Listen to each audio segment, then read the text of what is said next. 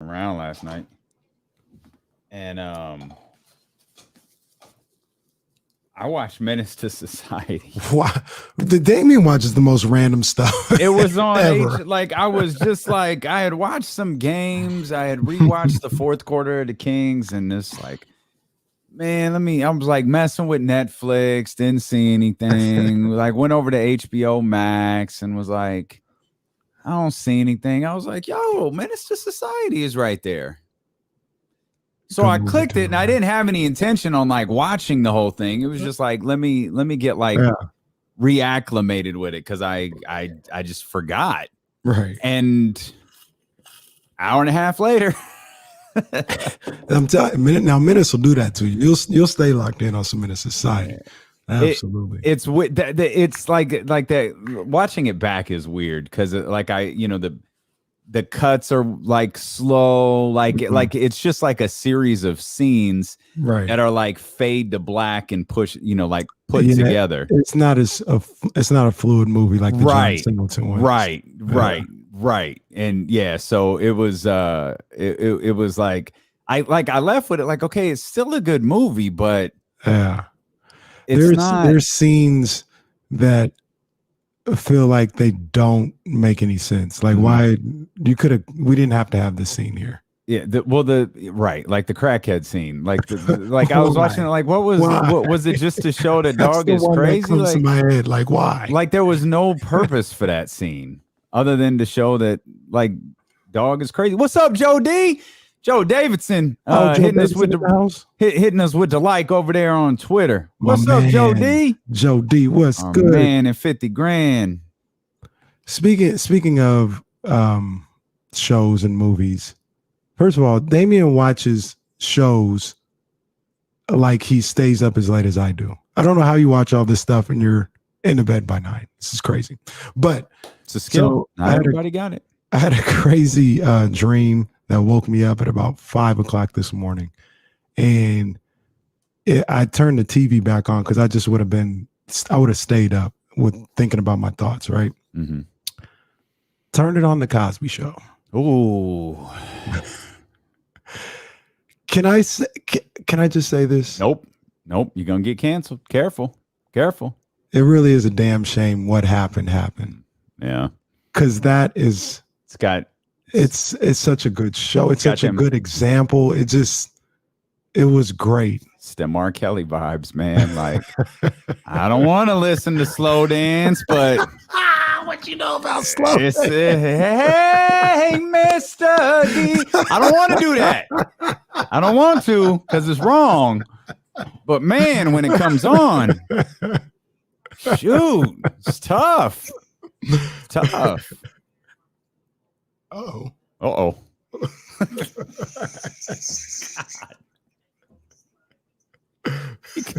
Turn it down.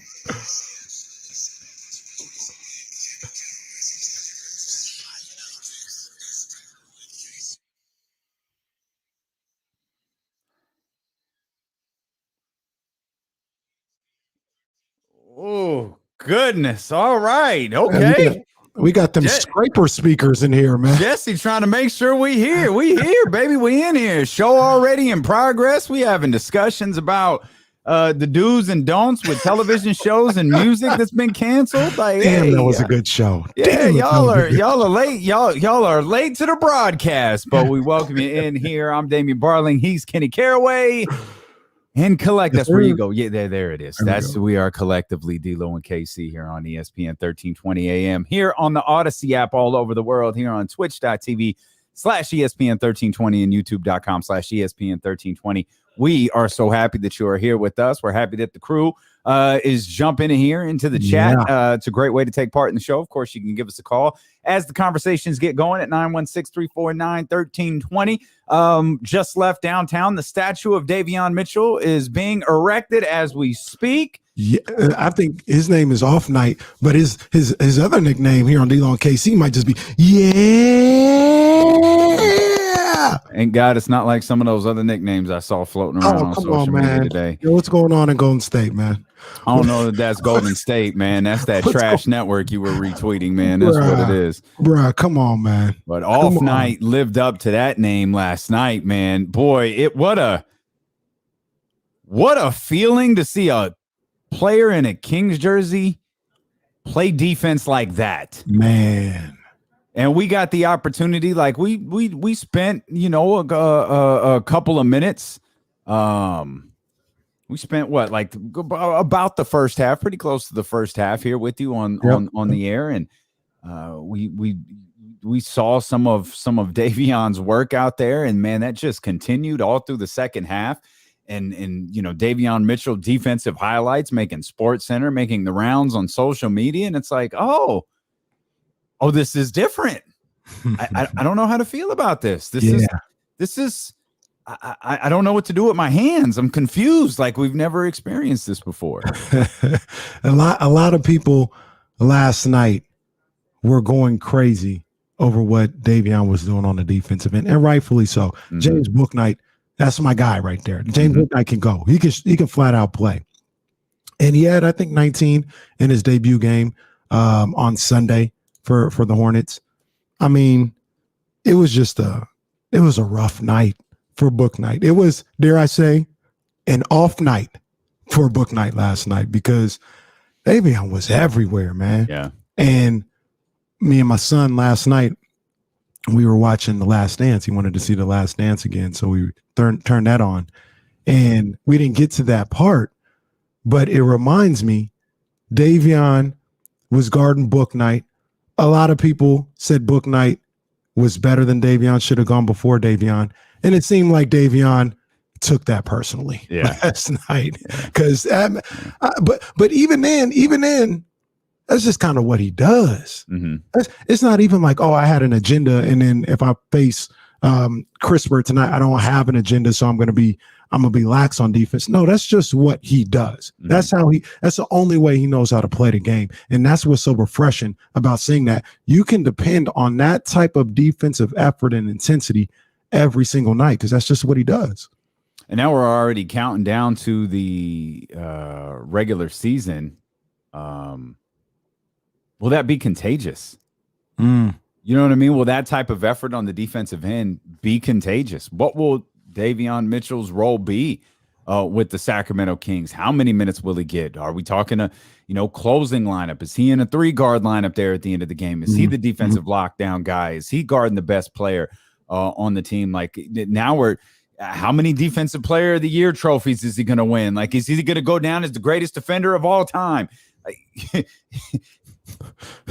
little hyperbole there, but it's still. But hey, I don't know how to act. I did say when I went back and watched some more film, he had. I'm not saying he's here. He has glove-like tendencies, Gary Payton-like tendencies on the defensive end. I mean, he's going to be able to defend his entire life. Now, is he going to be able to guard Steph Curry's, Dame Lillard's? I don't know. Nobody guards these people. Like nobody. Right. You know what I mean? But if you're not one of them, you're probably gonna have a rough time dealing with Davion Mitchell.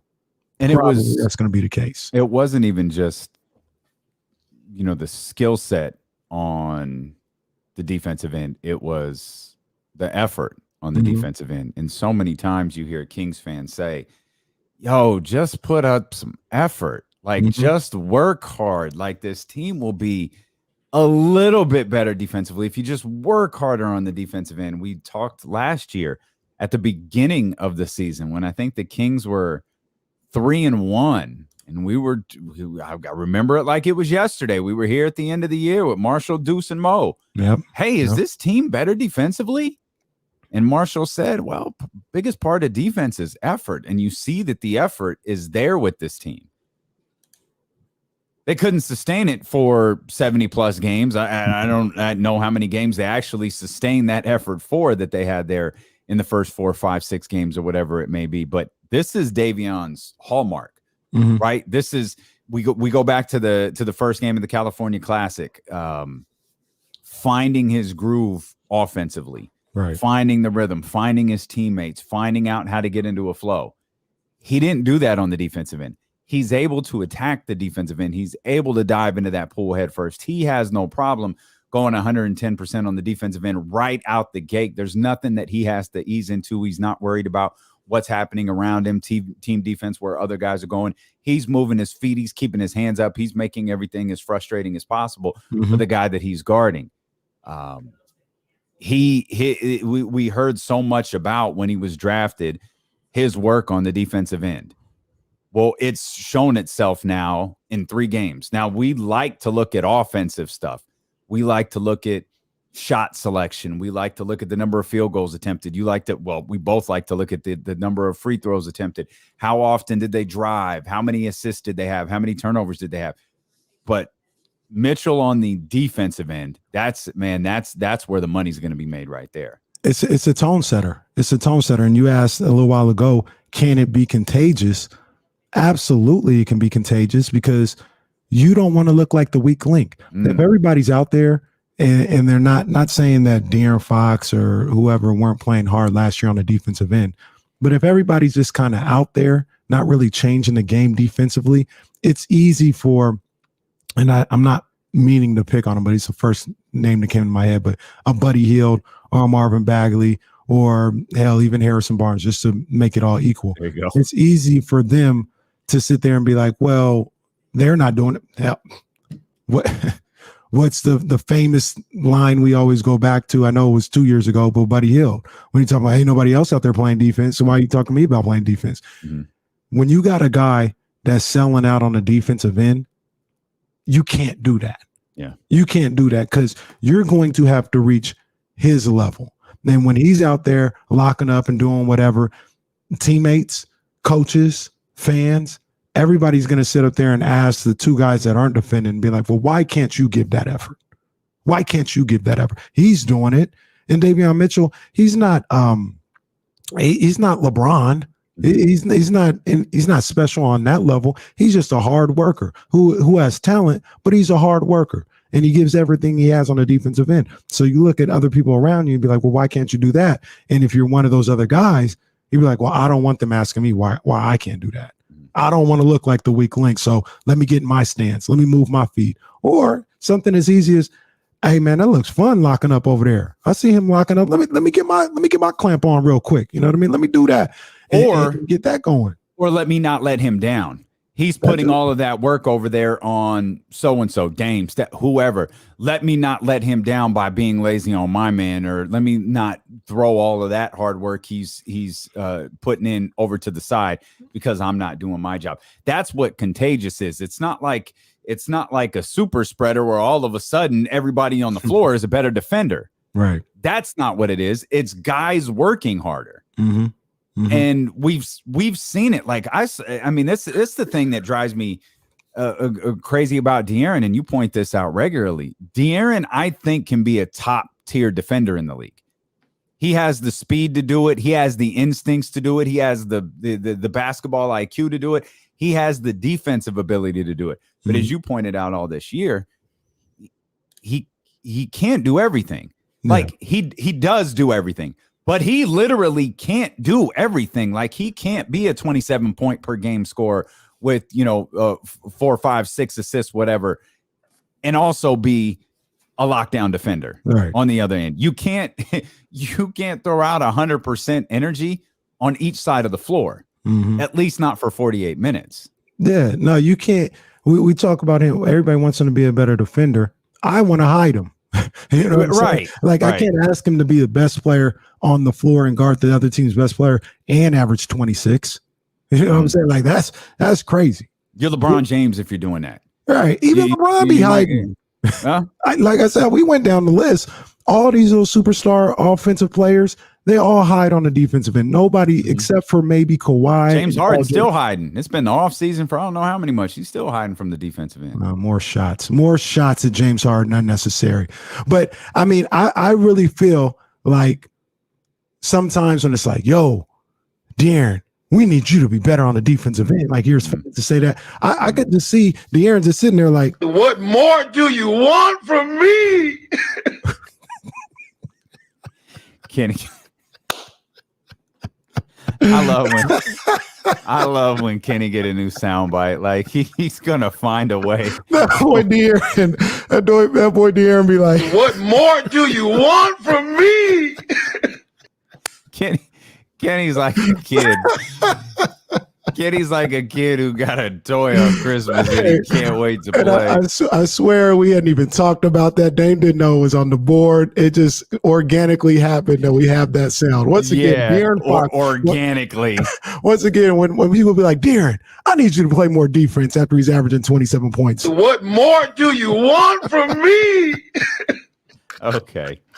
All right, I'm gonna settle my partner down. He needs a timeout. He's a bit too much. But I mentioned offensive numbers. Let's mention this real quick, even though we're focusing on the defensive end. Davion had 10 points, 9 assists, and exactly 0 turnovers. Come on now. Like, I mean, 10 on 10, whatever. But he had 9 assists and 0 turnovers. That's money right there. And yesterday, before the game, I was saying I want him to average 18 to 20 points a game for the summer league. I left that game, even though he had 10. If he wanted to, he could have got to 18. Like if he would have forced some shot, he took 10 shots. He could have easily got to 17 attempts or something like that. But he was in control of everything out there, working the ball around. He played a hell of a game on both sides and all around, making sure everybody was taken care of out there. We're just getting started. Grab a cup of coffee, put your feet up, grab your lunch, whatever it may be. If you're at work, man, take that break. We've got you covered. We're here for the next 4 hours on the Odyssey app on ESPN 1320 AM. We're here for the next 4 hours on Twitch and YouTube. We're going to continue glowing about Davion Mitchell and some of the other things that we saw last night because we've got a couple of takeaways as it pertains to the first Sacramento Kings Summer League game, and we'll look ahead to what's happening tonight. We'll dive into some rumors that are out there, much, much more ahead. Is D'Lo and Casey are just getting started here on Sacramento's #1 sports station, ESPN 1320.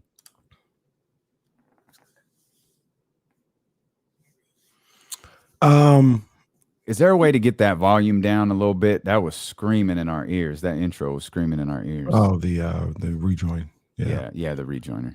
Yeah, that was loud. I went to Wasabi yesterday. Very good. Around the corner from my house. Shout out to my people over at Wasabi. Good stuff. Mm-hmm. So I didn't see like the TV was in the far distance. They had the game on. I saw the fourth quarter, and then I saw the Warriors game after that. Far corner. I didn't know that was Kyle Guy playing really well. And now people are telling me he was going off in a halftime interview. I don't know anything about this. What happened? So yeah, he said he was not happy with the way his accent went with the so I didn't see the halftime interview. I saw Sean Cunningham posted something which I thought that I was playing for you right now, but apparently I'm not. So give me a split second and I should be able to do that. Oh, it should be playing. It doesn't. I don't know why it doesn't want to play for you.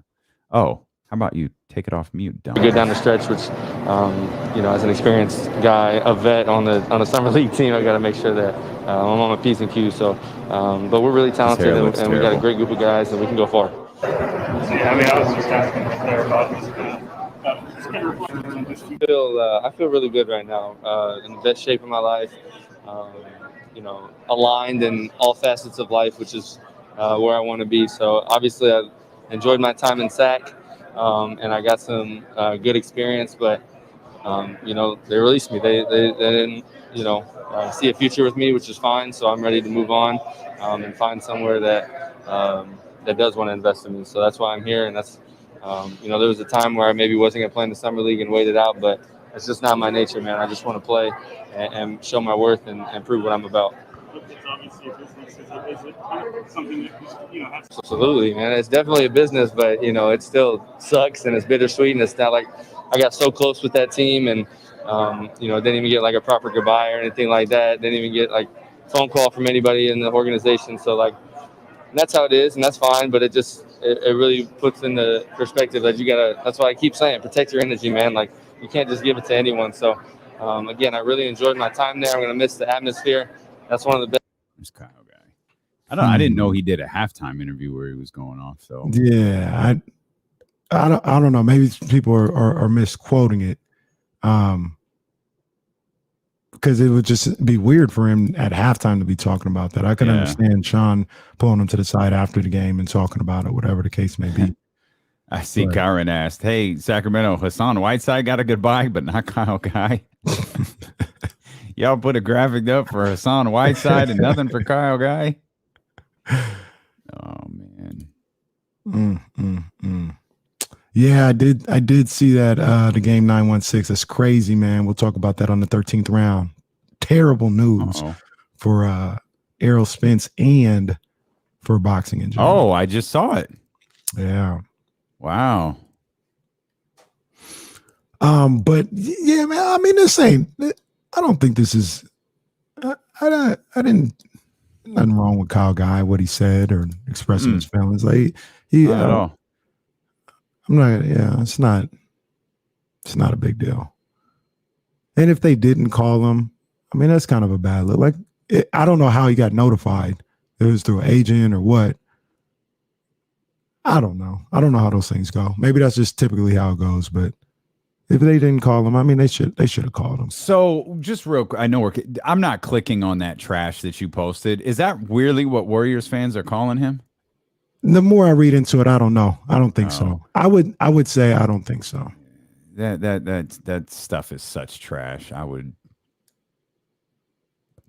stuff is trash. The more I read into that, it's like, nah, that's not real.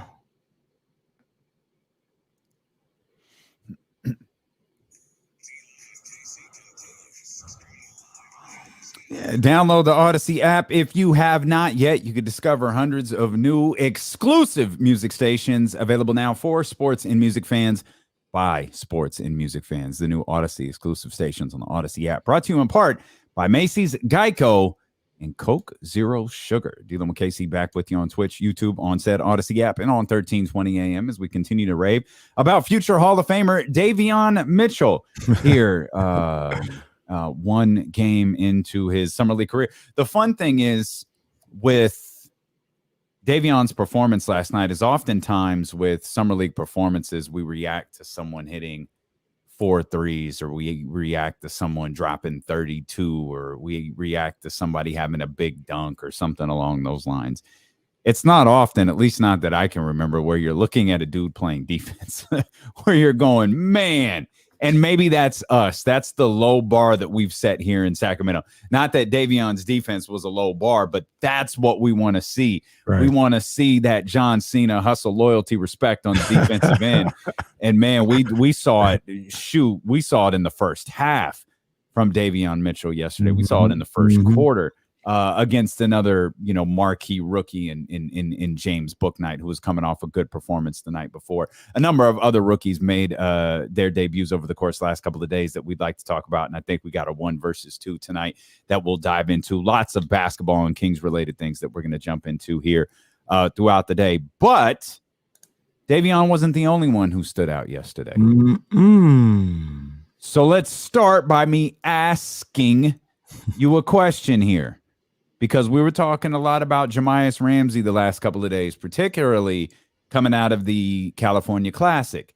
And if I remember correctly, if I remember my partner's words correctly, following the California Classic, when we bring up Jahmi'us Ramsey and we bring up Bob Woodard, it was, Sounds about right. That's a quote. That's a quote. Yeah, that's actually a soundbite from the board. That would be my partner's reaction to being asked to describe those two guys' performances through the California Classic. But we saw Jahmi'us Ramsey last night, 28 minutes in the starting lineup again, and I think there's a reason for that. But in the starting lineup again, he's able to walk away with 22 points. Are you feeling a little bit better? Like if we did the PTI bit, big deal, little deal, no deal with Jahmi'us Ramsey's performance last night? Yeah, it was a good performance, especially in that second half, man. It seemed like he started to calm down, got a little bit of a rhythm. One of the things that I see from Jahmi'us routinely is he shoots the ball short. on his threes. They're always short, like it's too far for him or something like that. But he found a spot, the corner three, that he got more comfortable with. And he hit some corner threes, and that opened the rest of his game up. I like what I saw from Chimezie Ramsey in that second half. And I'm not going to see that and be like, he's ready, bring him up to the big squad. No, the game plan is still the same. He's a young guy. Have him in Stockton for a year, let him develop his game, work on his skills a little bit, and come back next year in the summer league and see what it looks like. But yesterday, it was good to see him play well. I was happy for him.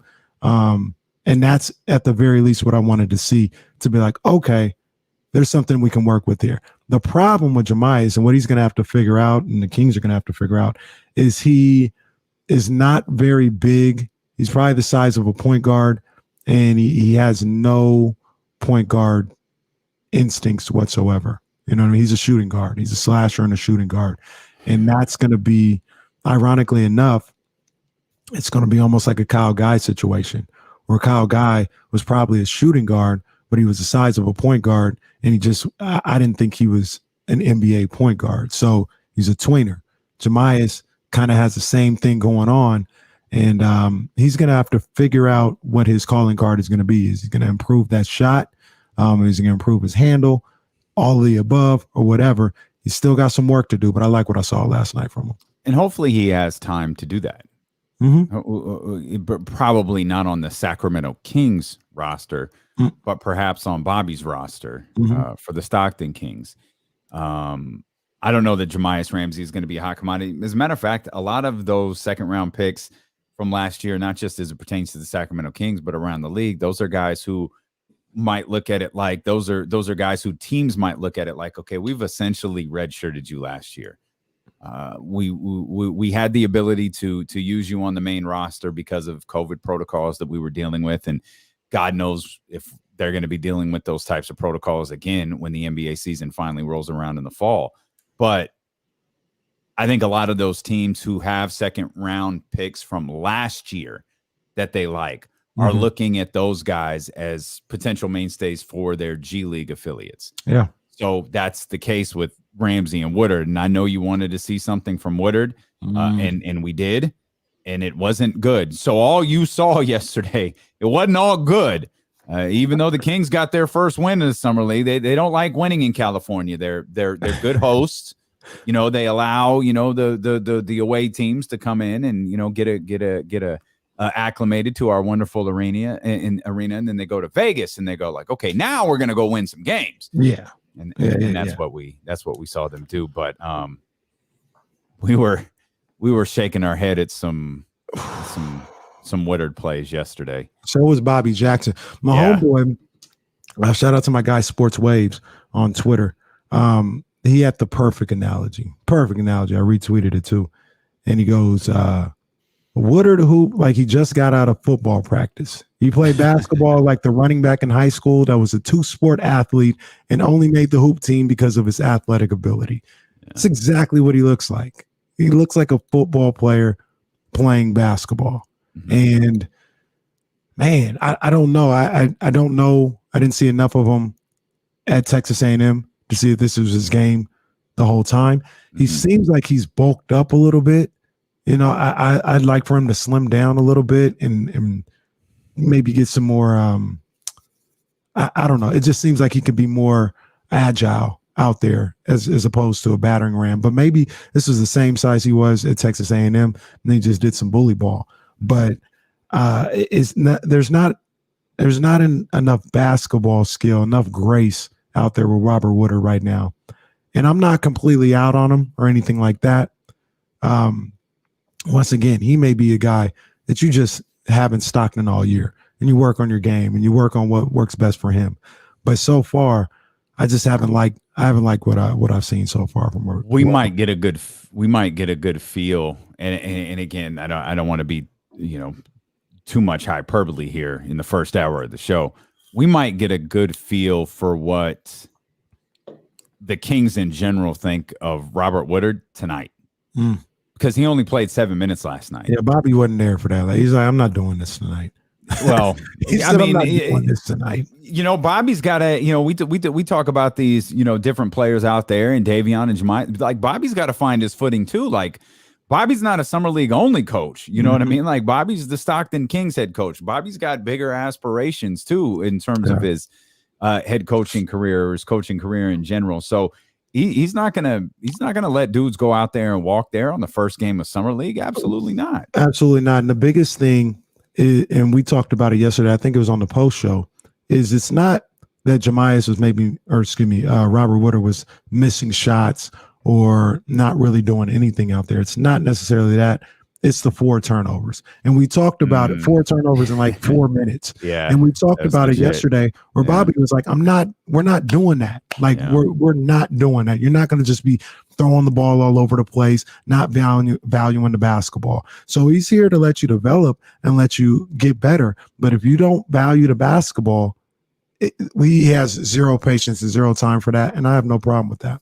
He finished the game playing 7 minutes with 4 turnovers, but those 4 turnovers did come within his first 4 minutes of playing. And that's just, you know, one of them was you used the football player tweet there. One of them was just ran over Derrick Henry. Let me create some contact here and see what happens after that. And he just dropped his shoulder looking away. And the weird thing back is when you go back and watch that play, he dropped his shoulder and wasn't sure what he was going to do.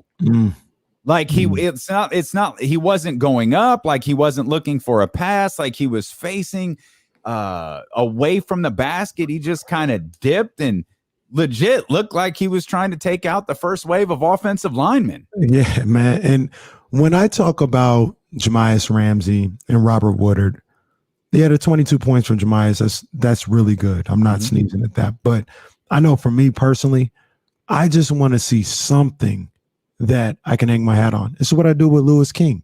Louis King, I think he had 10 points or something like that. Louis the Great, Louis the King, right? But he's not out here having 25, 30-point nights. But I see something there. It's like, okay, let me hang my hat on this. Let me see what's okay. I see something that I can hang my hat on and be like, we can develop this or we can work with this, or this buys him more time to let me see what he's got. That's more so what I want to see from these guys. I haven't been able to see that from Robert Woodard as of yet in Summer League this year. Jahmi'us gave it to me last night. Well, I mean, Damian. What more do you want from me? We saw it from Chimezie Metu, though. Metu, he's an NBA player. Yeah, he's a big dog, man. He don't. It's not like he went for 40, but Metu could have gone for. He could have 40 if he wanted. He don't need to be out there, man. Metu good. We know what we got in Metu. Like I said, I think he's just out there to help provide Davion with another NBA player out there, proven NBA player. But yeah, Metu straight. Freeport Metu is good. And somebody asked yesterday, they were probably new to the show. Shout out to them.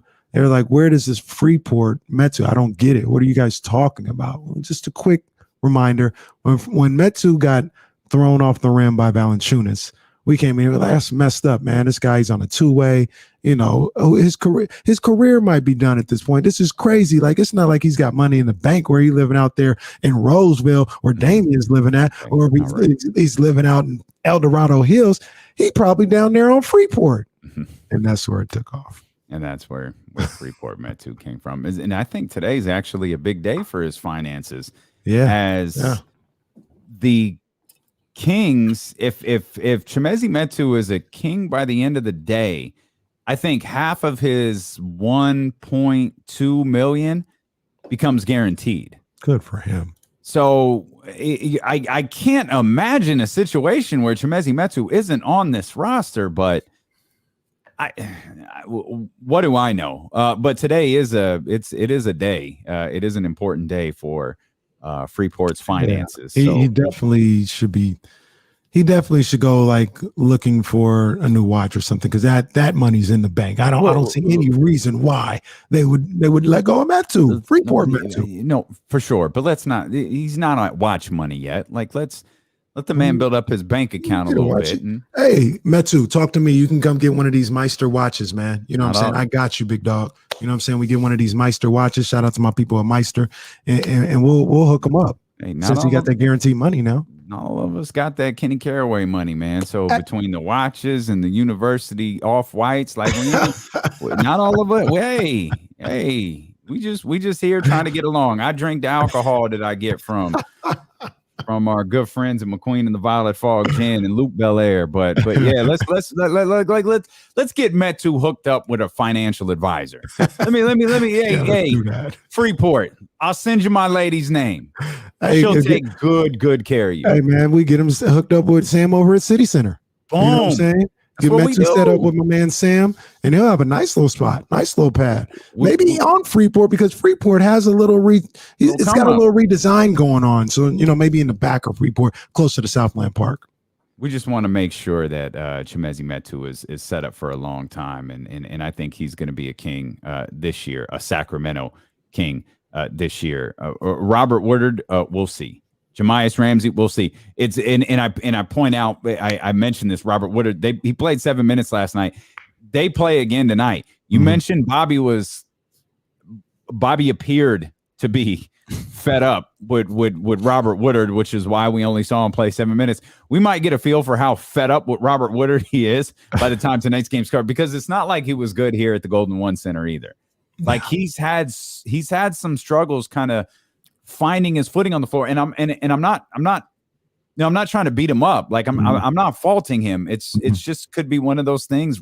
Roster spots both in Sacramento. Obviously, I think the two ways are probably gone here at this point. We're looking at Stockton. They're going to be at a premium. The Kings got to decide. Bobby Jackson's got to decide. Monty McNair's got to decide. Look, we're going to ride with Ramsey. We think we might have something in terms of a scorer with Ramsey. Bob Woodard, he's just too raw. He's just too raw, and I don't know that we have the time or energy to put the development to him. So if we see another outing of single-digit minutes for Robert Woodard tonight, that could be a tough call for his future in Sacramento, or perhaps more specifically his future in Stockton. Anyone else stand out to you that you want to touch on here? I like what I saw from Louis the King. It wasn't spectacular, but he showed that he's got a bag. We all knew that, but I want to see him do that more often in this summer league. I like what I saw from Keta, my man Keta, Keta. Just huge, right? Yeah. He's just a big dude, and more than anything, the reason why I like him and why I think that he can be an NBA player and be a part of this Kings franchise moving forward is he knows his role. He knows what he's supposed to do. I'm setting screens. I'm rolling off that. I catch the ball. I'm not looking to do too much. If I'm 15 feet away from the basket, I'm not looking to get in my bag. No, I'm not getting in my bag. I'm rolling. I'm catching lobs. I'm rebounding. I'm blocking shots. So much. It sounds like a easy thing, Damian. It sounds like a simple thing, but so many people in the NBA take so long to know their role, to establish what they're good at. They all came from college. They did great things in college, won awards or whatever. They're all thinking, I can get buckets. And it sometimes takes them 3-4 years to be a PJ Tucker, to be a Bruce Bowen, to say, you know what? I may have 0 points tonight. That's not my job. My job is to lock up. Or, I don't know, we talk about rebounding Tristan Thompson, Alex Lynn. You know what I mean? These are guys that were the guy on their college team, on major D1 college teams. And it takes some time to get to the NBA and say, this is my role. Keta, he's already got that. He's already got that. He's like, yo, this is how I'm going to be. This is how I'm going to make the NBA. This is how I'm going to be here for 10 years. If I set screens, rebound, block shots, finish around the basket. I don't need to ask for the ball on the block. I don't need none of that. Let me just do my role. And he's already got that figured out. I really do like him. I don't know if he's going to be starting in Sacramento, like with the Sacramento Kings, maybe in Stockton for a year or half the year, something like that. He's a two-way guy, so he can spend time up here. Gotcha. They can have him here. And I feel like Nemi's going to be the guy. I think he's better, but I hope you'll understand the spirit of what I'm saying. I think Nemi's going to be like the Taco Fall. Like, you know, in Boston, you know, the Celtics up and they're chanting for Taco. Right. You're going to that Garden because you want to see Taco fall at the end of that game. Absolutely. Well, I think Nemi's probably a little bit more skilled than Taco. At least early indications are he might be a little bit more skilled than Taco. Mm-hmm. But I think he's going to be that guy that Kings fans want to see. He's going to be the guy who, when he gets off the bench and if the situation warrants, rips off his, you know, jersey, the Golden One Center is going to erupt. Yeah. He's going to be that guy. I really like that dude, man. Not to go Ryan Scalabrine. Yeah, the Darko. Oh, geez. Well, yeah, Pistons fans would go crazy for Darko because they knew it was a win, and not because Darko was coming in, but not the game's already decided before Darko come in. But I really do think K2. I don't know when, man. You had it right the first time. You changed it. What did I say? K2 just now? Yeah, you did. Oh, it's Keta. Keta, that's right. Yeah. You had it. You had it. Like you want to do K2, like Metu. Yeah. That was the old way I used to say it. Yeah, that I remember the old way. Yep. We're reformed. We got it right here. I was going to say something. I thought you were going to go there. Oh, dear. But, I think, man, I'm not saying he's going to start over Rashawn, nothing like that.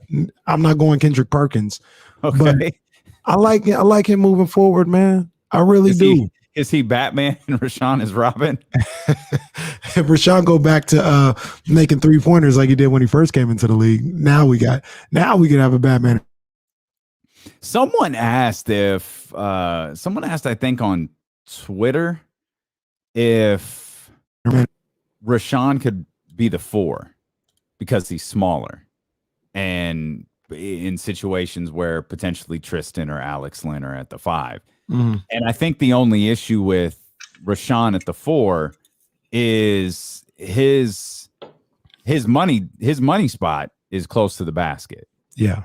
Like it's his offensive game that makes him a 5 more than anything else. It's his size. You'd want to make him a 4, but he doesn't, as you just alluded to, he doesn't hit threes, you know, like it did. And every time he hit a 3 last year, we went bonkers. Right. He's not going to stretch the floor. If he stretches the 4, the defense is going to look at him like, Rashawn, please. Well, the bizarre thing about it is he I don't want to say he came into the league as a shooter, but he used to shoot threes. But he's not a threat to take them, though. But I don't know what happened because he was.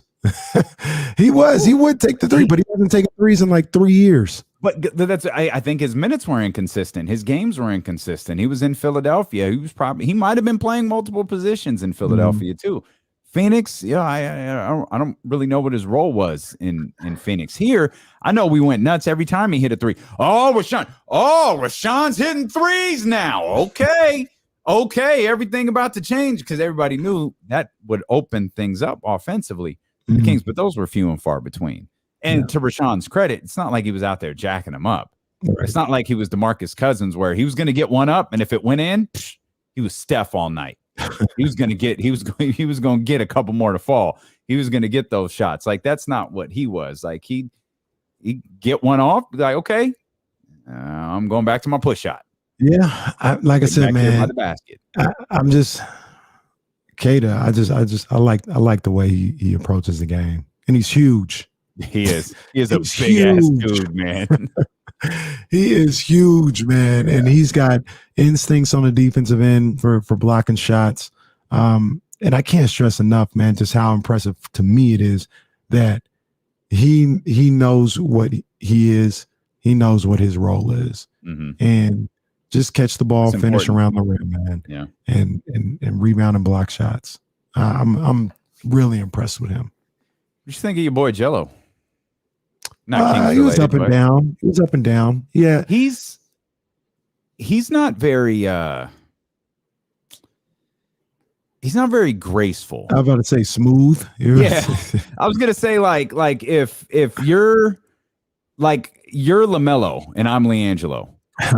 Like if we were on the basketball floor, you'd be smooth and I'd just be clunky. I might be able to get the job done, but I'd be clunky as hell. Like that's what kept standing out to me because I think Lonzo's graceful. LaMelo took that to a different level. Yeah. Like he's gorgeous out on a basketball court.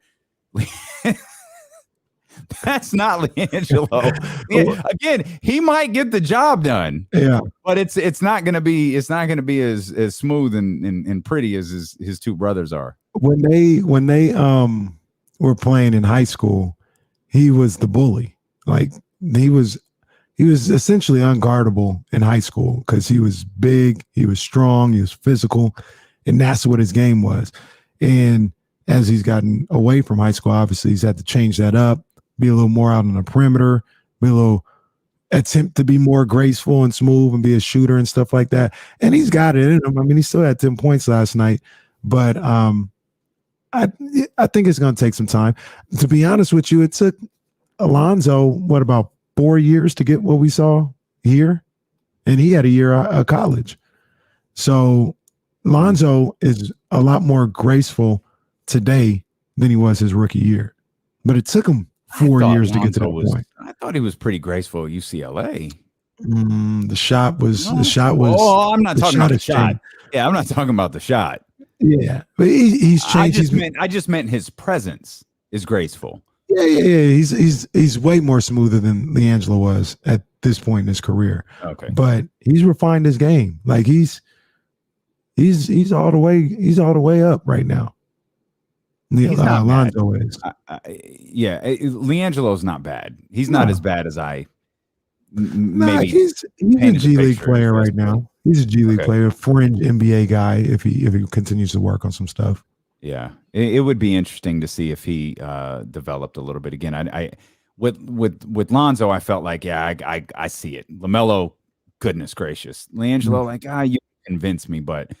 Yeah, maybe some time in the G League for sure. We'll step out. We'll come back. There's some more rumors out there regarding the Sacramento Kings and potential trade proposals. We'll dive into all of that here as D'Lo and Casey roll along on Twitch, on YouTube, on the Odyssey app, and on Sacramento's #1 sports station, ESPN 1320.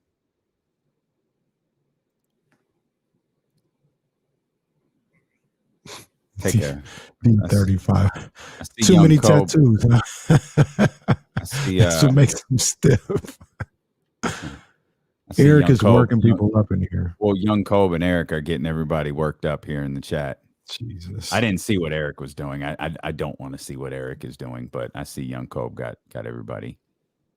I think young Kobe is a gimmick because he tweets some pretty outrageous stuff.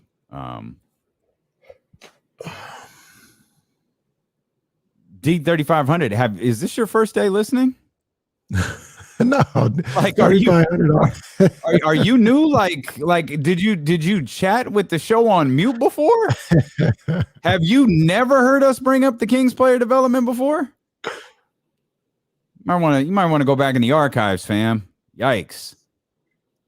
I see some of y'all full of some really bad takes today. Holy crap. I don't even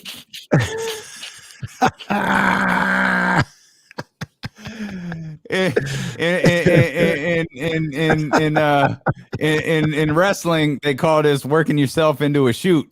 He just worked himself into a shoot. Look, he's hitting us with the all caps. He's hitting us with the all caps. Watch out, young Cole. Uh-oh. Oh, jeez.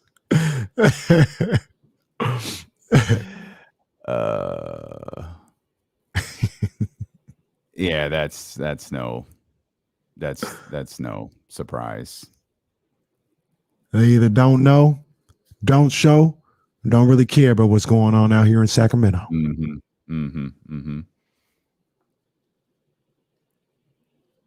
Oh man, Kobe, take that caps lock off, man. Knock it off. We got love for you, young Cole. Hold on. Where did Cody? Here he is.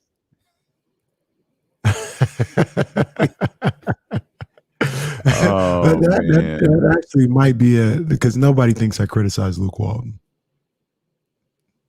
That's true. Captain Saber.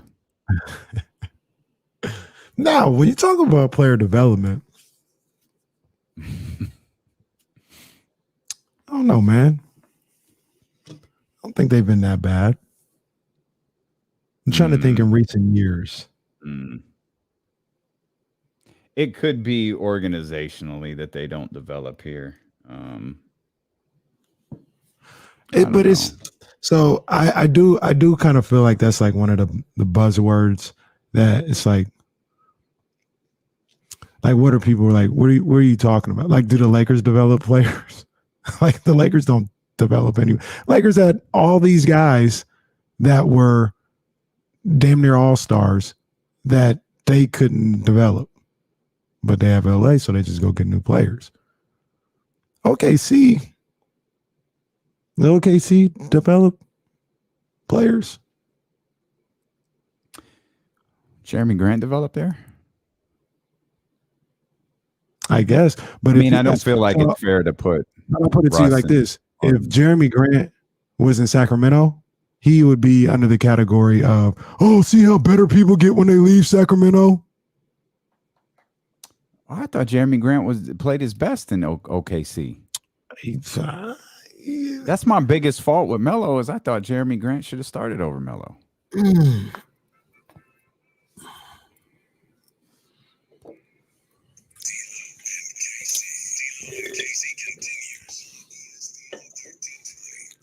Player development has taken over the conversation here on twitch.tv/ESPN1320, youtube.com/ESPN1320. We hope that you'll come join the show. Of course, that's if you're not driving or listening on 1320 AM or listening on the Odyssey app. If you're getting out of the car and you want to watch, you can put us on your TV, you can put us on your computer, you can put us on your iPad, your phone, whatever it may be. However you choose to consume D'Lo and KC, we are absolutely here for you. A great way to take part in the conversation, too, there in the Twitch and YouTube chats. It's also a dangerous place to be every once in a while.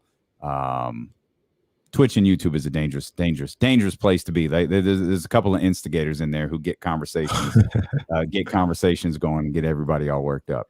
But it's all in good fun. Because yes, player development has taken a hold of the conversation right now. And I said, I feel like player development is one of those. It's just one of those things where it's like, I don't know. Almost like when people talk about coaching, you know what I mean? Like the coaching is only as good as its players. Your player development is only as good as the people that you bring in that want to get better, right? So then you got our guy Bryce. He goes, OKC developed Russ Harden and KD. Yes, they would have been nothing without the Thunder. You're 100% right, Bryce. Like no, no. You know what I'm saying? Like that's not. It's player development to me is only what the people put in. Like the Kings have Rico Hines, right? And Rico Hines is great. Rico Hines works with other NBA players. You know what I'm saying? Like, so if Pascal Siakam gets better in Toronto because he's working with Rico Hines, is that Toronto's player development? Or is that him working with Rico Hines? You know what I mean? Like, so it's, and the whole thing came up because I think D3500 kind of joked or asked the question. I don't think he was joking. No, he was serious. That why do we talk about the Kings player development? And we said that we talk about that a lot. And I was just like, I mean, what I'll put it to you, I'll ask this question. What in a player development sense have the Kings gotten wrong as of late? Well, that's the great unknown, right? Because you can go through a list of draft picks. You could go through a list of players. Like the name that comes to mind, and this is wishful thinking on my part because it's a player that I desperately wanted to develop, was Ben McLemore. But I knew the skills coach that he was working with before the Kings drafted him. And after the Kings drafted him, he said the same. He said the same thing before the draft and after the draft regarding Ben McLemore. And I think it's the same thing that maintained to be true through his career. Is he's really athletic, but he has no like go-to skill. Like there's nothing with De'Aaron, right? Just for an example, with De'Aaron, you fear his speed. Like you like De'Aaron can accelerate. Like he could do things with his quickness that few in the entire league can do. DeMarcus could, he has a touch around the basket. Like you can look around the league and pick guys who have certain skill sets. With Ben McLemore, it was always he's really athletic, but there isn't a team in this league that's going to fear him because he doesn't have anything to go to. So my hope was when the Kings drafted him is they would find a way to utilize that athleticism. They would find a way to, okay, here's what you do better than everybody else. Here's how that can benefit us. Right. And I know Ben McLemore, and we hear this all the time. We're hearing it right now with Marvin Bagley because I think so many Kings fans are resigned to the fact that they believe Marvin Bagley is gone. And there has been this constant that, some people want to hold on to Marvin Bagley because it's like, he's going to leave here. He's going to go somewhere else. And we're going to see the number 2 overall pick. We're going to see a young man who can suddenly stay healthy. We're going to see a guy who all of that potential that tantalized Kenny Caraway.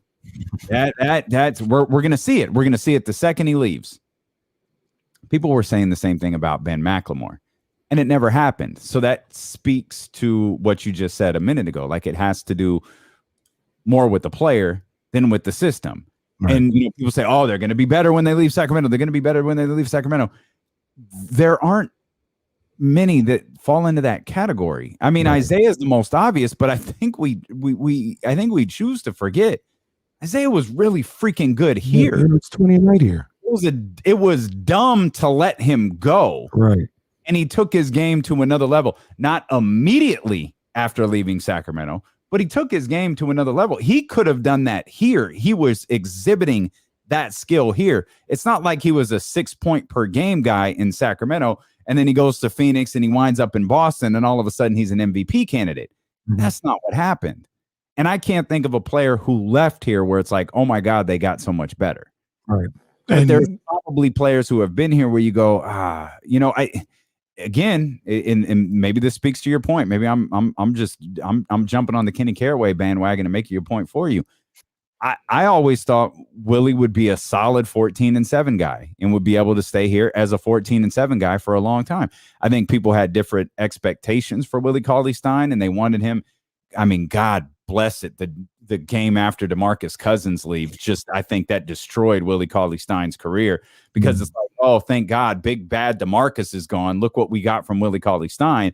And I don't think we saw it again that year. We saw it again, but I don't think we saw it. Like, that wasn't the regular occurrence where he was dropping 20 and 29 and 15 or whatever he dropped that night. Yeah.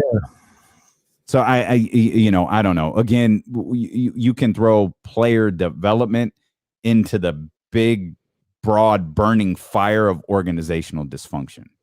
Yeah, and when I think of player development, I think about, to me, what that says is it's not even, I guess this isn't even player development, it's understanding what you want as an organization and getting the guys that fit that the best and allowing them to succeed at that, right? So people say OKC, and I know maybe Bryce was being in tongue in cheek. I don't know. That's our guy, so he jokes around sometimes. But I don't look at OKC player development as SGA. I look at, in their glory year, what they were doing with Roberson, and they had Roberson. Roberson couldn't make a free throw and couldn't make a shot to save his life, but they found him, and he excelled in a role that was very critical for what they did. Yep. And when like they didn't have him, it was tough. Yeah, it was real tough. So maybe that's not necessarily player development and just structure of a roster or something like that. But that's what I think of. Maybe not necessarily this guy just, they got a good skills guy and they got a trainer, because you can get skills guys all over the country now. Maybe that's another thing that Kings fans are trying to wrap their brain around. Maybe that's continuity within a coaching staff too. Yes. Maybe that's absolutely. Like, hey, in this staff, Luke is still here, but we've seen Rex come and go, Igor come and go, and I mean, we saw Bobby come and go to a certain degree. Like, Bobby took another job, and now you've got Doug Christie here, and so on and so forth. But the main structure of the coaching staff is still there. The general managers, or the front office, we know that they have a relationship with coaching staffs that they work with. Basically, we knew that from Monty McNair's time in Houston, and it feels like that's true now. Like no one's going, these are Luke Walton guys that Monty McNair is picking up. Like, no, these are Monty McNair guys, and Monty McNair is structuring this team with the way that he thinks can win basketball games. So, yeah, maybe player development is just a buzzword. Wow. And the chatty house is popping off today, and I mean that in a good way. And D3500 says, so when you draft a player like Woodard, what's your plan with them? To me personally, I look at a Woodard guy and like, yo, maybe he can be a 3-and-D guy. He's got good size on him. He's like 6'6", 6'7". You know what I'm saying? Maybe he can be a guy that can hit the spot up three, slash a little bit. Think Trevor Ariza when he was in Houston. You know what I'm saying? Think a guy that's going to hit your quarter threes, but he's got size on the defensive end, and he can do that. Here's another thing about it. I know it seems like when you draft somebody, everybody you draft, it's like, yo, they've got to work here. Most of the time, your draft picks don't work. Mm-hmm. First and second round. Well, most of the time, they don't work. Yeah, they don't work. Like, and that has nothing to do with. I would even say all the time. It has nothing to do with whether you're good or not, because people talk about OKC. That's the model that a lot of people go to. Look at OKC's draft history in the last 5 years. Mm-hmm. Like, it's not pretty. And they've taken a bunch of swings, and that's not a knock on them. That's just reality. People look at them as the best. Even the best suffer. You know what I'm saying? So when you draft somebody, you're hoping that they turn into something. The reality of the situation is, if they are going to turn into something, let's say Robert Woodard, and D3500 says PJ Tucker. PJ Tucker wasn't PJ Tucker until like 7 years into his league and like 3 different teams, a stint in the G League and everything. Like, that's how long it takes to get a guy just like PJ Tucker sometimes. Yeah. The draft is an inexact science. What we hope for as Kings fans is that, like, okay, you know, what happens with Woodard remains to be seen. Chimezie Ramsey, the same thing. You know, we both like Keta. We'll see, right? Mm-hmm. You want the lottery picks to hit. Mm-hmm. If you're going to constantly be drafting in the lottery, those are the picks that you want to work out. Yeah. You got Tyrese at 12. You got Davion Mitchell, you know, at 9. Early indications are those are 2 good picks. And obviously with Davion, it's very, very early. Right. With Tyrese, we're very comfortable with what we saw last year. But early indications are this front office hit on their 2 most important draft picks, with the idea being you hit on a couple of your lottery picks, you don't draft in the lottery anymore. Right. And I know that's a strange concept for all of us, because that's all we're used to is drafting in the lottery. The idea is to not hit on your lottery picks because you don't want them. Mm-hmm. And getting out of that lottery has proved to be a difficult task for the Kings, with draft picks like Willie Cauley-Stein, who you didn't hit on, with like Ben McLemore, who you didn't hit on. And obviously there's far more disastrous ones like Thomas Robinson and you know, MB3. Those are the ones that just kill you, right? Because I think people even talk about Willie. Willie, when he left here, was a 10-8 player. Like, that's not the worst thing in the world. Yeah. I like, a lot of people were like, if he just dedicated himself, he could have been an all-star. I never looked at Willie like that. I never thought he was that good of a player, but 10-8 was about who he is in the best case scenario. The ones that kill you are the Thomas Robinsons, the Jimmer Fredette's, the Nick Stauskas. You know what I mean? Right now, because he might not even be here. I'm not even saying because he's a bad ball player, but a Marvin Bagley. Like, you can't get on the floor, and he might be gone after his 3rd year or whatever the case may be. Those are the ones that kill you. You talk about lottery picks and first-round picks. Hell, if you hit on 50% of those, which is like an F in school, like if you hit on 50% of those, you're winning. You're good. You know what I'm saying? Kings are hitting on like 15%, and that's why they keep getting in the lottery. You're listening to D-Lo and KC on ESPN 1320 KIFM West Sacramento, KRXQ HD2 Sacramento, and Odyssey Station, and driven by Lashers, Elk Grove Dodge. We welcome those watching on twitch.tv/ESPN1320, youtube.com/ESPN1320.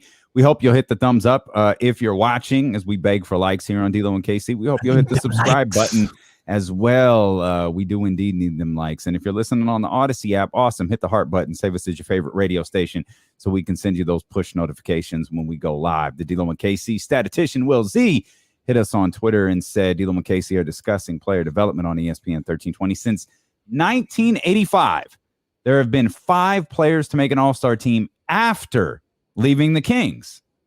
There's a caveat here because DeMarcus Cousins is one of them. DeMarcus Cousins obviously made an all-star game or all-star games as a member of the Sacramento Kings. Isaiah Thomas, who we discussed earlier. Do you have any idea who the other, like any clue who the other ones might be? So we said 2 of them, right? You said Isaiah. You said 2 of them. DeMarcus. There's a total of 5, and you might get one. I don't think you'll get the other. So I'll save us the time and see if this one rings a bell. Okay.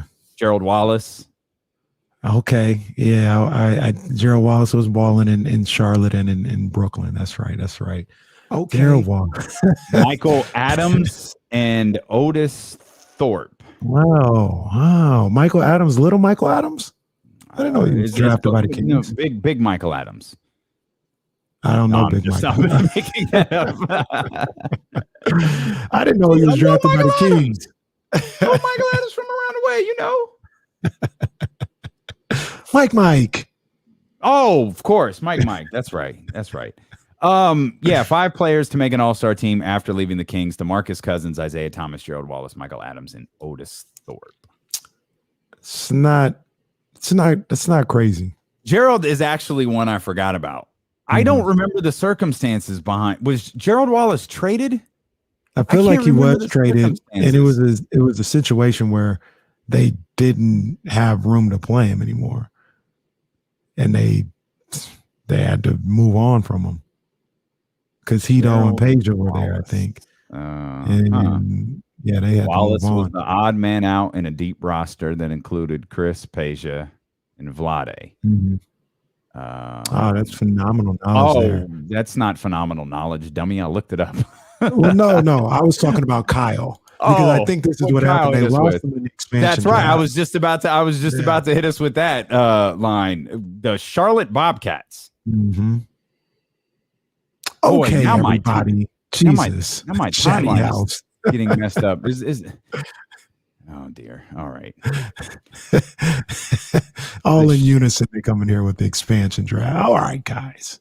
Thank you. So the expansion draft is difficult.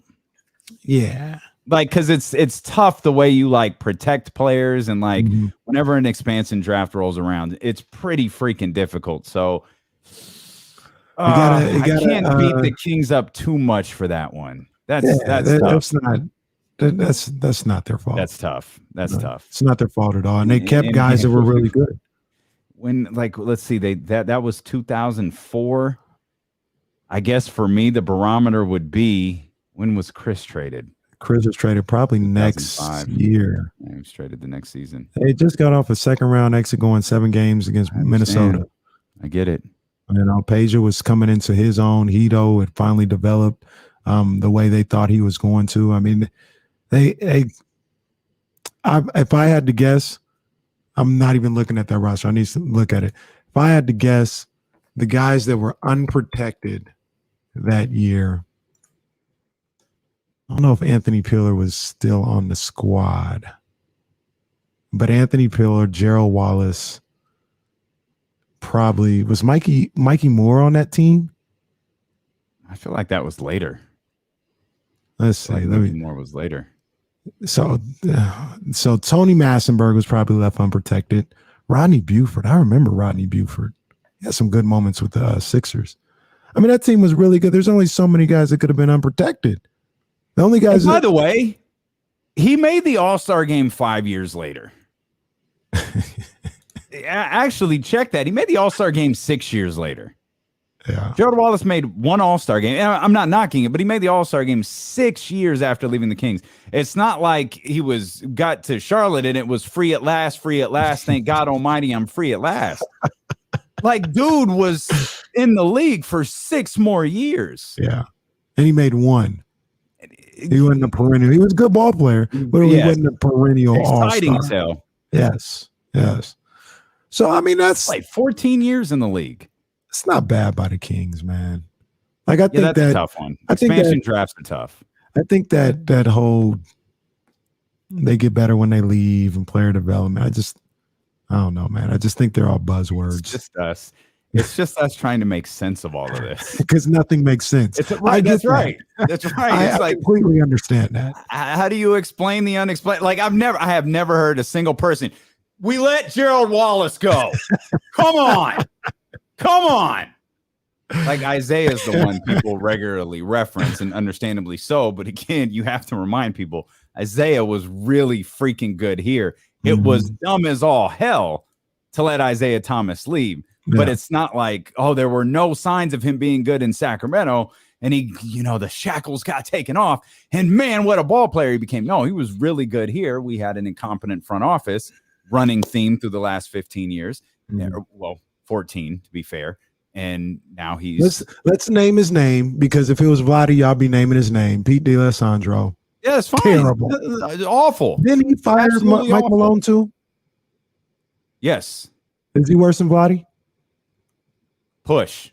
Push. It's 2-1 right now. You could be equally as bad. I don't know. It's 2 of the 3 franchise setting back moments are under his watch, and it's a push.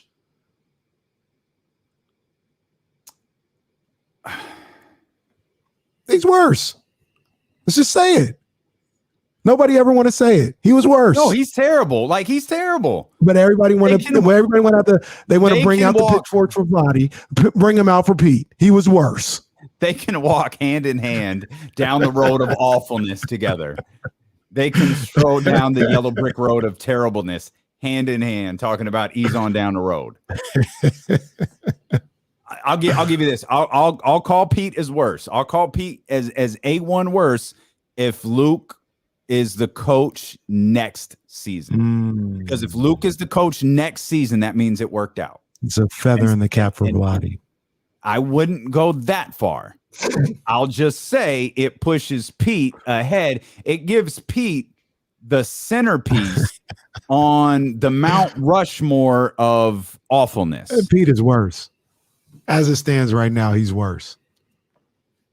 And I think all of Vladdy, well, maybe Luke is the one card that hasn't been decided. But it's like a pitcher that leaves with runners on the base.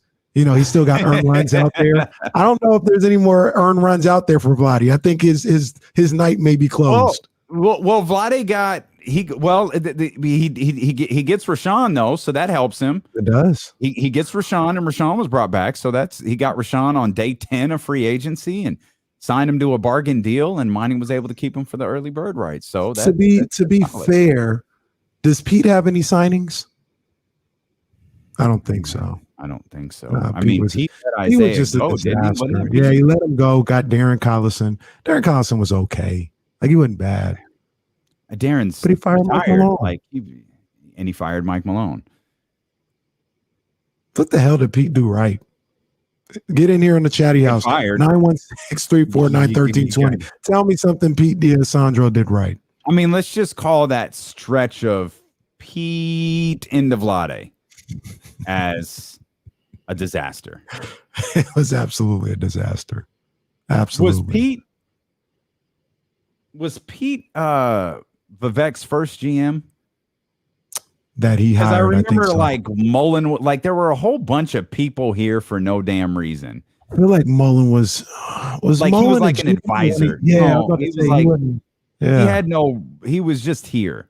Wow. It's like he was like Joe Dumars right now. Here. I think he was like Joe Dumars right now. I think that was Chris Mullen. Okay. Great guy. I love Chris Mullen. He is a great guy. I love Chris Mullen's voice. Chris Mullen has Chris Mullen doesn't sound like he looks. You feel me? Yeah. Like he's got I've been told the same thing.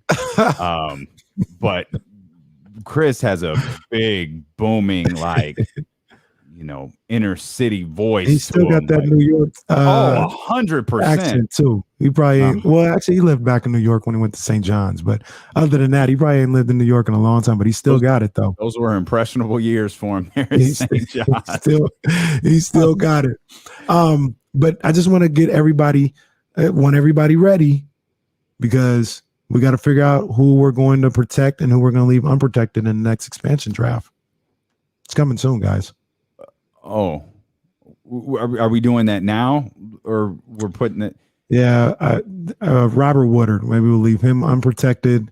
Keep Robert Woodard on the roster just so we can leave him unprotected. Strategy. You're thinking ahead. Yep. You're thinking ahead. I was going to say Freeport, but Freeport's going to be protected. Oh, 100%. He's going to be protected. Wow. Kyron's asking if we can leave Luke Walton unprotected. I'm going to give Luke a chance, man. I'm going to give Luke a chance. Y'all need to. Yeah, I feel like Dave Chappelle on Saturday Night Live after the election. We all know that ended. Yeah, I'm going to give him a chance. And I'm going to give Luke a chance. And just like Dave Chappelle regretted it, well, we'll see what happens. We'll come back. We'll talk more Kings basketball, including some of the rumors that are out there about a couple of names we've sort of discussed, sort of haven't. And workout videos have emerged to take over NBA Twitter. Ooh-wee. Oh, no good. It's that time of year. No good. And Sixers fans are not reacting well to this at all. We'll come back. We'll talk more. Twitch, Odyssey, YouTube, and Sacramento's #1 sports station. It's D-Lo and KC here on ESPN 1320.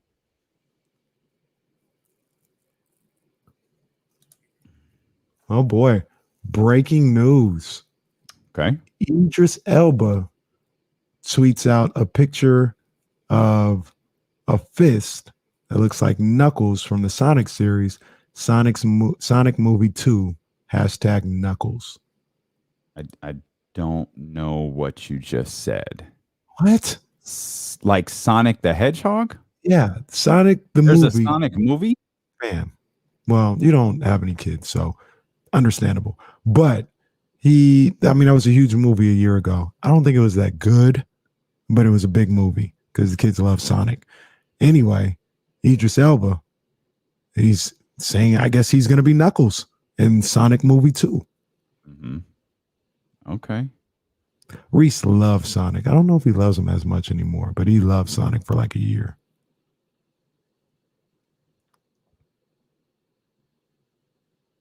What would you, Big Mike's asking me this question. What would the Kings' primary colors be? Purple and what? Purple and silver. Okay. He asked purple. He says purple and gray, purple and white. I was like, wouldn't it be purple and black? Purple and black. That's actually the more, okay. Purple and black. Although they have no black in their logo. None. So no, and they very rarely wear purple anymore. Purple and silver would probably be it, but then you're dealing with semantics because I think I know what he's trying to do, and purple and silver is not going to roll off the tongue at all. No, purple and gray. It's like the Steelers when they say black and gold. Nah, you're yellow, fam. The Niners are gold. Get yourself together. Wiz Khalifa said it best. Black and yellow, black and yellow.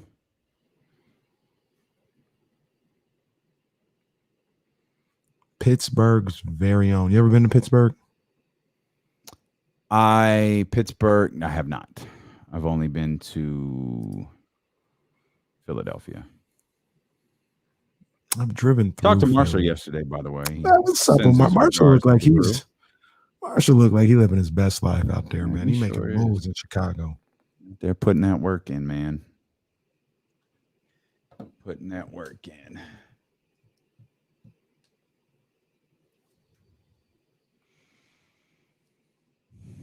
What's going on in here? Let's see. Why do I keep burning through this water the first part of the show?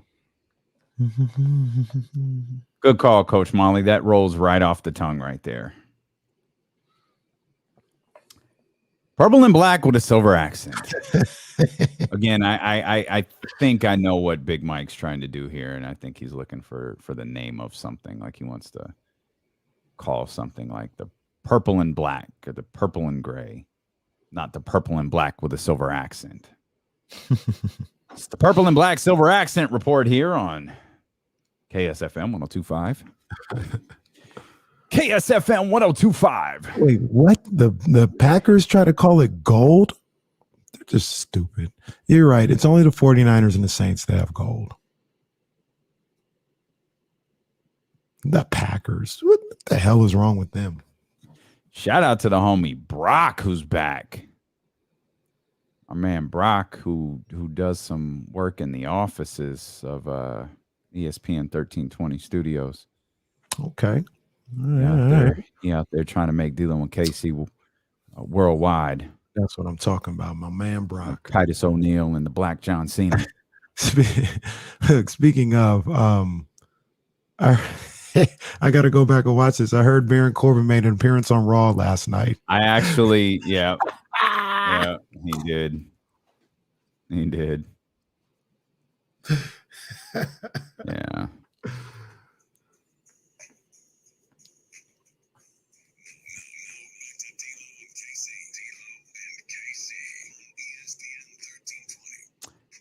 Yes, indeed. And if you're looking for sports betting content all day long, the BetQL network is now available nationwide on the Odyssey mobile app and the website. Over 10,000 home and auto-connected devices and at BetQLnetwork.com. This is wagertainment for every fan, morning, afternoon, and night. Betting angles throughout the day, insights from local and national experts, entertaining content to keep both casual and hardcore bettors engaged.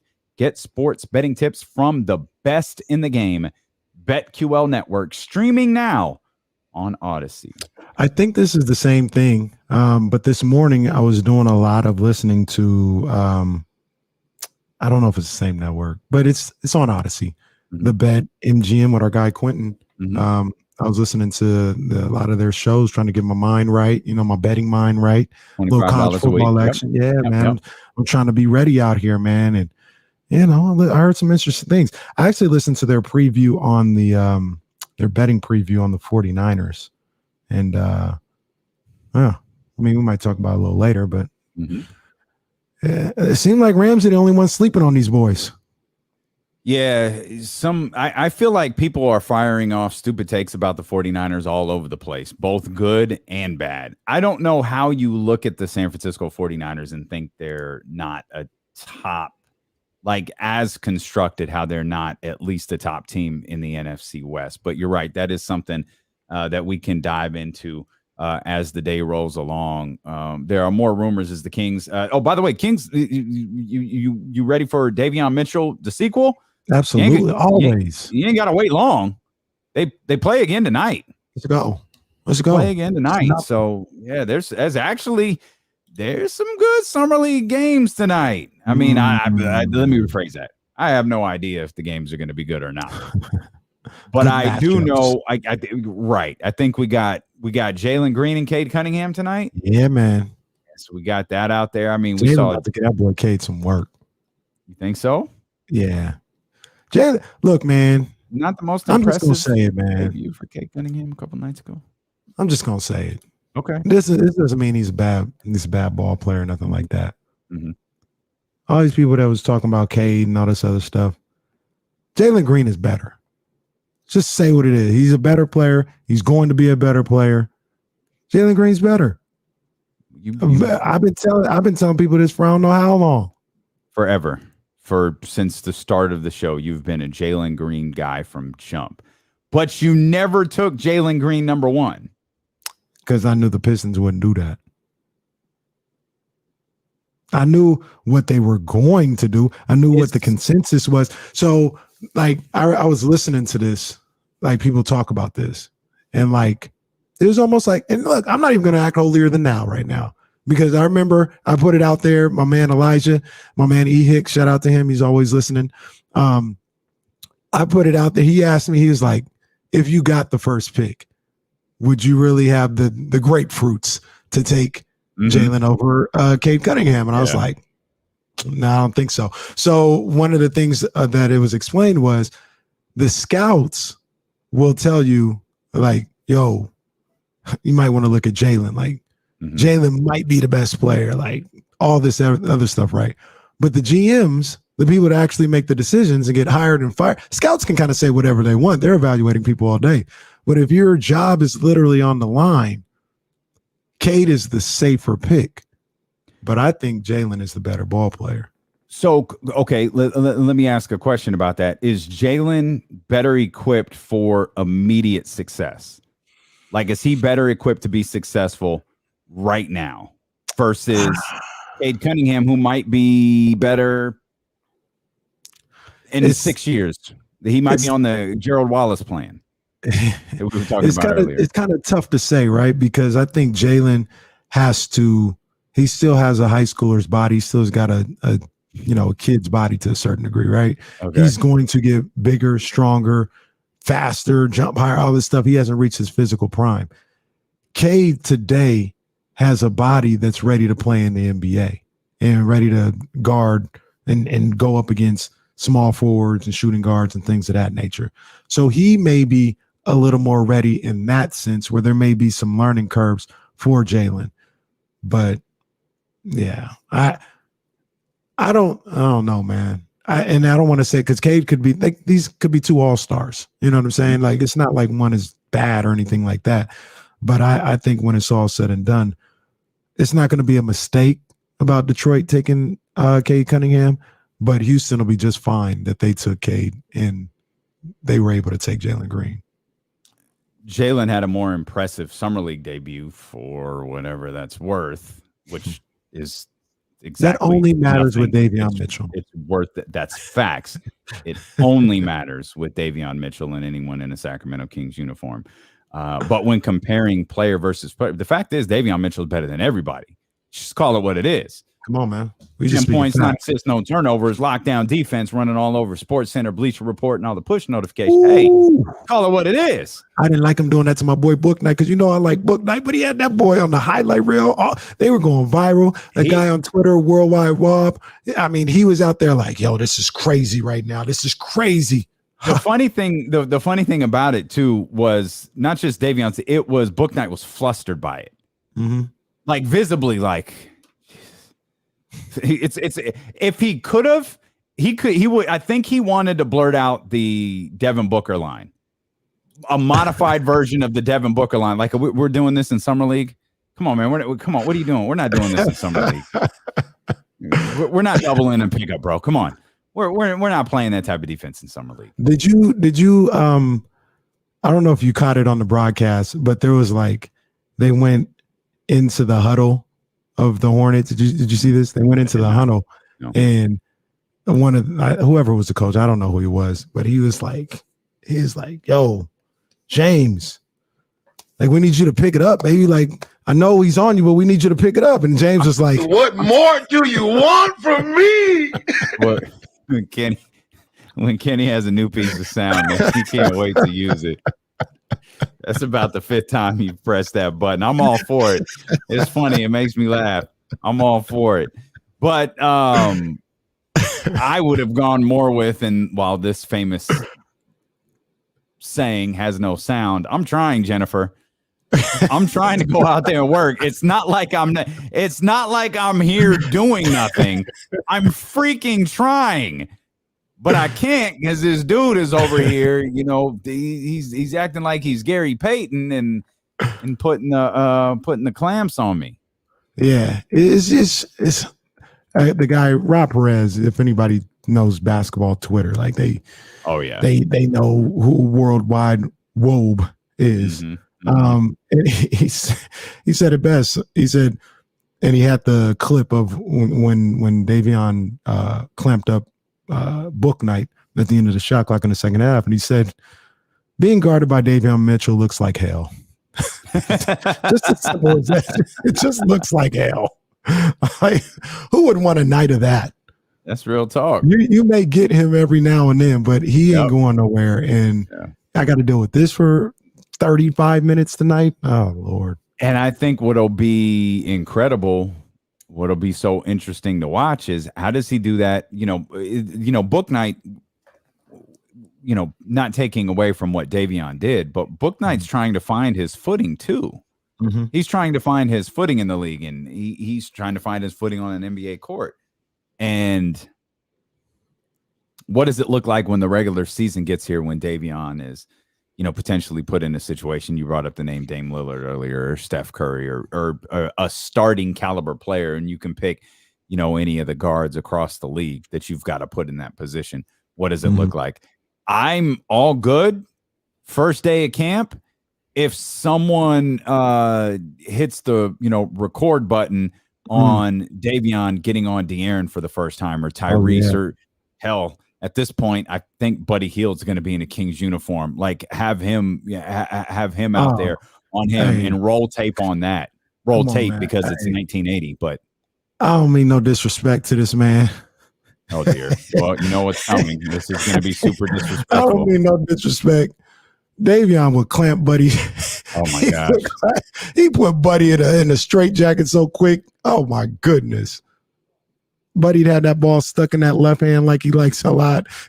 Davion, it would be over. Oh man. Yeah, it'd be tough. Well, the one thing about Buddy though, he wouldn't stop moving. Oh no, he would try. Yeah, Buddy, I think, would welcome the battle at first. Yeah. By the end of practice, he might go Kobe elbow to the chest. Like, get off me. Don't touch me. Yeah. Don't touch me. And you know what?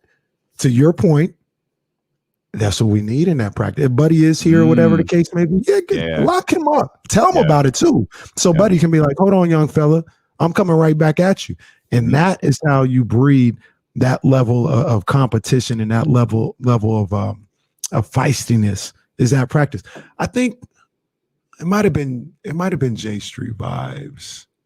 Now, it might have been Throne Room Breakdown. This was before J Street vibes. Yeah. But I thought it was here too. I probably said it during the 9-game losing streak.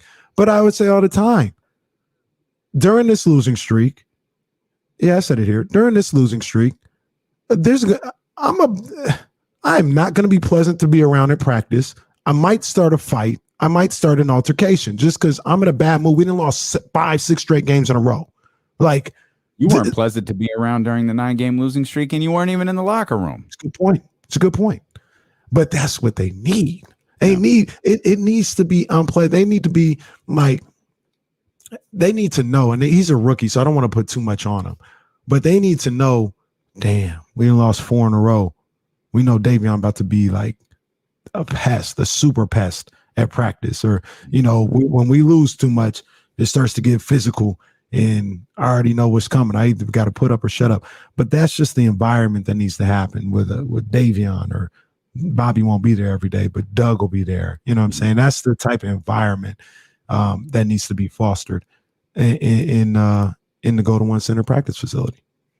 Yeah, I'm with it, and no one's been able to do that. I don't think anyone has that. But part of it is the personality of the people there. But part of them is also to bring a personality out of people. Like, everyone gets frustrated. Like, even De'Aaron, who comes across as, as the late great Stuart Scott would say, cool as the other side of the pillow. Mm-hmm. No, you can pull. We've seen it. We've seen it firsthand in whether it was a Zoom call, press conference, whatever. We know that frustration can be pulled out of De'Aaron Fox, and he's always going to keep a certain level of composure, especially in front of, media, in front of fans, in front of cameras or whatever. Right. Let the cameras be off and things go a little bit south in practice. Can Davion do enough to rally the troops and then pull that? Who De'Aaron said, I'm not that guy. I'm not a rah-rah guy. You could be made that guy, because you walk in there 2 days into practice and the team isn't doing what it's supposed to be doing, and you've got Davion Mitchell who said on draft night, I'm going to hold players accountable and I'm going to hold this team accountable. You got a dude who's been a basketball player, an NBA player. You're the 160 million, potentially $190 million man. Mm-hmm. But the Rook is leading the way. Oh, De'Aaron will feel some way about that. I'm not saying that he won't allow Davion to do his thing, but what I'm saying is I'll take it from here. What'd you say? Okay. Okay. Okay. Let me do my thing now. Okay. Come on, and we'll get it done. Notice the enthusiasm I said okay with. That's why you confuse everybody. It was the enthusiasm. For the 70th straight day, the enthusiasm was for Melo signing a new contract. He could have signed with anybody in the NBA. It was for Melo. That's what the soundbite says. Okay, anyone in the NBA. That's what it says. When we talk about Davion and him, being a leader the way he is, I don't want to put too much on him as a rookie, but I will say this, and I know everything is for next season. Like everything is for next season. We need to make that postseason next season. He needs to have impact for next season. But I hear all this, and I can't wait to see him in year 3 when he's not the rookie no more, and when he's got some sway in that locker room, and he, a new guy or another rookie tries to come in here. Oh man, he's gonna be a beast. Davion about to be a beast. Can't wait. But in the meantime, we got Summer League basketball tonight, where Davion is still going to be a piece. Yeah, we've and enjoy it, because what's tonight? Tuesday? I don't think we have another game until Friday. Oh boy. So, I don't know if we have one Thursday. I don't think we do. I think we got one tonight, and then we got Wednesday and Thursday off, and then we've got Kings basketball back on Friday night. So, which is reminds me, it's probably a good time to mention we're going to be out at Top Golf on Saturday. I want to dive into some of these rumors that are out there, but I want to mention this. We're going to be at Top Golf. Thank you to Top Golf. Thank you to McQueen and the Violet Fog, as always, for everything that they do for us. But they're a big sponsor of our year anniversary party. D'Lo and KC turn a year old next week, but we're celebrating this weekend at Top Golf. I think it's 1 week from today. We turn a year old 1 week from today, August 17th, celebrating our 1 year anniversary. But we're going to celebrate this weekend at Top Golf with McQueen and the Violet Fog Gin, with City Center Financial, with Epsilon Sigma Roy Alumni Association, and of course Top Golf's giving us the pay. We're going to be out there hitting balls, playing some games, having fun, man, and we hope that you will come join us at Top Golf in Roseville. And that's what you do for your birthday. If your birthday's on a Tuesday or a Wednesday, some people still might go out, but that's when you have the little, the family cake and ice cream. You go out and celebrate with the people on the weekend, either the weekend before or the weekend after. It don't matter. So that's what we're doing. Yeah, we celebrating the weekend before, baby. That's what we doing. Fresh off a 49ers preseason game too.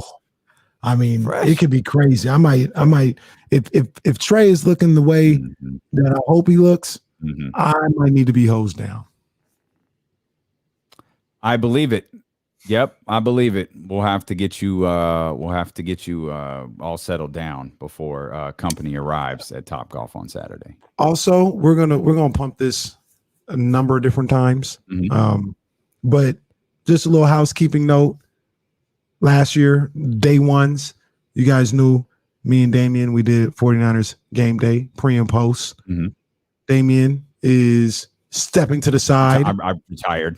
Yeah. He's stepping to the side of 49ers game day. And your man's, because I'm saying this because I was doing a lot of work on it last night, just trying to get things the way I wanted and get a picture for how I want this show to go. Your man's 2 hours before every game, about 45 minutes after the game, because the 49ers official post game is right. So on 49ers game day, for all my 49ers fans, tap in ESPN 1320 on the Odyssey app on your radio. I'm going to be doing a live stream as well. So we'll be here on the YouTubes and all that good stuff, man. So that's what's up. 49ers game day pre and post with your mans. If you're a Niners fan, or if you're not, even Ramsey can get in here. Come in here. We talking all Niners. We're going to have a good time all season long, man. So check that out. That's dope, man. I'm excited for you.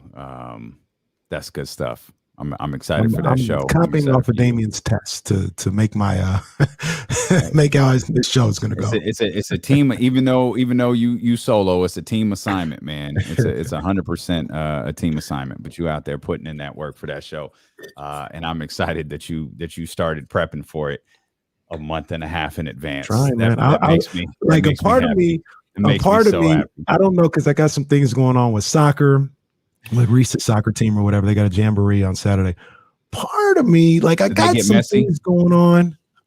Shout out to my boys PSG. We got messy. Yeah, that's You know official, we're going. by the way. Yeah, we going all the way. Champions League. Is that where we play, Jesse? I can't remember. Tell me. I love Is that that you what- dropped.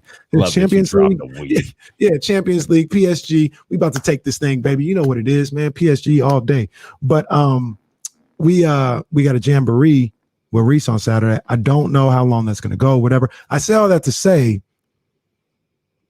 it's not even official yet that it's out the window, but I was tinkering with a little preview, on the stream for 49ers game day on Saturday. Okay. You know what I'm saying? A little trial run. Everybody could see what it looked like. I'm still thinking about it, seeing if I have time or not. But yeah, man, I'm getting my Dane Barling on, man. I'm trying to be ready early. You know what I mean? That's why you gotta subscribe to the YouTube channel and follow the Twitch channel right there. YouTube.com/ESPN1320. If you're watching, by the way, please hit the thumbs up and hit the subscribe button as well.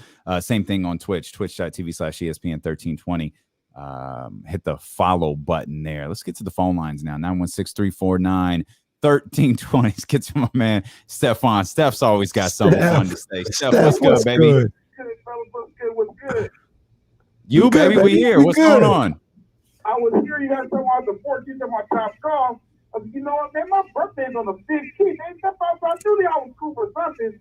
Let's go. Let's pull it go. up, Come man. hang Get some out. stuff. You know, that's for you right there. You know, I play golf like Chevy Chase. I play opposite direction. You guys put me down in like playing for real. My bad, Steph. You got to pull up, big dog. You got to pull up, man. I'm gonna pull up. I'm gonna do like I told you in high school. I'm gonna show up and show out. Okay. All right. We with it. We with it. I wanted to say this, man, because I was watching that guy Mitchell play, and that cat got a little bit of Patrick Beverly in him. Yeah. Okay. Yeah, absolutely. You know what, man? But let's be honest, guys. When's the last time we really had a dog out there like that? Last time we had somebody like that was Doug Christie. Facts. It's been a minute, man. It's been a minute. You got, as I go down the list in my head, you gotta Ron Artest. Yeah. What he did. Yeah, that ain't his name, by the way. Oh, excuse me, Meta.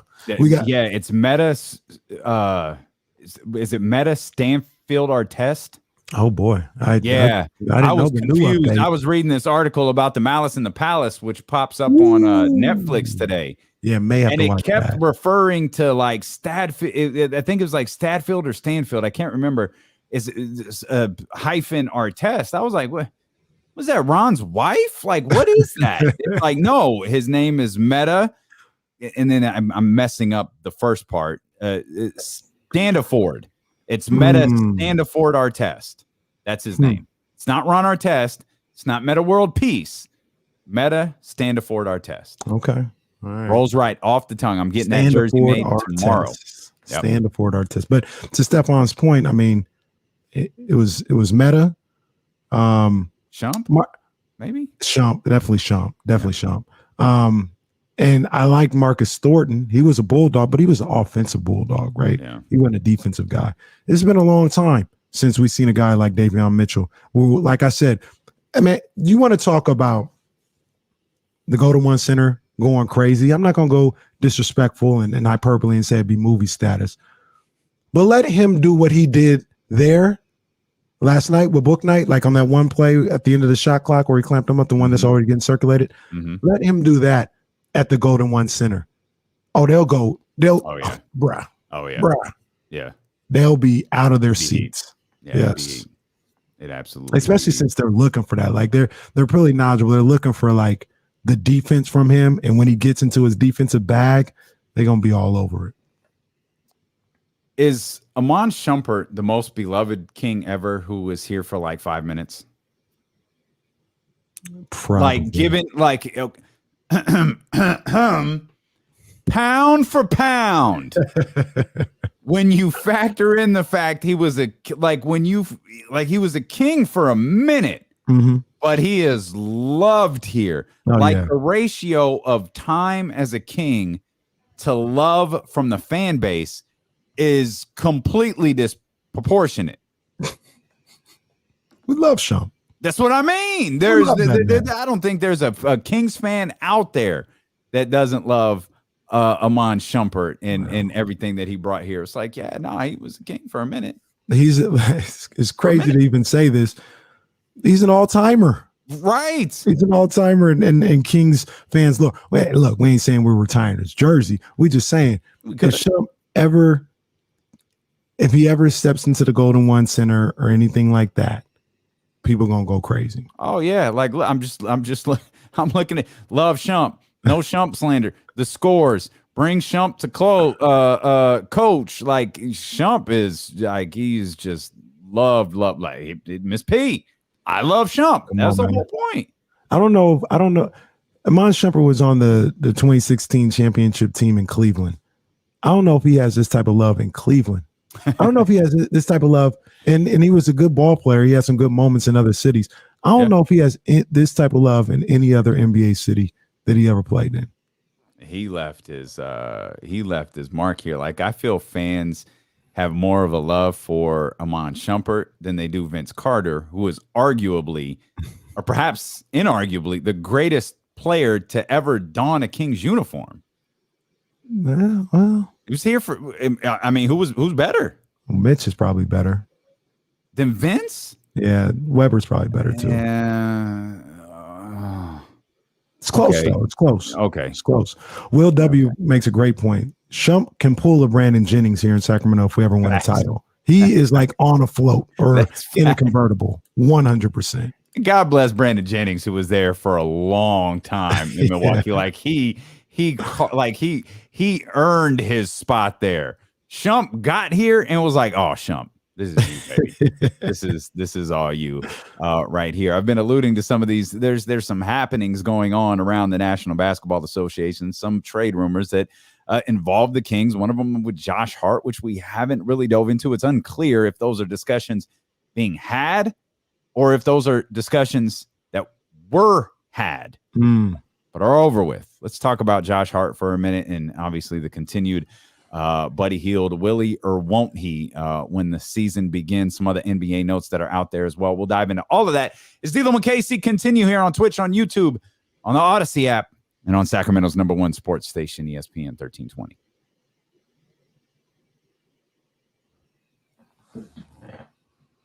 Clear. Can we get to triple digits, by the way, with 145 in here? Can we just get to 100 right quick?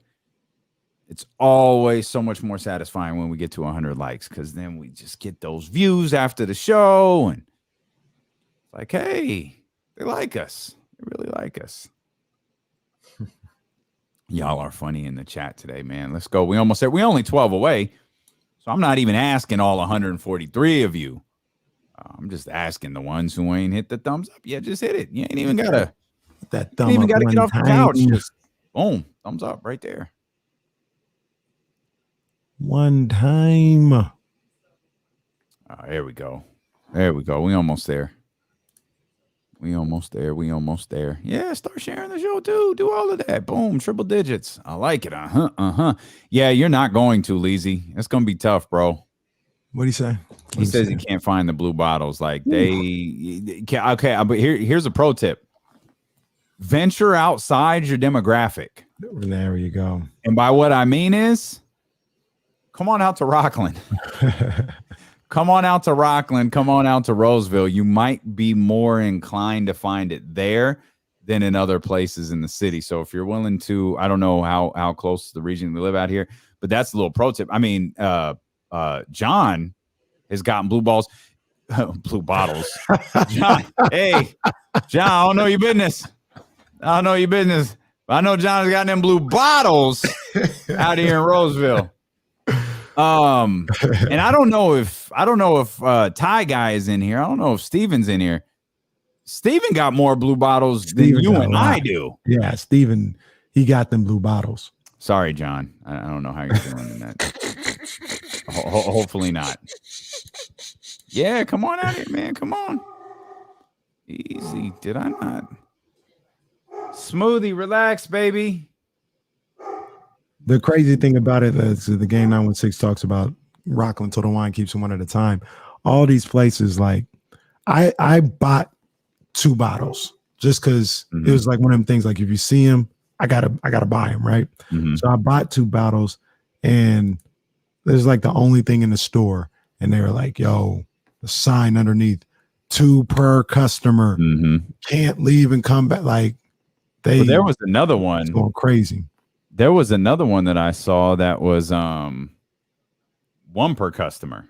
I saw it on, and I think it was I don't remember if it was Rockland or it wasn't Rockland. It was just some other spot that was out there that was like, yeah, one per customer. Yeah. All right. I told you the Total Wine the Total Wine owner jammed up Jazz when she came in there one time just because she had a bamboo mask. She's like, "Hey, you work with them? We need more blue bottles. People are coming in here crazy for these blue bottles, and we don't have enough." She's like, "Ma'am, I'm just buying some alcohol." We need a Luke Belair app, like the sneakers app. Yeah. You enter to get those blues every year. The Sacramento Kings are picking up the option on Davion Jones. According to Adrian Wojnarowski. They are picking up the option on Davion Jones. They got a lot of big men.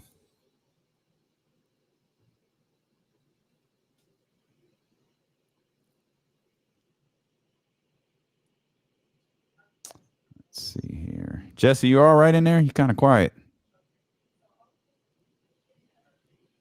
Okay. Jesse ain't trying to hear me either. Whatever, man. No, I said, are you good in there? Like, you ain't say no. Oh, okay. Adrian Wojnarowski just tweeted that the Sacramento Kings are picking up the option on center Davion Jones for the 2021 all right. season. So Davion Jones back with the Sacramento Kings. They got a lot of big guys. Yep, they do, which leads us to another discussion. Not that he's a big guy, but Davion Jones is official. I feel like we'll have something on Metu today. Again, maybe I read that wrong, but I feel like, and maybe it's not even important enough to tweet out because it only guarantees like part of his deal here for the upcoming season, which I think they said half of his 1.34, somewhere around there. It's been written that the Kings and the Pelicans had some trade discussions, sign in trade discussions that involved, of course, Buddy Hield and Josh Hart. I feel like we've dabbled in Josh Hart conversations before,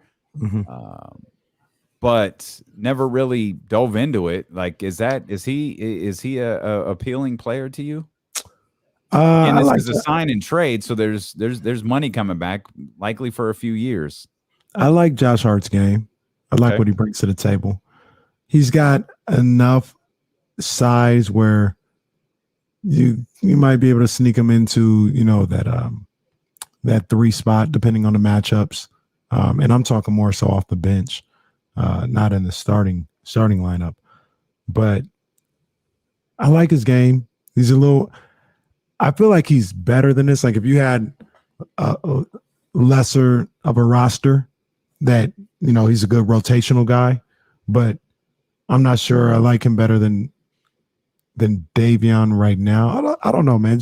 Josh Hart can play. Like I know we love Davion. Today, he's probably about as good, if not better, than Davion Mitchell. He's probably about the same as Terrence Davis. Really? So he's just as good as a lot of the guys that they have on the squad already.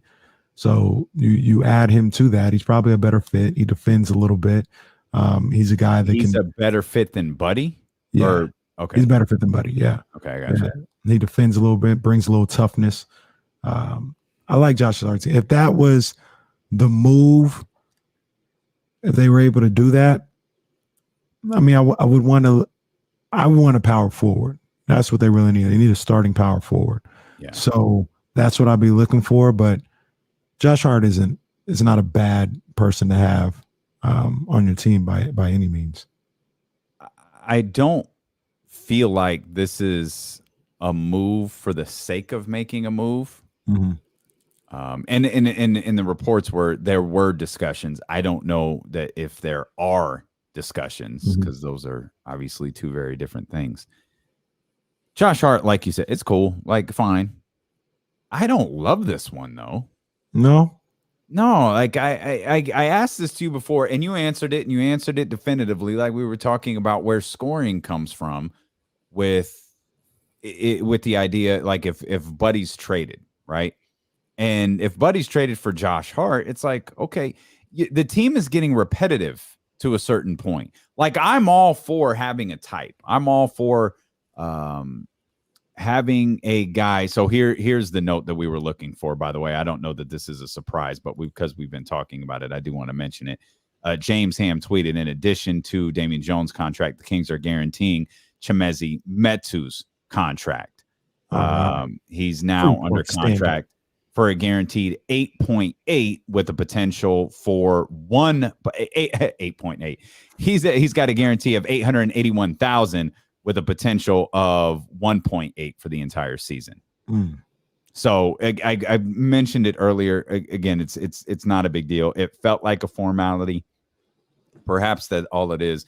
But the first part of his contract has been guaranteed. So that's good news for Chimezie Metu, and that's good news for us. And also to add on that, our guy Bobby Marks, I think he was referring to the Davion Jones contract here. So he may have something else to say about Metu, but he says Jones had an August 10th guaranteed date of his $1.977 million contract. Sacramento now has 14 guaranteed contracts. And like I said, I think this was before Metu. So I don't know how that works. So they have 14 and a half guaranteed contracts now, or because it's only a partial guarantee for Metu. Well, I think it becomes guaranteed at certain points of the year. If I understand what I read earlier, and if I understand James Ham's tweet correctly, Chimezie, he is now under contract for a guaranteed 881,000 with potential for the entire season deal at 1.8. So I don't know. We're talking to James Ham tomorrow at 3:20 during his weekly visit. He'll give us a little bit more thorough of a breakdown regarding the number of guaranteed contracts that they have and what that all means for the roster moving forward. Also, these guys, and I like those guys, but maybe they're trade pieces now. They're guaranteed contracts. Maybe they are. Yeah, maybe very. I mean, Chimezie's not. That's non. No, free for staying here. We will not sign off on such a deal. But speaking of trade pieces, to get us back on track here, Josh Hart, I feel like I'm all for having a type like Monty McNair, having a guy that he likes, having a type of player that he likes. But you also have to have and this is why I talk on the radio, and he runs a professional basketball team. I do think there's a certain level of variety that's needed. There's a certain level of different skill sets that's needed. Not that Rashawn Holmes is like Terrence Davis, not that Rashawn Holmes and Davion Jones are like Mo Harkless, and none of them are like Tyrese Halliburton, and none of them are like De'Aaron Fox. Like, I understand that, but when you start adding Josh Hart, who you can equate to, like he's like this guy and this guy and this guy and this guy. Well, wait a minute. Why do we need another guy like that guy? I can't believe I'm going to say this. I think I'd rather just have Buddy Hield. Yeah, I wouldn't.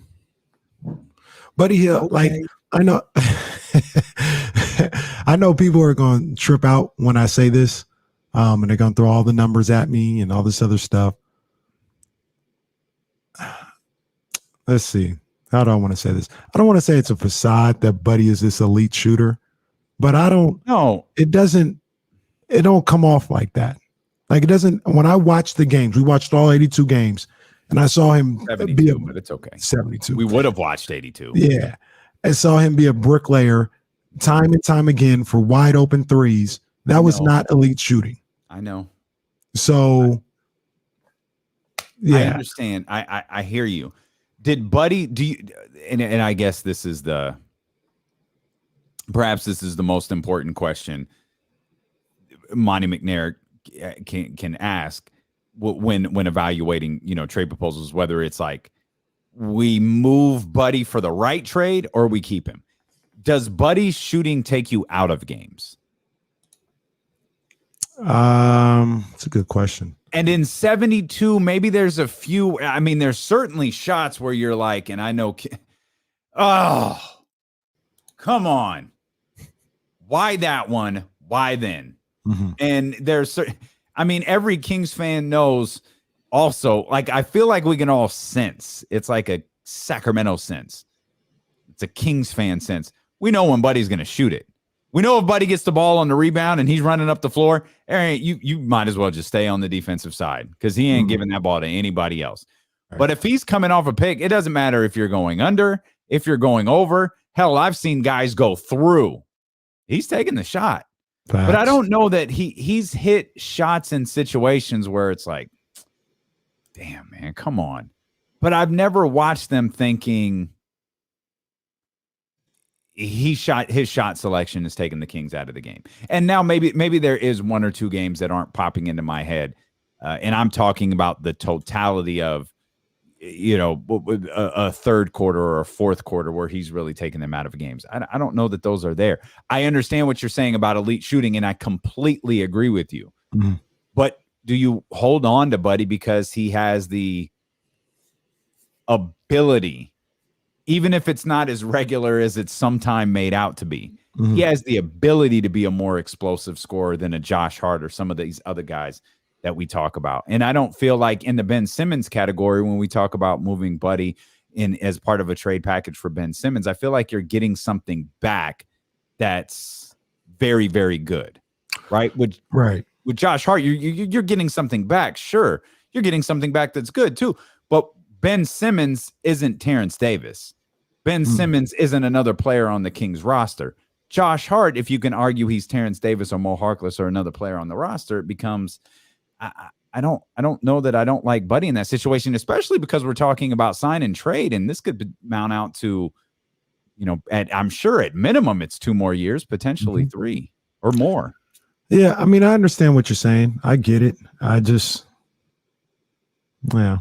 feel one part of me says if you hold on to Buddy, number one, it feels like he's not even like a lot of people talk about starting lineup.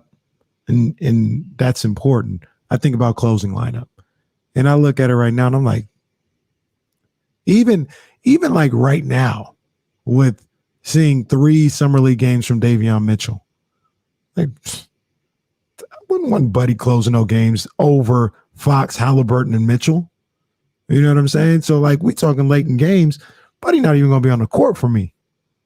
He's not even going to be on the court. Okay.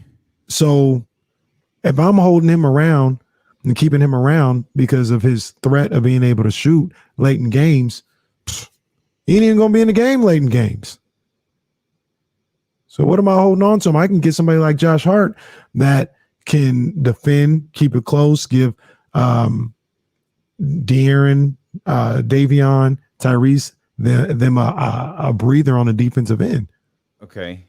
So let me ask this then. You're listening to D'Lo and Casey on ESPN 1320 KIFM West Sacramento, KRXQ HD2 Sacramento, an Odyssey station and driven by Lashers, Elk Grove Dodge. You can check us out on twitch.tv/ESPN1320, youtube.com/ESPN1320. If you're watching, hit the subscribe button, hit the thumbs up button as well. If you're listening on 1320 AM, we welcome you. And the Odyssey app, we appreciate your support here. If Buddy's hot, would you leave him in? Like if offensively, okay, it's Buddy's having a good night. 27, like he's having a good night. Yeah. Would you let him rock? Yeah, maybe. Because couldn't you have Terrence Davis do the other stuff that you're talking about, like the defense and all that other stuff? Yeah, but at some point, Halliburton and Fox got to be out there. Well, they are out there. We saw. So Buddy can't be out there. What do you mean? We saw it this year. So I'm closing the game. This is what I'm thinking about. If Buddy got 27, so Terrence Davis is not on the floor, right? Well, I guess in that situation he wouldn't be. You leave him out and you keep Buddy out there. And neither is Davion. Okay. Because we're going Fox, Halliburton, Hield, Barnes. Again, whoever. I'm giving you a scenario where he's hot. And maybe you're right that, because remember, a lot of times I've said, well, Buddy being a sixth guy, that's what it is. If he's cooking, you let him stay out there. And that's what I was getting to. Is Buddy more valuable for the organization if you can redefine his role? He is. And if they, like I said, if they kept him and didn't go with the Josh Hart trade because of that, that's fine too. But I just feel in that particular situation, I don't know. I don't know if you want to rely on if he's hot. Like, because we talk about like Bobby Jackson, we're comparing him to those times with a 6-man. Bobby was, I wouldn't say he was like 8 for 10 every time, but Bobby was there every night. And Bobby was also giving you a certain level of toughness. Well, Bobby was there even if he wasn't offensively. Exactly. You never lost Buddy on. You never look at somebody like a Terrence Ross. That's a guy that I always talk about with Orlando. Terrence Ross it's not really him and Lou Williams. It's not really like if they're hot, we're riding. They're always pretty consistent. They can get hot and be like, yo, these guys are on fire right now. You can't take them out. But even when they're just average, it's still good. With Buddy, it feels like it's feast or famine. Mm-hmm. That's what it feels like.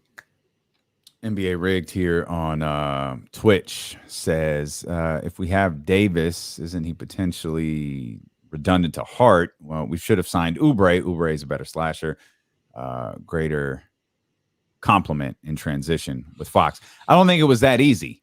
It's never that easy, Dave. Kelly Oubre didn't sign for the mid-level. Like he signed for a little bit more. I think the Kings have a certain amount they could offer him. I don't know whether Monty engaged in talks with Kelly Oubre, but I don't think it's as simple. Oh, the Kings didn't sign him. That means they didn't try. I don't know whether they tried or not, but I know when I saw Kelly Oubre's contract, it was immediately, well, he was out of the price range for the Sacramento Kings. Even beyond that, and I know NBA Rigged a good account. You know what I'm saying? He knows what's up. I don't mean to come at him any type of way, but I mean, even if the money was right, if Oubre don't want to come here, he don't want to come here. There's that too. Like that. Yeah. It ain't as simple as we should have just signed him. Like, just should have just signed Kevin Durant 2 years ago. If it was that simple, like if the people, we should have been his next chapter. Why didn't Vlade make a? I don't even know who the general manager was. It was Vlade, I think. Was it? Sure it was Vlade. Yeah. All right. But yeah, if the person, a free agent, he don't want to come here. He don't want to come here. A lot of people feel like that's what happened with Otto Porter. Otto Porter was, I think, offered more money by a team. Well, a lot of people are guessing that it's the Sacramento Kings. Yeah. He wanted to go to Golden State. Yeah. So I definitely think it was the Sacramento Kings. So I mean that's just part of the game, man. You know what I'm saying? And Davis and Hart being redundant, yeah, maybe so, but I'm okay with that as a bench, right? Because a bench, a lot of the time, it isn't as it's not as set in stone and like matchup wise player to player as it is with your starters, right? A bench is we're just going with our next 3 or 4 best guys. You know what I mean? And you're not dealing with a Terrence Davis or Josh Hart having to guard a 6'8" small forward on the time. It's your next group of best guys, right? So I think they'd be fine out there. I think they would complement each other, especially on the defensive end. And more than anything, and I understand what you said, you don't want all of the same player. For as many times as we came on his airwaves after a Kings game, and people got in the chatty house after the East Kings game and talked about how soft and the lack of toughness that this team had. If Monty McNair's clear objective this entire offseason is to add tougher-minded individuals, I personally don't have a problem with that. Even if they are the same type of player, I don't want to see what I saw last year as far as just getting pushed around, guys getting thrown off the rim, nobody do anything. That was infuriating. I'm with you 100%. I was just trying to bring up a counterpoint here where it's I got you. I like this. I like what he's doing, but I also want to make sure that there's some, like Kelly Oubre is a better scorer for example, right? Than Josh Hart is. So it's like, okay, that works for me. Yeah. You know, you go around and you look at like what's coming back,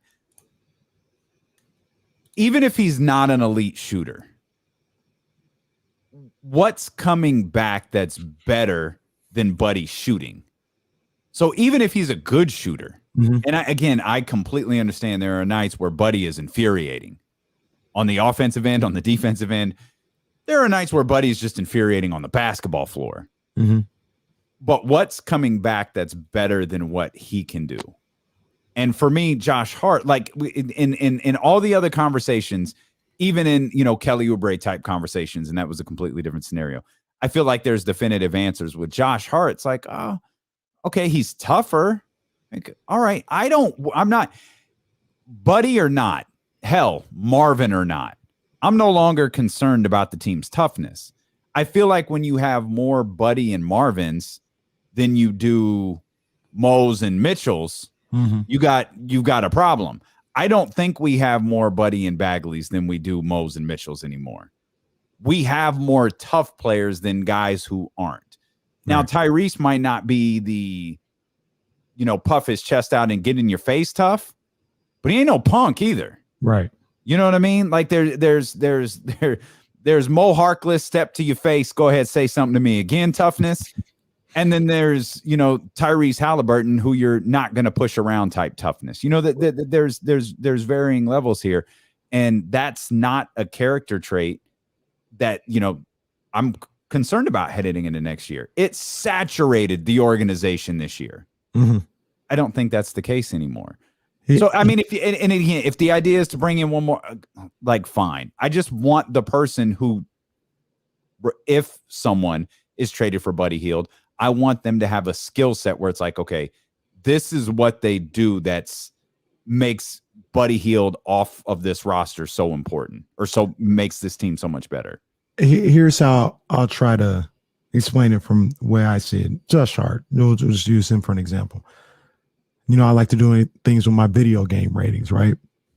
So if Buddy is a 80 as a shooter, but he's a 20 as a defender in his decision-making, basketball IQ. I try not to use that word. I don't really like that too much. You. But, you know, we'll just say decision-making.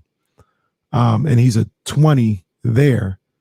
Josh Hart might be about a 70 as a shooter, but you're looking at a 60 in the other two components.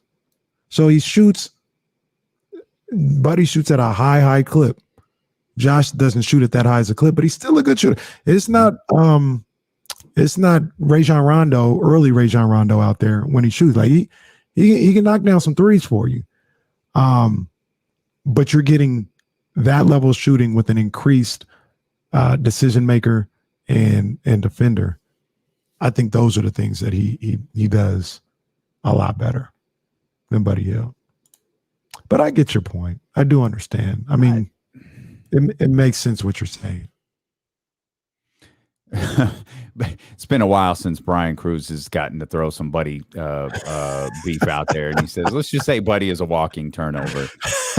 Yeah, okay, says, you say you want dogs, D-Lo, then you say we don't need them. Which one is it? Well, yeah, okay, you got to listen better. Yeah, he's not saying that. We got them. We didn't have them before. We have them now. I didn't even mention Alex Len.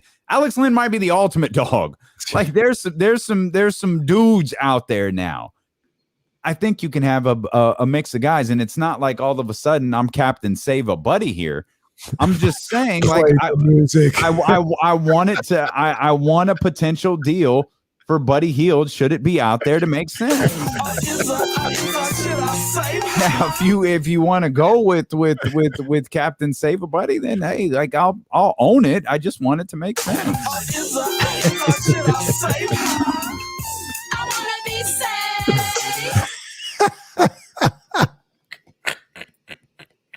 So yeah, no, man. Yeah, okay. He's not saying that at all. You know who I really want, because I want Iguodala, but he's unavailable. He went to a different Northern California team.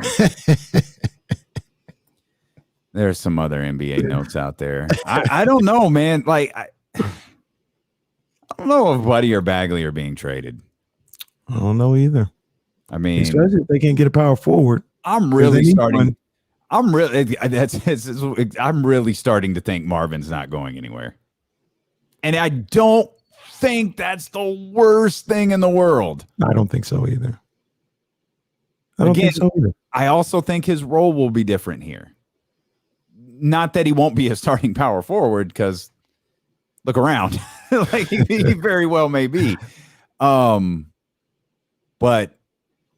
I hate the term leash, but the hook, it's a little bit different now because the relationship's fractured. He's not coming back. They're not re-signing him.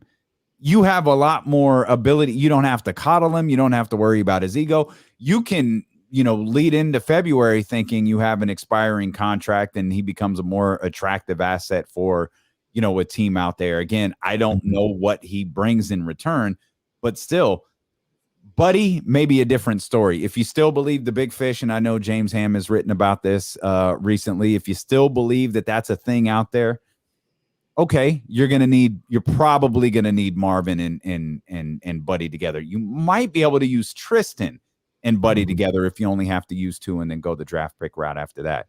But depending on who that player is and the perspective, I'm starting to think Bagley's back here. He might be back. And, I think the Kings are kind of in a position like, Marvin, just play. Just play and play well. Like all this talk, all this other stuff. Like we ain't nobody here for all that.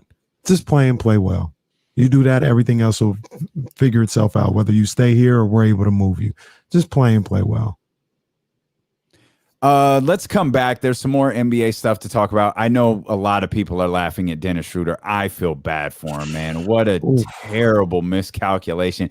And he doesn't have a deal yet. There appears to be an offer out there, and he's fighting and clawing for a little bit more. I don't know that he's going to get it. Luka Doncic signed his big deal.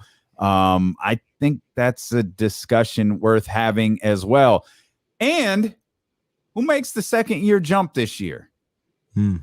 Obviously, Tyrese, Anthony Edwards, LaMelo Ball, those are guys who are at the top of the Rookie of the Year voting. I think there's an obvious answer, not to be a homer. But again, I think the answer is pretty obvious. We'll explain as Dealing with KC. Roll along here on Sacramento's #1 sports station, ESPN 1320. All right, let me get out your. All right, what's going on, everybody? The 13th round, and man, devastating news earlier today as Errol Spence is having to pull out from the fight on August 21st. We're like a week and a half away from it after suffering a retinal tear in his left eye.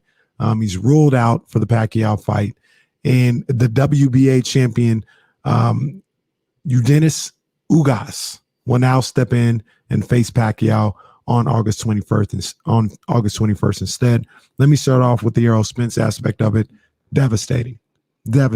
And now he's going to be dealing with a retinal tear. And I don't like that. I don't like that at all. You know what I mean? For the prospects of moving forward. I hope he gets better. I hope everything will go smoothly after that, but I don't like that at all for the prospects of what his career entails moving forward. I know it's not the end of his career. He's going to fight, but is he going to be the same? Is this going to flare up again in the future? That's tough. When you talk about Ugas coming in, I like Ugas a lot. I do. I like him as a fighter. Cuban style. He's got the whole amateur style, amateur background with how he fights. He's a legit champion, in my opinion, at 147. I think it's a good replacement guy. It's a fight that I want to see. A fight that could give Pacquiao problems because of the way Ugas can box and use his size in the ring. It's just deflating, though, when you talk about Errol Spence. And Errol Spence, really, to be honest with you, Manny Pacquiao, really a lot better than people are giving him credit for right now at this point in his career. But it was served on a platter as a stepping stone for Errol Spence to be a guy that makes the leap as a household name. It was almost like a rub situation, like Pacquiao beating Pacquiao, and I think he might have beat the brakes off Manny Pacquiao, was going to give him that rub for the general public to be like, yo, this guy Errol Spence, he might be the best, or he might be one of the best. And missing that opportunity, and for a retinal tear at that, oof, that's real bad. That's real bad. So, yeah, it just sucks. It sucks. David is in here talking about the WBA. I mean, WBA is definitely trash. He talks about how they moved a dead guy up in the rankings one time. This is factual. They're an abomination. But yeah, man, Errol Spence, retinal tear. We'll see how this plays out moving forward. We'll see what happens for the rest of his career. Who knows if this was going to be a huge moment for him. If Ugas beats Pacquiao and maybe he beats him up, is he missed this payday? Does Errol Spence miss this payday? Does this ever come around again? I don't know, man. I don't know. But we're going to see August 21st, Ugas Pacquiao now with Errol Spence out. That's the 13th round.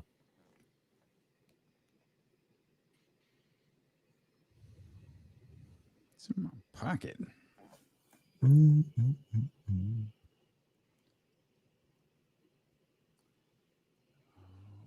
right. Who is the game tonight against? The Wizards. Oh, that's right. Who did not play because of contact tracing. Yeah. So, hey, I haven't mentioned this in a while. Go to thedopeones.com. Hey, dopeones.com. Let's go. Get that D'Lo and KC gear.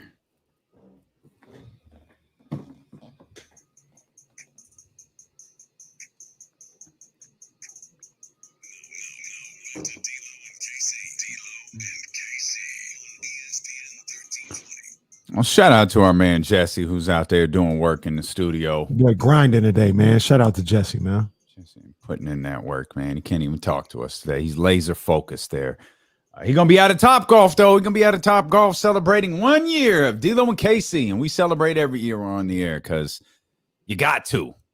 You absolutely got to. We'll be out with thanks to McQueen and the Violet Fog Gin and City Center Financial and Epsilon Sigma Roy Alumni Association, and especially thanks to Top Golf for having us out, for hosting the festivities. We're going to be out there beginning at 8 o'clock. We'll be out there from 8 to 10.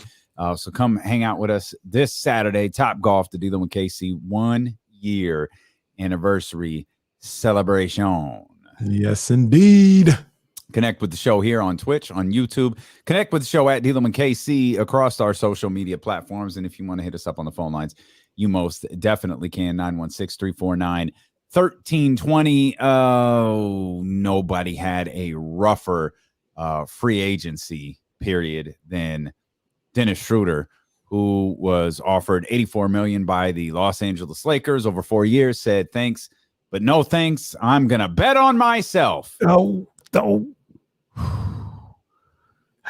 man. Bad isn't even the right word. It's gone terrible. He has an offer from the Celtics, and it's not even for like the full mid-level. It's for like a partial mid-level. He's got the 5.9 mid-level offer, whereas he wants the full 9.5 mid-level. Like, he can't even get the mid-level exemption locked in. Jeez. And he's also trying to get a second-year player option. But apparently the Celtics like him. They've put it out there. They're letting him, think it over. I don't know what Dennis Schroeder's thinking about at this point. He needs to sign this contract, go out there and ball his ass off for Boston. Yeah. And attempt, to up his value and just say, hey, look, I'm one of many who things went south for. Look, it did. Montrez, you could run through different guys who have had bad experiences in Los Angeles. Hell, Andre Drummond, his value fell. Different guys, money, dollars go down as the year went along. He could, hey, look at what I did in Boston. fam, you got to sign this contract. Like, I'm rooting for you, man. I was a fan of Dennis Schroder in Oklahoma City. Like, I'm rooting. He's got a great Instagram account too. But geez, this is. I know some people think it's funny. For me, it's tough to watch. Nah, brother had life changing money, like bordering on generational money, or maybe not even bordering, and just he does not have that anymore. And it's really tough, man, because I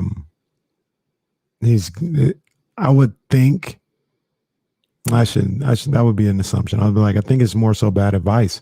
You know, maybe somebody in his ear saying, no, we can get more on the open market, and not looking out for his best interest. Yeah. You have to know the answers to these questions. You don't think of, I mean, there's tampering investigations being launched. Like, people don't find out who's interested in you the day free agency starts. You know, during the season, you know, the year before your contract's up. Mm-hmm. This is 100%. Unless Dennis Schroder is his own agent and I don't know it, this is 100% the fault of his representation. Yeah. And I'm guessing when that Woj tweet comes out or that Shams tweet comes out, it ain't going to say per his agent, such and such name at such and such agency, like all these other ones did. They'll go ahead and keep their name off of this one. Yeah, absolutely. That's a damn shame, man. And they better, and also Dennis Schroder might want to push his, hey, this one's on the house. Yeah, for sure. You don't get a percentage of this one, fam. This one's on the house. Yeah, this is all me. All me.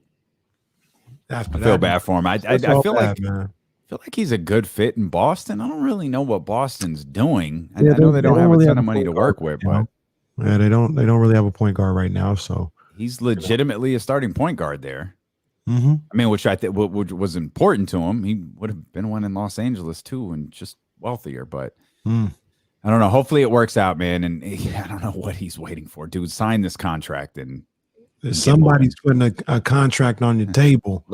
Sign the contract, big boy. Sign the contract. Luka, he's not hesitating signing his new Supermax extension. He's the first one. He is the first players who is coming off of their rookie deal to sign this level of a Supermax contract. As other guys have the ability to get to that high-end threshold, but Luka's already there. Yeah, Luka signed a big bag. Luka is the face of the league, according to some, and future face of the league, according to some. And I'll just ask the question here. I know you hate Dallas. I know you hate all things Dallas. I know you're not the biggest Luka Doncic fan. He's obviously great. I don't think that can be denied. Mm-hmm. He has things that are frustrating about him, but he is a phenomenal ball player. How do you build a championship team around this dude? Like, if you were starting from scratch and it's like, okay, we've got Luka, what is the next thing that you want with him? Well, the next thing you want with him is a shot maker, a guy that can create his own shot, like a Chris Middleton type. Okay, right. Okay. The whole thing about it is, can Luka play with a guy like that? Will he give up the rock enough for a guy like that? He's a young dude, and he's in a situation where you know, everything was placed upon him, for better or for worse. So I don't know if that's like in his DNA, or is that just the position that he was in. So it's interesting to see what's gonna happen with him moving forward. But you've seen a situation where, you know, Luka, I don't think the way to do it is, Luka and surround shooters around him. He needs a guy that can go right next to him. Mm-hmm. And then you find shooters here and there. But it'll be interesting to see, like, is he the type of guy that can get off the ball, can pass the ball a little bit and let somebody else cook, or run something for somebody else that isn't directly his assist or anything like that? Their roster isn't it, though. No, this roster not it. Yeah, it right or wrong, this stuff is going to happen to where if Dallas doesn't do a better job of surrounding him, like, I don't know if people will turn on him and become, well, I mean, we almost saw it with Giannis Antetokounmpo. Shoot, almost nothing. Giannis didn't win Rookie of the Year. Giannis wasn't even top 3 in rookie MVP voting. Sorry, Giannis was definitely not a rookie this year. If it was, it'd be really impressive. Giannis Antetokounmpo didn't finish in the top 3 of MVP voting because people had turned on him. Mm-hmm. Well, jeez, we can't give him a 3rd MVP. 1, that puts him in the rarefied air of Larry Bird winning 3 in a row. 2, geez, we can't keep giving this guy who doesn't succeed in the playoffs MVP trophies. Right. Okay. So y'all have made Luka your man crush, but they ain't winning playoff games. No. Like at some point, y'all got to leads. keep that same energy. Yeah, they're actually blowing leads. They're not. And look, and I don't want to put it on him like, oh, he's no good because he's not in the play. He's this 3rd year in the league. But you know it's what I mean? Yeah, but what's your favorite line though? One of them. What the top 5 Kenny's parrot? Yeah, I know you do. I'm sorry, I caught myself. Top 5. One of them, of course. See, you're lucky. I didn't have it ready. But it was okay. You know where I was going. I know it might be this one. What more do you want from me? Heavy is the head that wears the crown. This is true. We could talk about how young Luka is to the league, but he's been the guy when he stepped on the floor the first time. It was like, oh, we got something here. By halfway to, oh my gosh, by the end of his rookie year, this is LeBron. This is generational talent. This is different than what we've seen before, and he's done a really good job since then. He's gotten better in some aspects of his game and all of these different things. Well, is it unfair? Sure. Does it come with the territory when you get talked about that way? Absolutely. Yeah. And now you're a $207 million man. So it's going to get talked about. Yeah. So now it's not, oh, this is cute that he's, averaging almost a triple-double and getting bounced in the first round. It's going to be, well, maybe you the problem. Not like his play is, his skill level is a problem, but are you doing enough to advance your team to the next round? And that's the question. This is it's funny what you said. We're doing, this wasn't even championship. No, you just said the next round. You're talking about winning a playoff series. Yeah, get out the first round. Yeah, somebody said this the other day. I think I retweeted it too, and it's 100% wrong. Like, it is not factual whatsoever. I just thought it was really funny. They said Luka Doncic is just a white Evan Turner with white privilege and a higher use of rage. Oh, stop it. Evan Turner. That's funny as hell.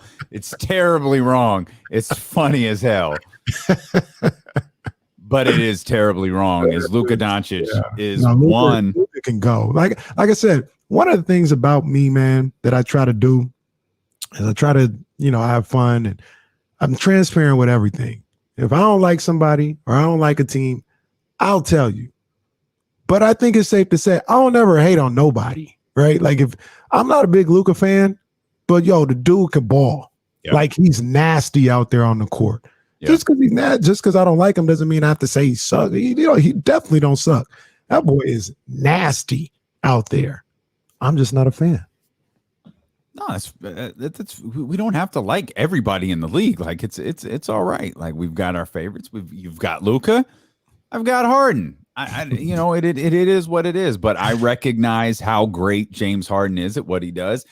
You recognize how great Luka is at what he does. He's one of 2 players to average 25 points, 7 rebounds, and 7 assists through his first 3 NBA seasons. The only other person to do it is Oscar Robertson. He's also one of 3 players to record 5,000 points, 1,500 rebounds, and 1,500 assists through his first 3 NBA seasons. Oscar's in that category as well, as is LeBron James. So the LeBron comps aren't ridiculous. Numbers wise, they're there. The belief that Luka Doncic could potentially be a generational talent, it's absolutely there. But LeBron struggled to win immediately in Cleveland, rightfully so. It was a disaster. It's a disastrous team anytime he's not on it. Right. Whether it was before, whether it was the little mid 4 years, or whether it's been since. Like, they're a disaster when LeBron James isn't on the roster. So it took LeBron a while. It's going to take Luka a while. But Luka, the Dallas isn't Cleveland. Dallas wasn't Cleveland. Right. Now, we could pick apart them not winning playoff series, but they've been getting to the playoffs. Mm-hmm. They just can't. I don't know if this is a situation, whether it's Mark Cuban or it was Donnie Nelson, or I'm not sure what it was, but this team just hasn't been able to hit on surrounding or rounding out the Dallas Mavericks roster. Even before Luka Doncic, there were years with Dirk where they would take these big swings, mm-hmm. and it just wouldn't happen. They just couldn't get anything done. And I don't know what the cap situation is going to look like moving forward for them. But right now, I think signed 2 big contracts this year. That's for sure. That's what I'm saying. They've already shot their shot for the next 2-3 years. I feel like the Luka contract is going to take effect. Mm-hmm. They signed Tim Hardaway Jr. Yeah. And the Porzingis deal is still there. You still got Porzingis. So it's not a situation where like, oh, okay, well, we can build. We got Luka locked up and we could build on this. You're going to have to kill the draft and hope that some of these guys take a little bit of a leap. Like, I think they're getting they got Josh Richardson off the books. So that'll help a little bit, but that was before you factored in Luka's contract. Luka about to get paid. Yeah, Luka will kick in. Like, he'll be 35.7. Then you'll have Porzingis at 33.8. Then you've got Tim Hardaway at 17.8. And this is, man, I mean, not the same, but it's not. You got Dwight Powell at 11 after that. You've got some. I mean, the money's like you're not signing anyone. No, anything you're doing through trades. Money doesn't come off the books for them. It looks like until the end of next season. Trey Burke is an unrestricted free agent, but it's not even big. You're money. right. Yeah, you know what I'm saying. Yeah. Like, I think Reggie Bullock. After that season, they signed him this off season. But your point. Excuse me, I take that back. It's 3 years from now. Well, I was that right. It's the 23-24 season. Yeah. So that year, but you still have obviously Luka, which is fine. You still have the Porzingis money there at $36 million, and then you got Tim Hardaway's money, which is at 19.1. Wow, they're locked into this team. You got a core, whether you like it or not. Is Doncic, Hardaway Jr. and Porzingis. You've got a salary cap core right there, boy. Man. And they're gonna have to hit. And they've got, and now that again, it's not a cute story anymore.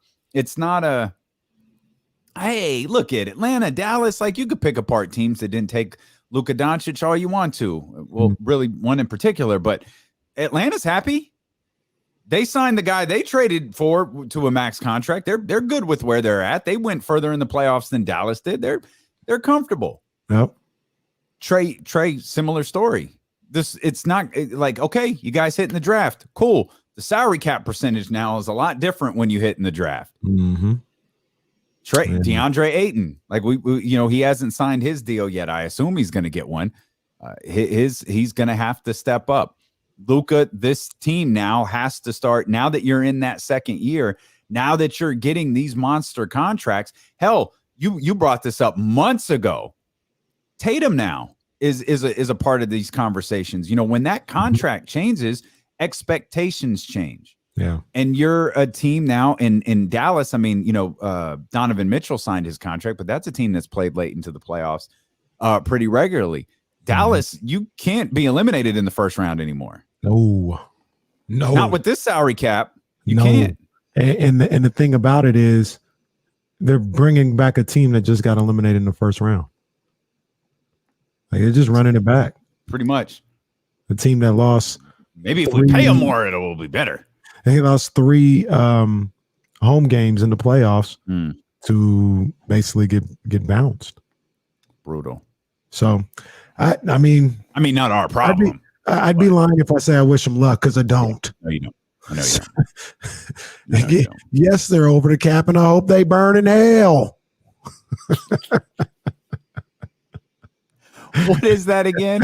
I know it's a Time to Kill, Samuel L. Jackson. And I hope they burn in hell. If you tuned in early enough to Twitch and YouTube, I mentioned I watched for no reason whatsoever Menace to Society last night. I sort of watched it on accident. I forgot Sam's at the beginning of that movie. What is he doing there? He's Kane's dad. Oh wow. He's the dude who what you gonna do? He's the dude who shoots him. I don't remember that at all. Sam is in that movie. That was the first thing I thought of when he as I'm watching this. I was like, oh wow. That's crazy. That's legit Samuel L. Jackson there.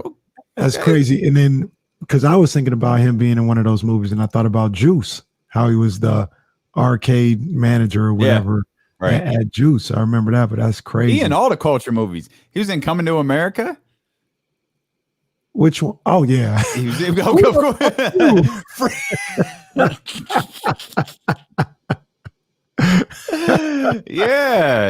Sam do it all, man. Absolutely.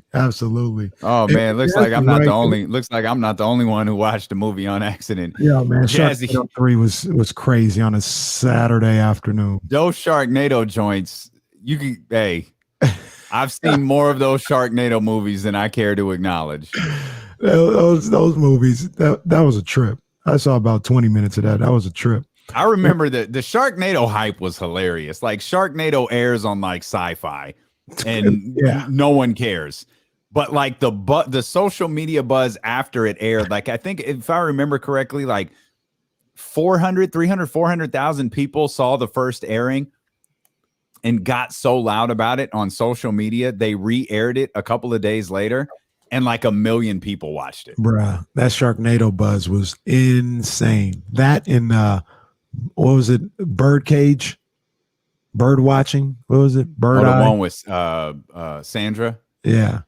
I don't remember what that movie was. It had something with the blindfold. Yeah. Bird Box. I didn't watch it, but the buzz was crazy on that one.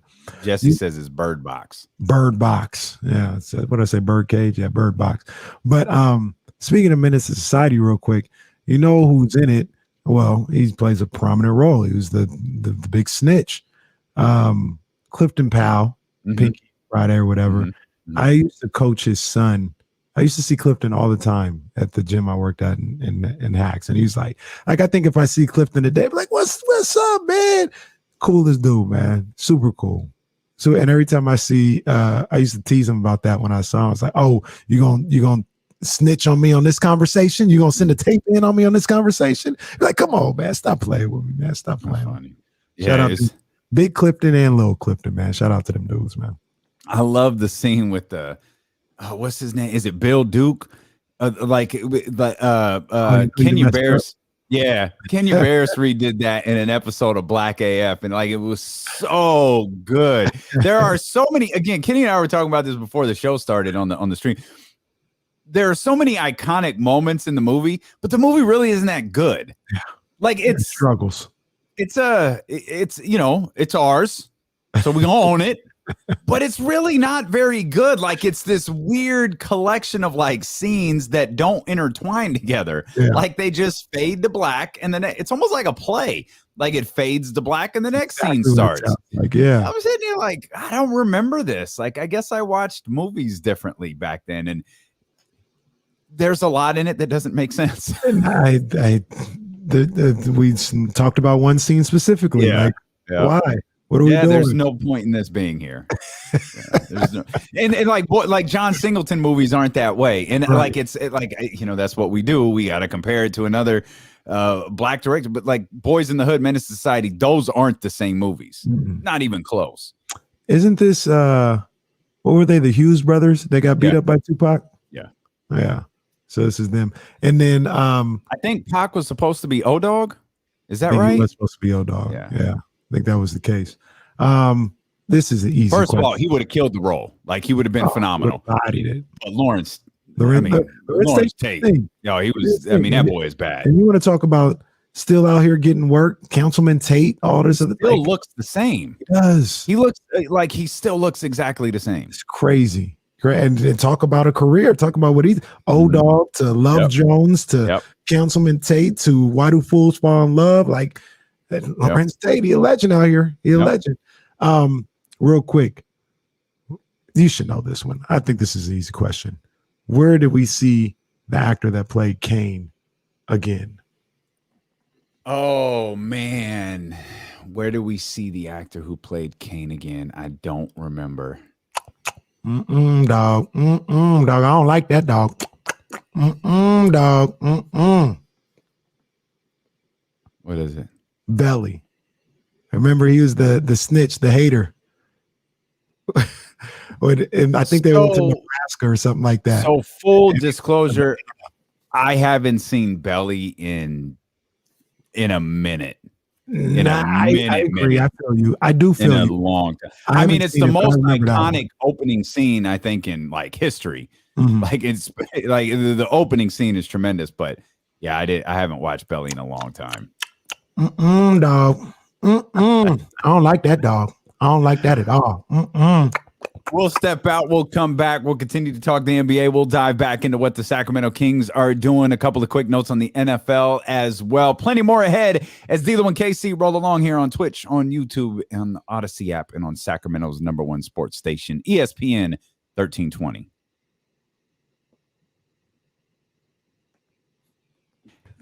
Oh, John, we'll get him tomorrow. That doesn't really fit. I don't know what to do with that. All right. Thanks. I'll be right back. Okay. I didn't mention this. I didn't mention this yesterday, but because we were talking about the NXT stuff.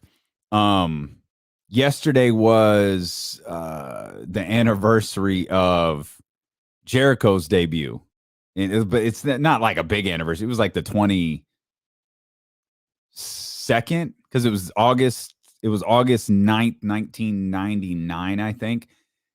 But I wanted to do the NXT stuff yesterday, so I was like, all right, we'll just talk about Jericho tomorrow. So I watched the clip this morning, and I know I've said this before, like in passing, talking about it. The thing that makes the whole clip, the presentation is flawless, and that's back when, if for our younger viewers, might not be able to remember this, when WWE actually paid off teases.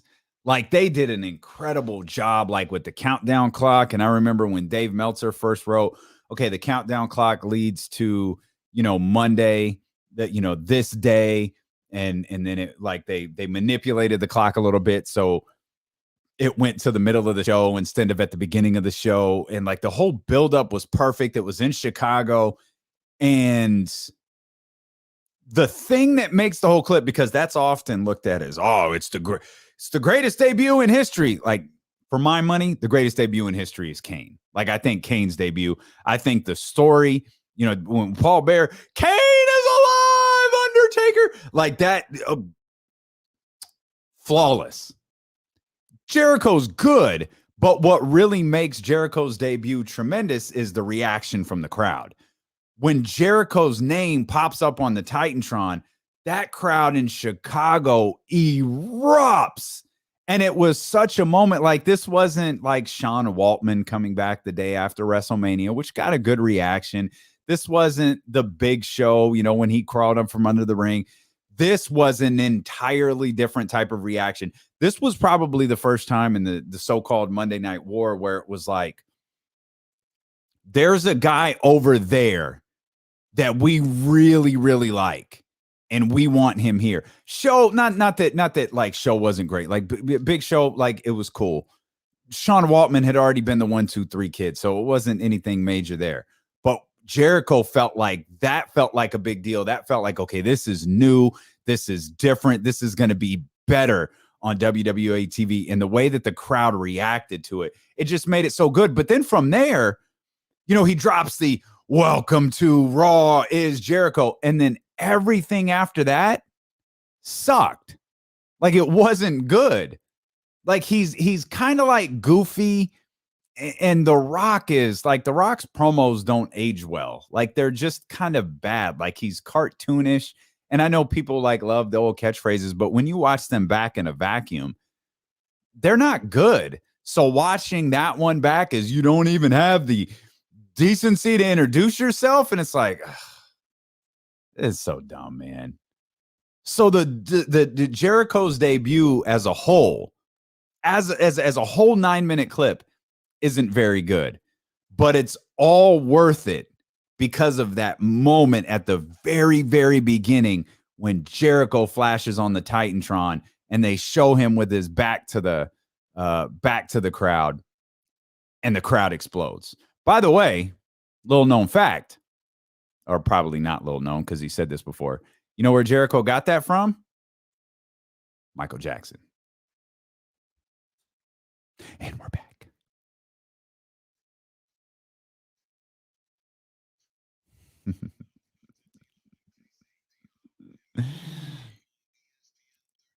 ESPN 1320 on your radio and on the ESPN 1320 on your Odyssey app. Check out the Odyssey exclusive stations also that are curated for sports listeners just like you. You can find your summer soundtrack with hundreds of new stations for summer barbecues, road trips, working out, just chilling poolside, whatever it may be. You'll also find your favorite artists on Odyssey as well on the all-new artist radio stations. Check out the new Odyssey exclusive stations on the Odyssey app, brought to you in part by Macy's Geico and Coke Zero Sugar. As the day rolls along here, you can watch on Twitch, YouTube, and as we mentioned on the Odyssey app in 1320 a.m. If you want to jump in here as part of the conversation, those streams are a great way to do it, as are the phone lines, 916-349-1320. It is the Sacramento Kings and the Washington Wizards tonight in their second Summer League game. And we've also got Cade Cunningham and Jalen Green tonight. Part of our Summer League action. Yeah, By the way, Chris Haynes just dropped a conversation with Davion Mitchell, an article where he talked with Davion Mitchell over there on Yahoo. Of course, we retweeted it at the ESPN 1320 Twitter account. If you want to go check that out, I know a lot of people in the chat have been raving about it. Got an opportunity to just kind of take a quick peek at it, but not really dive into it. But that's out there for you to see. Is Davion Mitchell is the talk of Sacramento, as well he should be, with the defensive performance that he put up yesterday. And again, you know, we've spent a lot of time talking about defense, KC, because we're not used to seeing it. But it is worth pointing out, my man had 10 points, 10 points on 10 shots. Okay, whatever. 9 assists, 0 turnovers. Mm-hmm. The man had the ball in his hands and wasn't making a lot of mistakes with it. Nah, he controlled that game. And I know yesterday I was talking about how you asked what I wanted to see from him. I was like, I want to see this guy averaging about 18 to 20 points per game for this Vegas Summer League. And he got 10 last night, but I was watching and I was like, well, if he wants to, he can force the issue offensively and get to that 18 number or something like that. But what he's doing is he's facilitating, he's controlling, he's making sure others eat like a true point guard, and he's bringing that defensive intensity. It was a great all-around performance by him last night, what he was able to do on the defensive end, getting the ball to others with the 9 assists, and picking and choosing the spots where he can get his shots. I'd like to see him hit a couple open jump shots a little bit more. Right now, it's everything to the cup, but I think that'll come. That's no issue. Is that the next, I said the next evolution of his game, because, you know, he's a wily veteran here, this Davion Mitchell, the way that we're talking about him. Is that I shouldn't call it the evolution of his game. Is that the shortcoming of his game, the offense? Yeah, well, his shot, because he can finish, and he's got quickness to get by people. Like he was yanking them boys back on the pullbacks, and like the handle and everything is just is A1. Like I know somebody earlier, I think it was Stephon, said it reminds him of Pat Bev, and he does have that in him, but he's a way better offensive player than Pat Bev, like way better. Like the handle is right. He's got a bag. He can get to the cup, all this other stuff. The two things that concern me is shooting the 3-ball and his free throw shooting. I don't know what's up with that. He's like somewhere in the 60s, high 60s. for his career at Baylor. That's not good enough. You're a point guard. Come on. You know how I feel about that. Yes. You're a point guard. Come on, man. Yeah. So that's something that I need to see improve in a major way. Okay. We talked about players who, we were alluding to and haven't really had a chance to dive into it. Obviously, we're all very excited about Davion Mitchell. We're excited about the I don't know that we're excited about the roster. I think most people like some of the acquisitions because we saw such a shortcoming from this roster last year that we feel like Monty was able to address this year. Now, I don't know if training camp rolls around because I think we're becoming I have this feeling Marvin is going to be on the roster when the season starts. Mm-hmm. I'm leaning towards Buddy not being traded, but I'm far more in the camp of Marvin might end up on. He might still be a King when the season starts. More so than Buddy. But I think a lot of people are going to judge the success of this offseason for Monty McNair by whether Buddy and Marvin are moved or Buddy or Marvin are moved and what they're moved, what the trade entails that comes back to the Sacramento Kings. But so far in this incomplete assignment, I really like what the Sacramento Kings have done because they have cleaned up some very obvious deficiencies that they had last year, both toughness wise and defensive wise. Mm-hmm.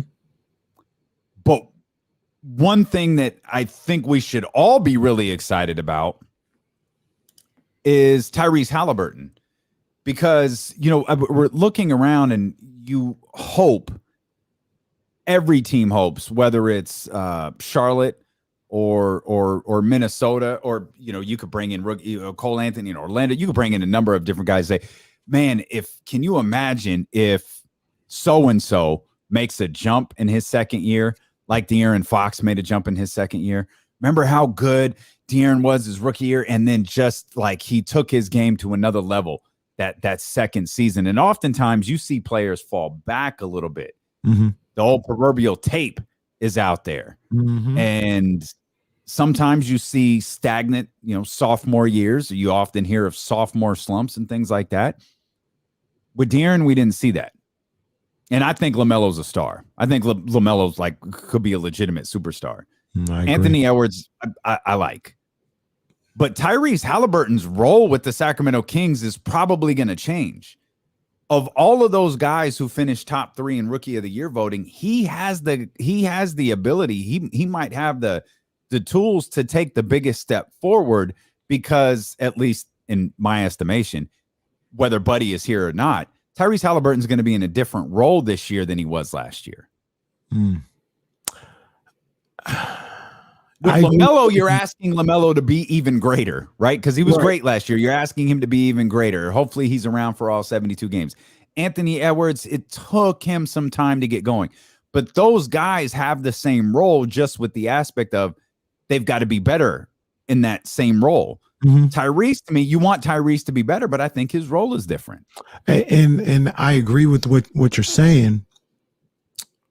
I think Anthony Edwards, though, is the one. And I think Anthony Edwards I hear you. Is spectacular. And Tyrese is going to have a different role. He's going to have more responsibility. He's going to have more opportunity. And he's just a smart basketball player. And he's a guy that processes data and executes what needs to be done at a really high rate, right? So he processed the data of being in the NBA for 1 year and seeing all the teams and getting a feel for that. I can see him in this second year being knowing everything like the back of his hand. So I could see him making a huge jump as well. I think it's between him and Anthony Edwards. And that's no shade to LaMelo, because like you said, LaMelo's already great. Yeah. You know what I mean? So if LaMelo takes a jump forward next year, the league's on notice. Facts. I mean, I'm talking, I expect Tyrese to take a big jump, and I'm with you in the sense of Anthony Edwards taking a big jump. If LaMelo jumps like those two do, or like we suspect those two to do, yeah, man. League's on notice. That boy's bad. These three are tough, man. These three are real tough. I like the prospects of what all these guys can do moving forward in their sophomore seasons. Yeah, so do I. And of course, most of all, anxious to see what Tyrese is able to do here. We think as a full-time starter. Should be. I mean, I can't. Yeah. Tyrese needs to be the full-time starter next year. And hopefully, healthy for the entire year as well. Tyrese was in the building last night, man. You see him? I didn't. Mm-mm. Yeah, he was in the building front row. He was the guy that got really hyped on the sideline after Louis the King's bang out. Okay. Yeah. Okay. Yeah, Louis the King. Ooh. I want to see Louis the King again tonight, man. I want to see what's going on, especially since it looks like we might not be getting no kind of traditional power forward or small forward. I don't know. Maybe he's got some kind of role on this squad, on the big squad. So I want to see him, do a little bit more with his time here in Vegas. I think Jill's here in the chat. Jill is here in the chat. Is Louis? Can someone confirm this for me? Louis isn't signed to a two-way contract, right? It's just Nemi's the only one who signed to a two-way deal. Can someone just confirm that for me? Because I can't remember what Louis the King signed last year when he and I mentioned Jill by name because I feel like she knows the contractual status of every two-way player in the league and every Stockton Kings player by heart. So I'm just throwing out there. Both are two ways. Okay, so okay. That's what I originally thought. I wasn't positive what Louis the King signed. So he'll have time, but it'll be limited time with the Sacramento Kings roster in his back and forth movement with Stockton. Right. Yeah, that's my guy though. But I like what you're thinking. Yeah, it's my guy. It's my guy. Sickness says Anthony Edwards is hilarious. Oh, he absolutely is hilarious. Absolutely. And that stood out because I saw a clip of him today, matter of fact, when he talked about when he played baseball. And that was the best stuff. And he goes, yeah, I was hitting like fourth or fifth. And then the lady goes, oh, so you were like cleanup. He's like straight cleanup. On aisle 3. You already know. Stop playing with me. Clean up on aisle 3. It was fantastic. Yeah, he said a couple of things last year that made me laugh. But yeah, none funnier than that baseball. I remember he didn't know who A-Rod was. Like, that's the one I was thinking of. Yeah, new owner, right? Okay, yeah. You're a new owner. They said something like, baseball player. Oh, he played baseball? Oh, okay. Yeah, I didn't even know. Do you think he was kidding? No. He really didn't know who Alex Rodriguez was? I don't think he knew who he was at all. I mean, Alex had been, I remember we tried to do the math at the time. Like, he had been retired for a while. If you weren't a big baseball fan, yeah, it's not outrageous that you didn't know who Alex Rodriguez was. Yeah. It's a hell of an impression on your new boss, though. That's solid. That's solid stuff right there. We mentioned Cade Cunningham and Jalen Green will play each other tonight.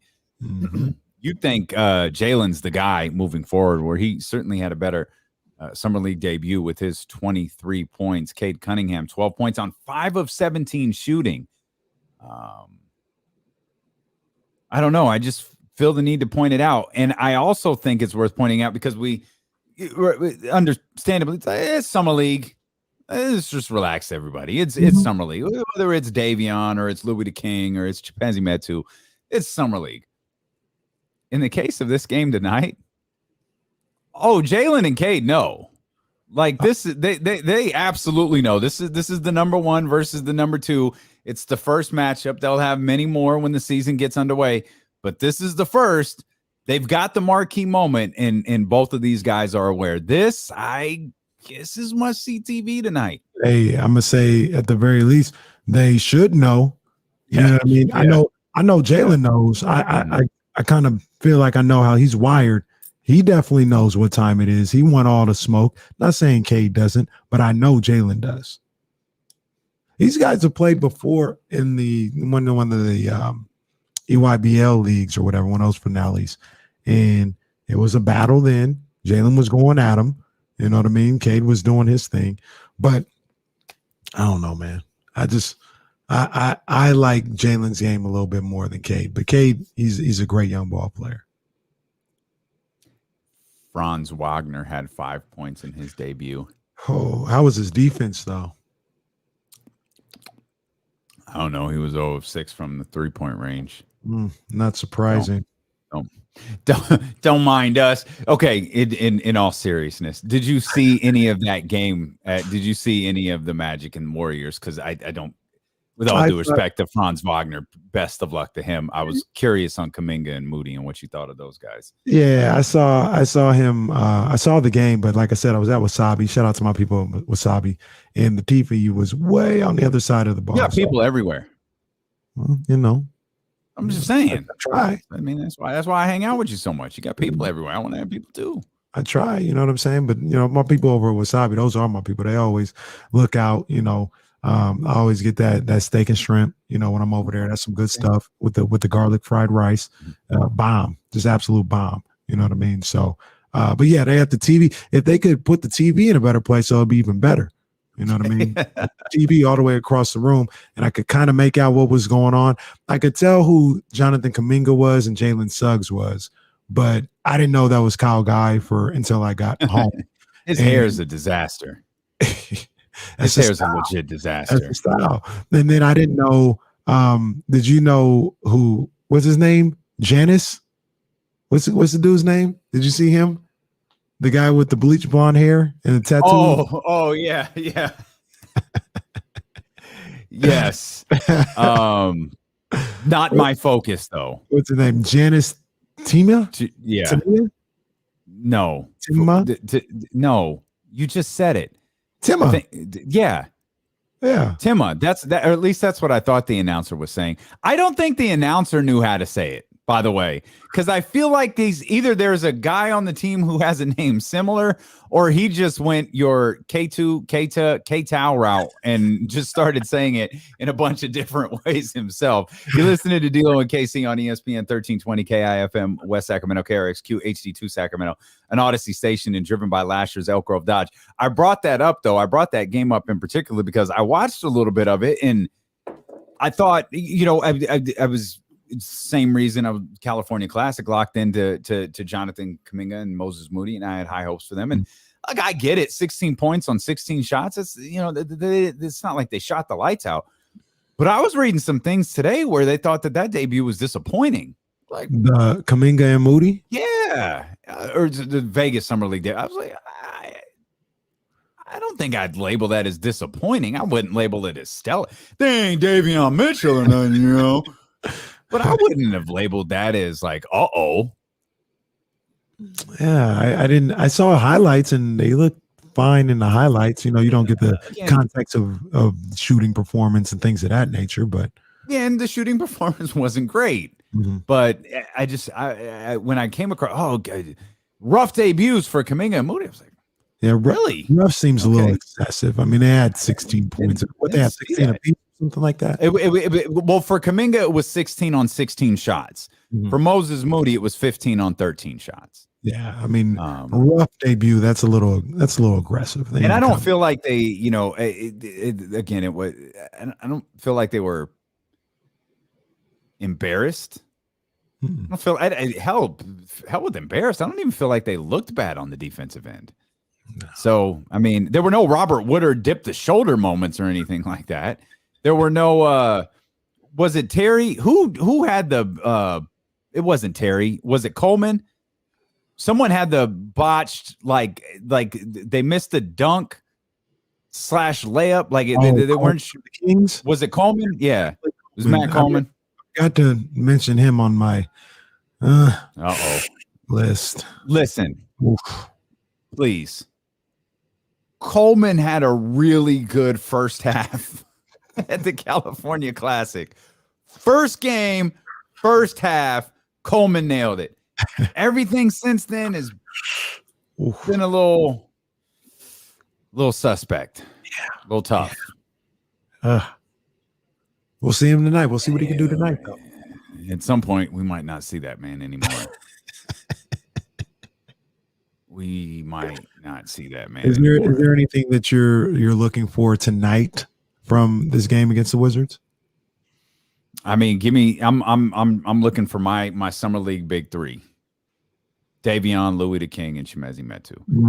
I mean, obviously that's surface stuff. Get a little bit more granular. Well, I still have my eyes on Robert Woodard and Jemias Ramsey. Yeah, I'm watching. I'm not done with them after one game or nothing like that. I think Jemias made the most of his opportunity yesterday. Robert Woodard didn't, unfortunately. But I think as we start to, narrow down guys who will be on and I think Woodard's got a guaranteed contract, if I'm not mistaken. I'll have to pull that up and make sure. So all this might be for nothing. He could just wind up being a Stockton guy for the entire year, which would serve him well. I think it would serve Jemias as well also. Outside of the names that we're talking about, outside of the big three that I just mentioned, my summer big three, I don't think we're seeing anyone else on the Sacramento Kings roster at any point. I think what you're looking for with some of these other guys, I really like Emmanuel Terry, by the way. I'm not off of that shit yet either. Yeah, absolutely. But I don't think he's a Sacramento King. Right. There's no room for all of these guys. Right. So I think what we're looking at is who can Bobby in that, staff in Stockton, who can they develop next year? Who could potentially, be a two-way player the following year or be good enough to be a main roster player. I know, we referred to last season in the season. Oh, it was the COVID season. It's COVID season. Not to be, a downer. We very well might be headed into a third COVID season. Yeah. So we could have, hell, you mentioned this during a break earlier. Washington hasn't played a summer league game yet. Oh. They had games canceled because of contact tracing. So there could be situations where, contact tracing, they didn't have enough guys to fill a roster. Now, I don't know that the NBA has addressed that.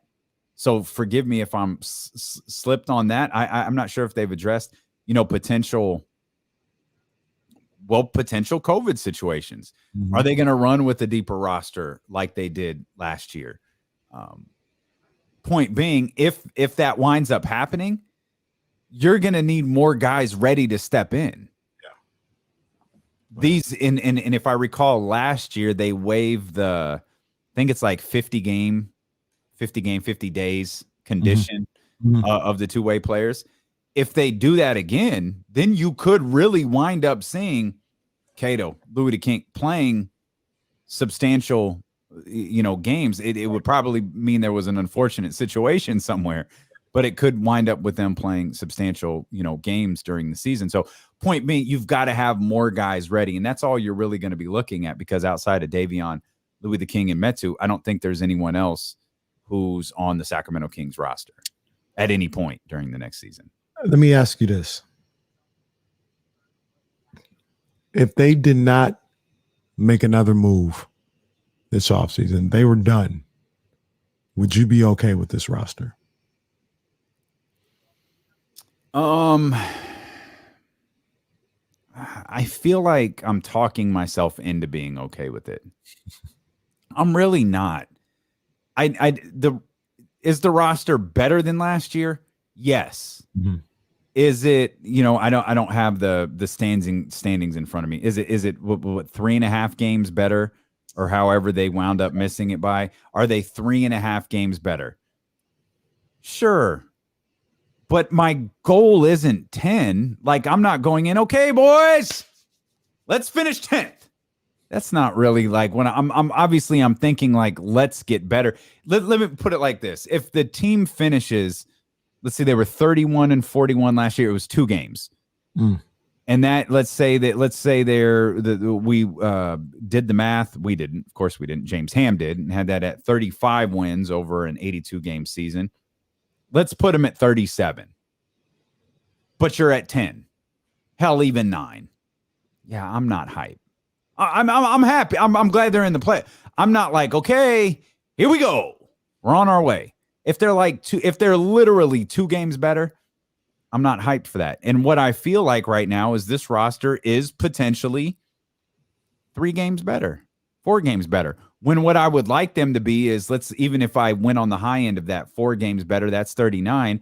I would like them to be about 8 games better. I want this team to be above 500. Hell, give me 41-41. That's what I want to see. I don't want them to be just good enough to get the 10 spot. And that's what I feel like right now. Maybe they are just good enough to get the 10 spot. I hear you. And I think with that is a team that's just good enough to get the 10 spot. That probably means that someone is just bad enough to miss out. And that in this case might be San Antonio. Neither one of us, we both refuse to believe in Memphis. So, yeah, I don't know who that team winds up being, but I feel like I'm talking myself into it.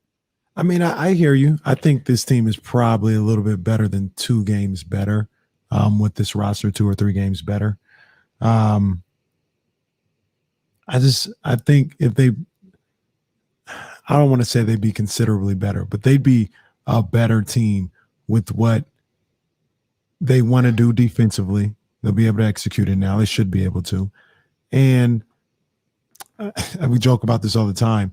You get a full year of second half De'Aaron Fox. I'm not even saying make a jump, but if you get a full year of second half De'Aaron Fox, maybe even a better De'Aaron because he's not worn out by the end of the season. I look at them being 5 to 7 games better.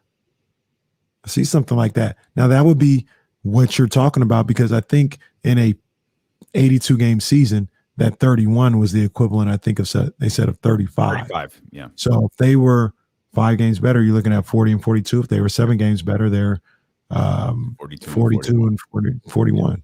Or 42 and 40, sorry. 42 and 40. Yeah, 42 and 40. So I think it's not an 83-game season. They didn't add 1 extra game. That was in the NFL. Not the NFL. It's the NFL schedule we're going to get wrong all year, not the NBA one. 10-7.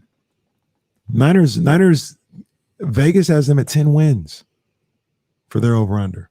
Yeah, we're going to talk a lot about the 49ers as the 10-7, huh? We're going to talk a lot about the 49ers as we gear into that first preseason game coming up on Saturday. I feel like you can read all sorts of different takes on the San Francisco 49ers, and you can read all sorts of different takes on Ben Simmons. The Ben Simmons workout videos are back. 76ers fans don't find it very cute. We'll explain here as D'Lo and KC roll along here. We'll go commercial free till the top of the hour when we get back on Sacramento's #1 sports station, ESPN 1320.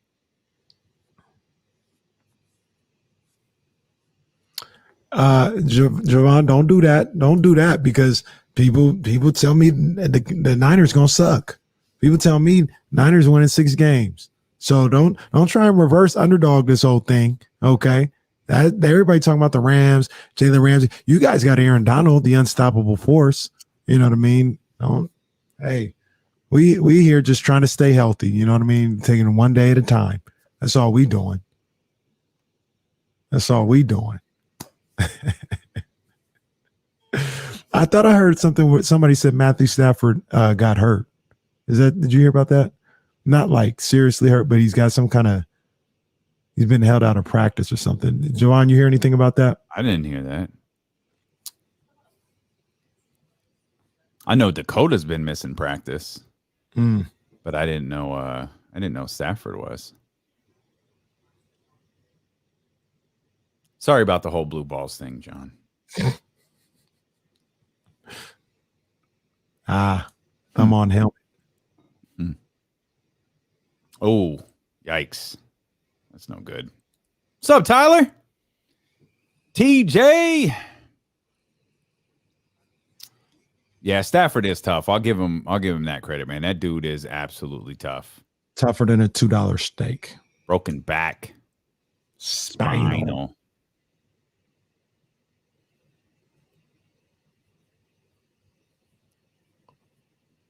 Good. I'm glad he's healthy.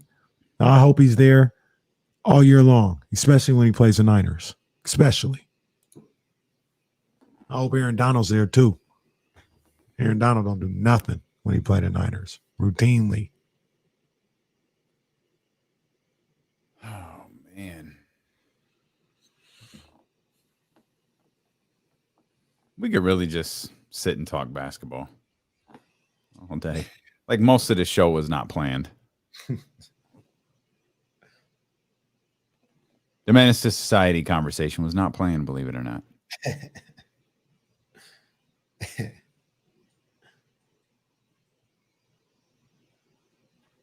Wait, is this real? They named Joe Flacco the starter?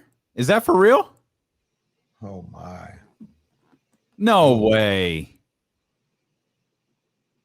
No way.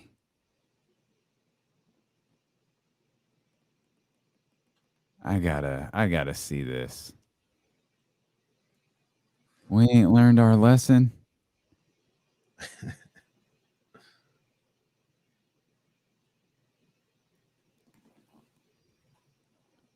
So, Leezy, what are you talking about?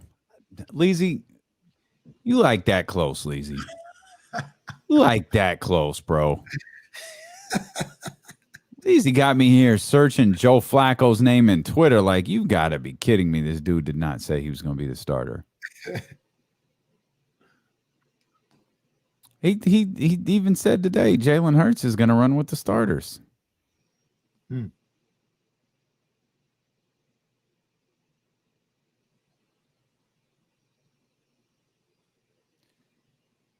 Yep, I just got chat housed.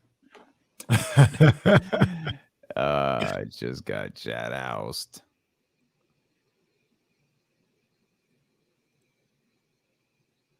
There you go. I did see that. I did see some of that stuff from Maggie. I really dislike that dude, man. It's terribly unfair to me. He's had some nice little highlights from training camp as well. Mm-hmm. Yeah. Yeah, he has. But watching Nagy do that whole bit up there, I say this. Bill O'Brien started. Was it Macho Man Tommy Savage for a half, and then put in Deshaun Watson.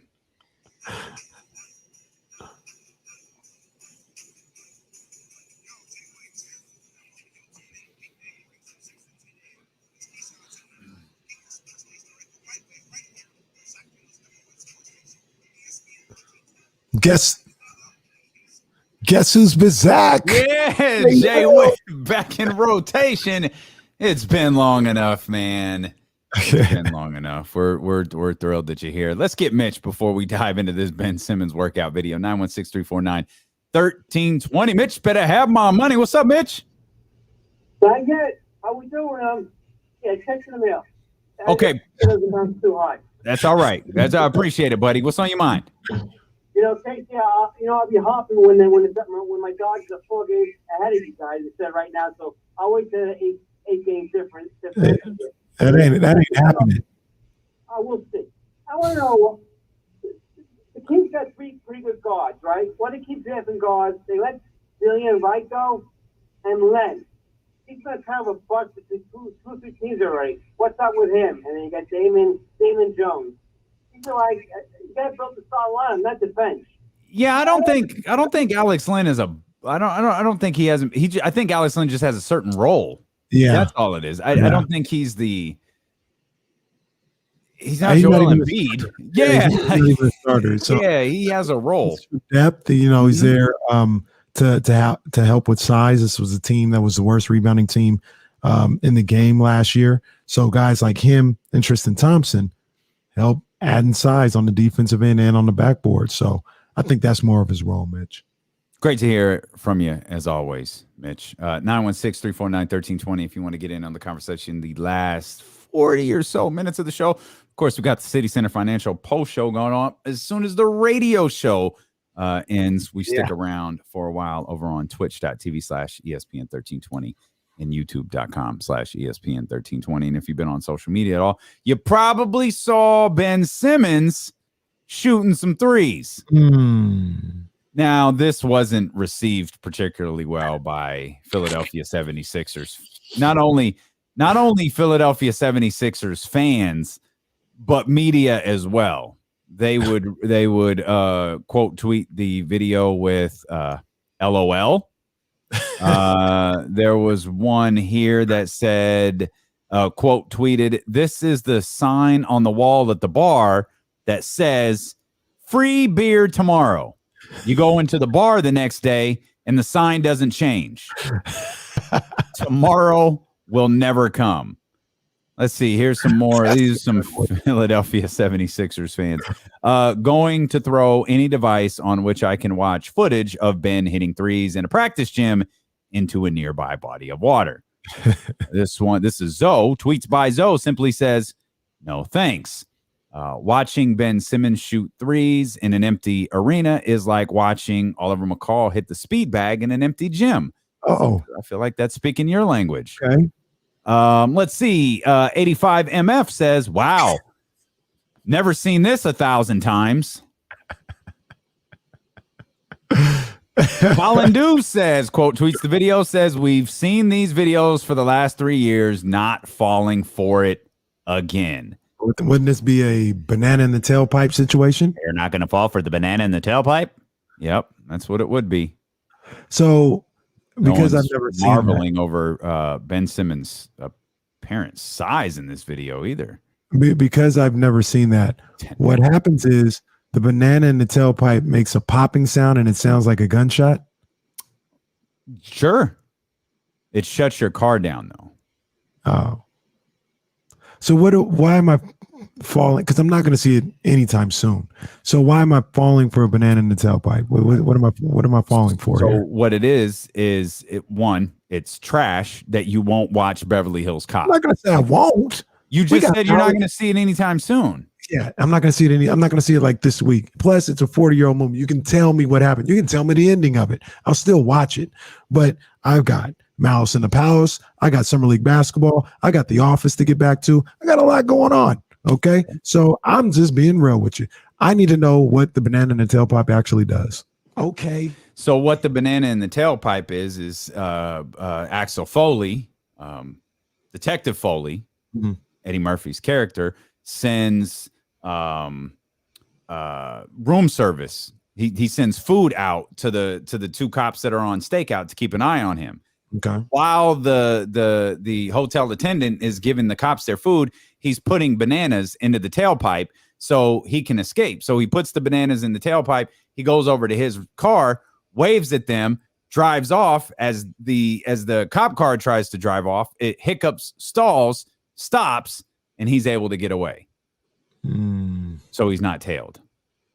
That's what. And then so when the two cops are replaced by two other cops, that's his move. The two cops come to him and say, we're not going to fall for the banana in the tailpipe. And Eddie says, no, brother, you got to say it with more bass in your voice. Hey, man, I ain't going to fall for the banana in my tailpipe, man. You gotta shame. I mean, I gotta be honest here. It's pretty underwhelming. That whole thing, falling for the banana in the tailpipe. This is the worst Kenny. Like the fact that you won't watch Beverly, it's the worst. It's pretty underwhelming. Like what I thought it was is a lot better than what it actually is. You haven't seen it. It's a lot funnier that if the banana makes a gunshot sound and people are like, oh snap, they shooting. And no, you fell for the banana in the tailpipe. Not even like you didn't even fall for the banana in the tailpipe. Even if I apologize to everybody who just tuned in on Twitch and are seeing this for the first time. Just my sincerest apologies. We know many of you are watching in Chicago and watching from around the country. I apologize for my partner here and his poor takes on Beverly Hills Cop. I'm just saying, even if you knew the banana in the tailpipe was in there, like that's not falling for it. You know it's there.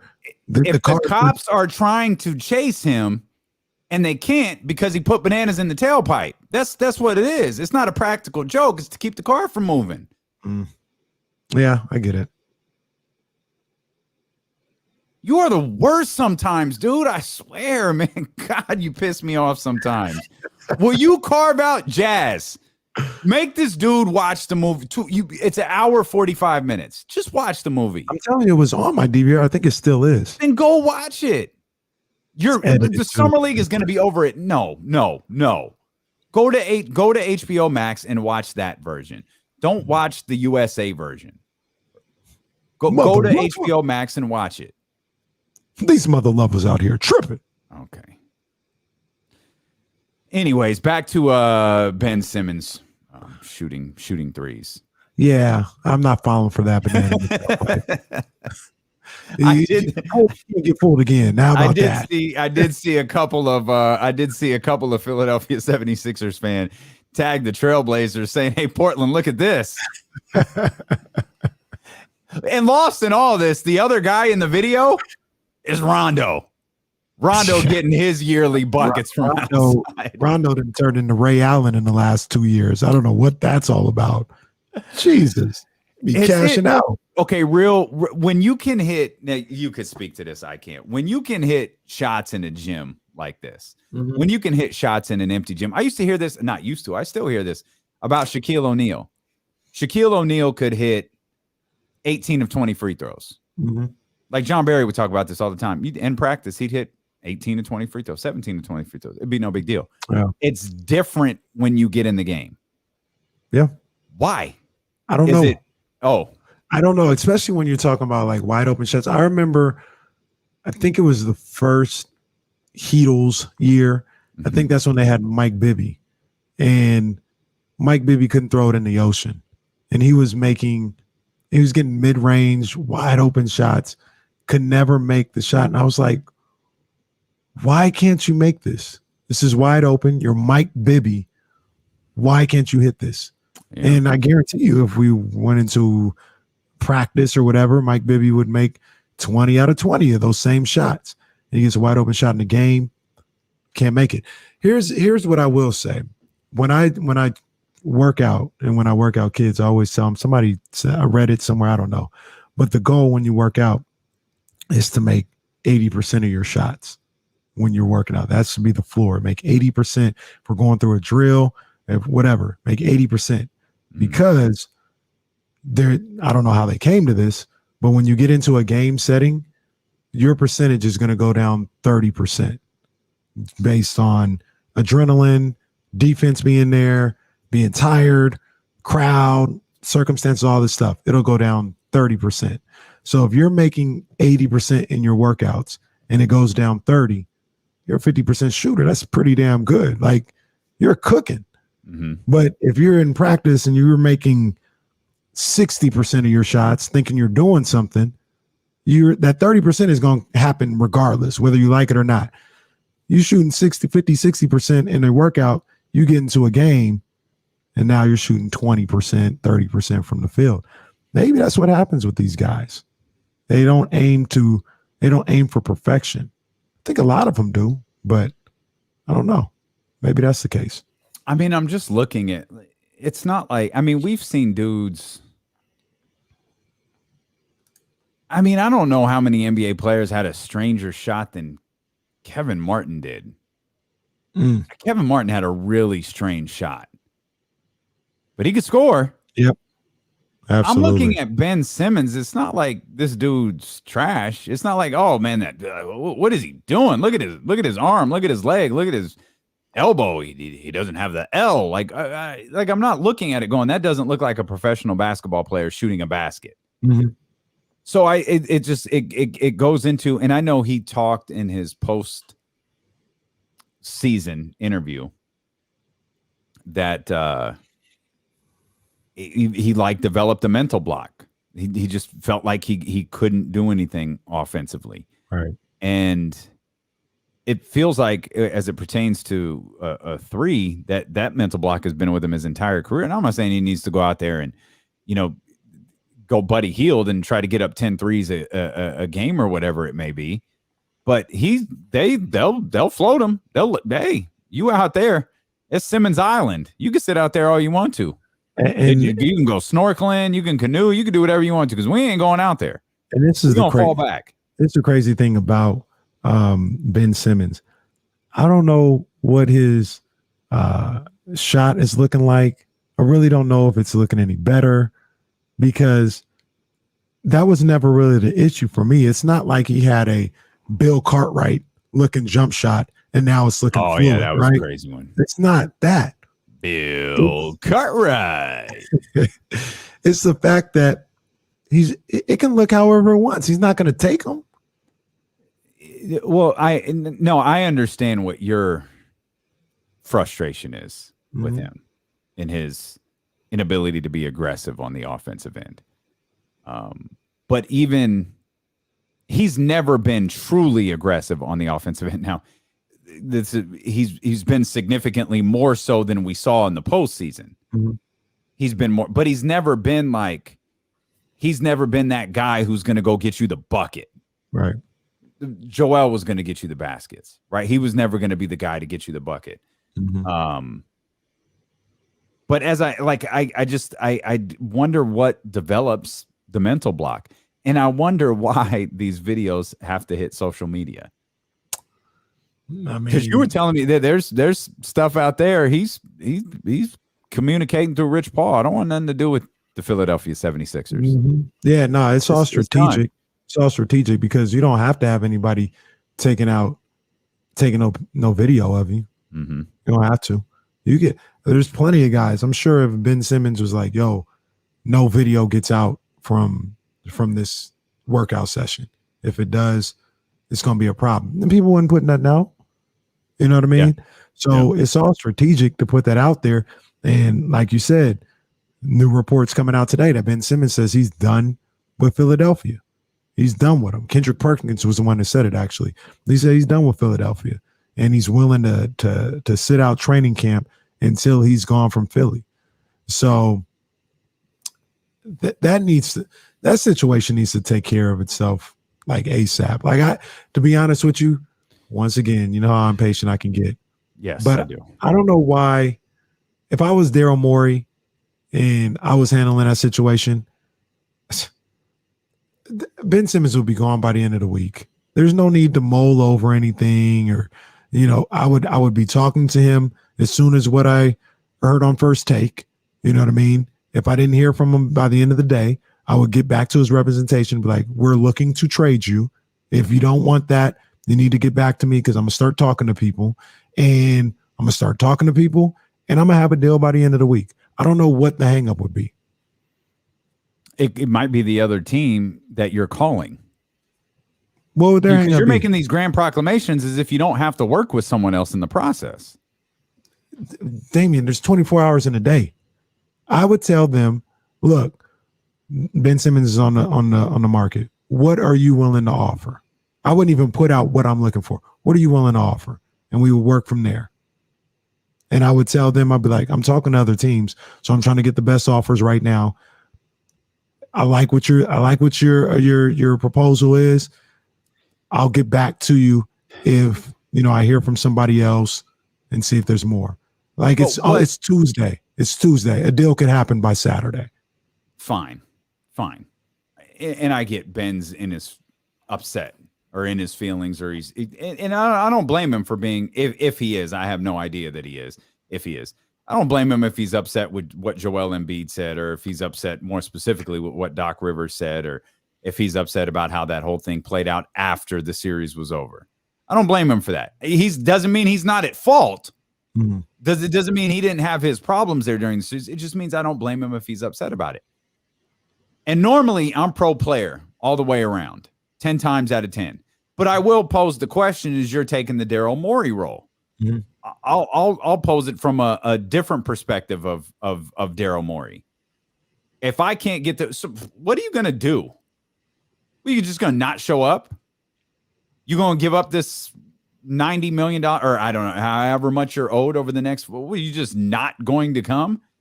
No, you're not. You've got several years left on your contract. I'm trying to trade you, but I'm not giving you away either. You're a good ball player. You're an asset, despite what Doc Rivers said, despite what Joel Embiid said. I'm trying to trade you, but I'm not just throwing you out there. I'm going to get some.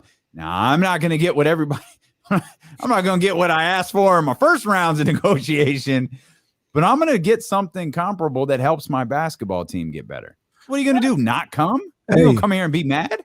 Hey, I would say, number one, he definitely would come there and be mad. Number two, if I was Ben Simmons, I'd call his bluff.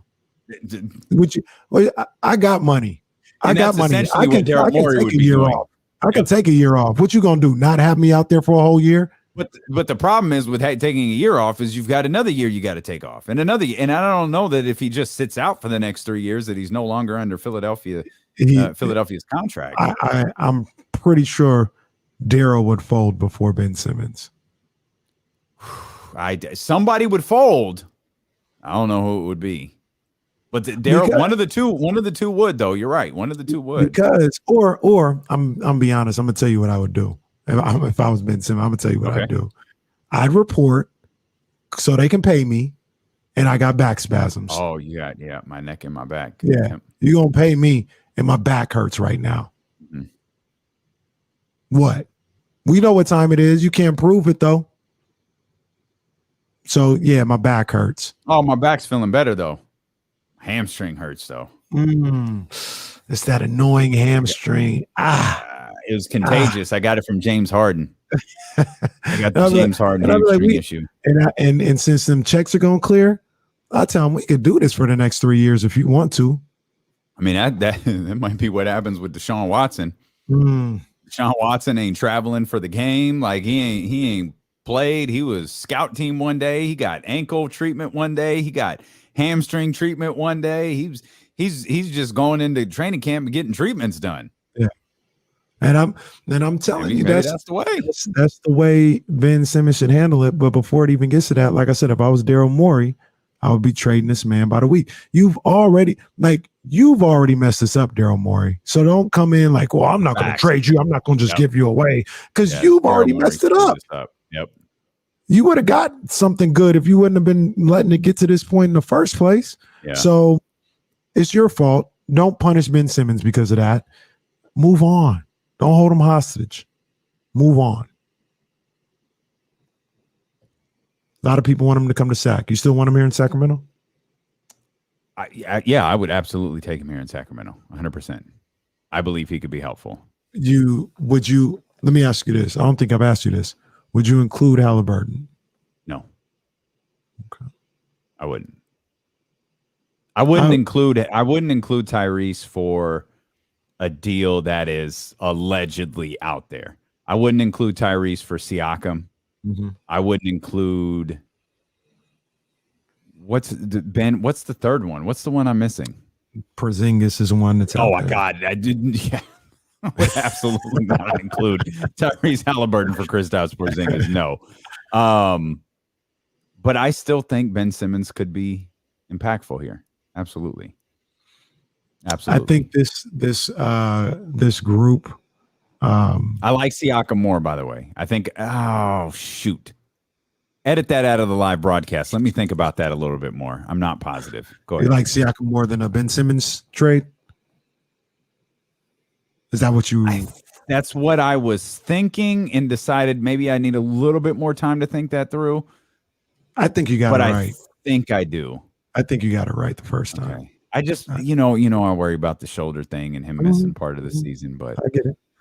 And look, Ben Simmons with Fox, Halliburton, I'd like one more score on the squad. I'd like one more score to feel confident having Ben Simmons on there, but that's okay. Like if they made a deal and, it was the traditional deal of Hield, Bagley, a pick and a pick for Simmons, that'd be okay because that's all that's really out there right now.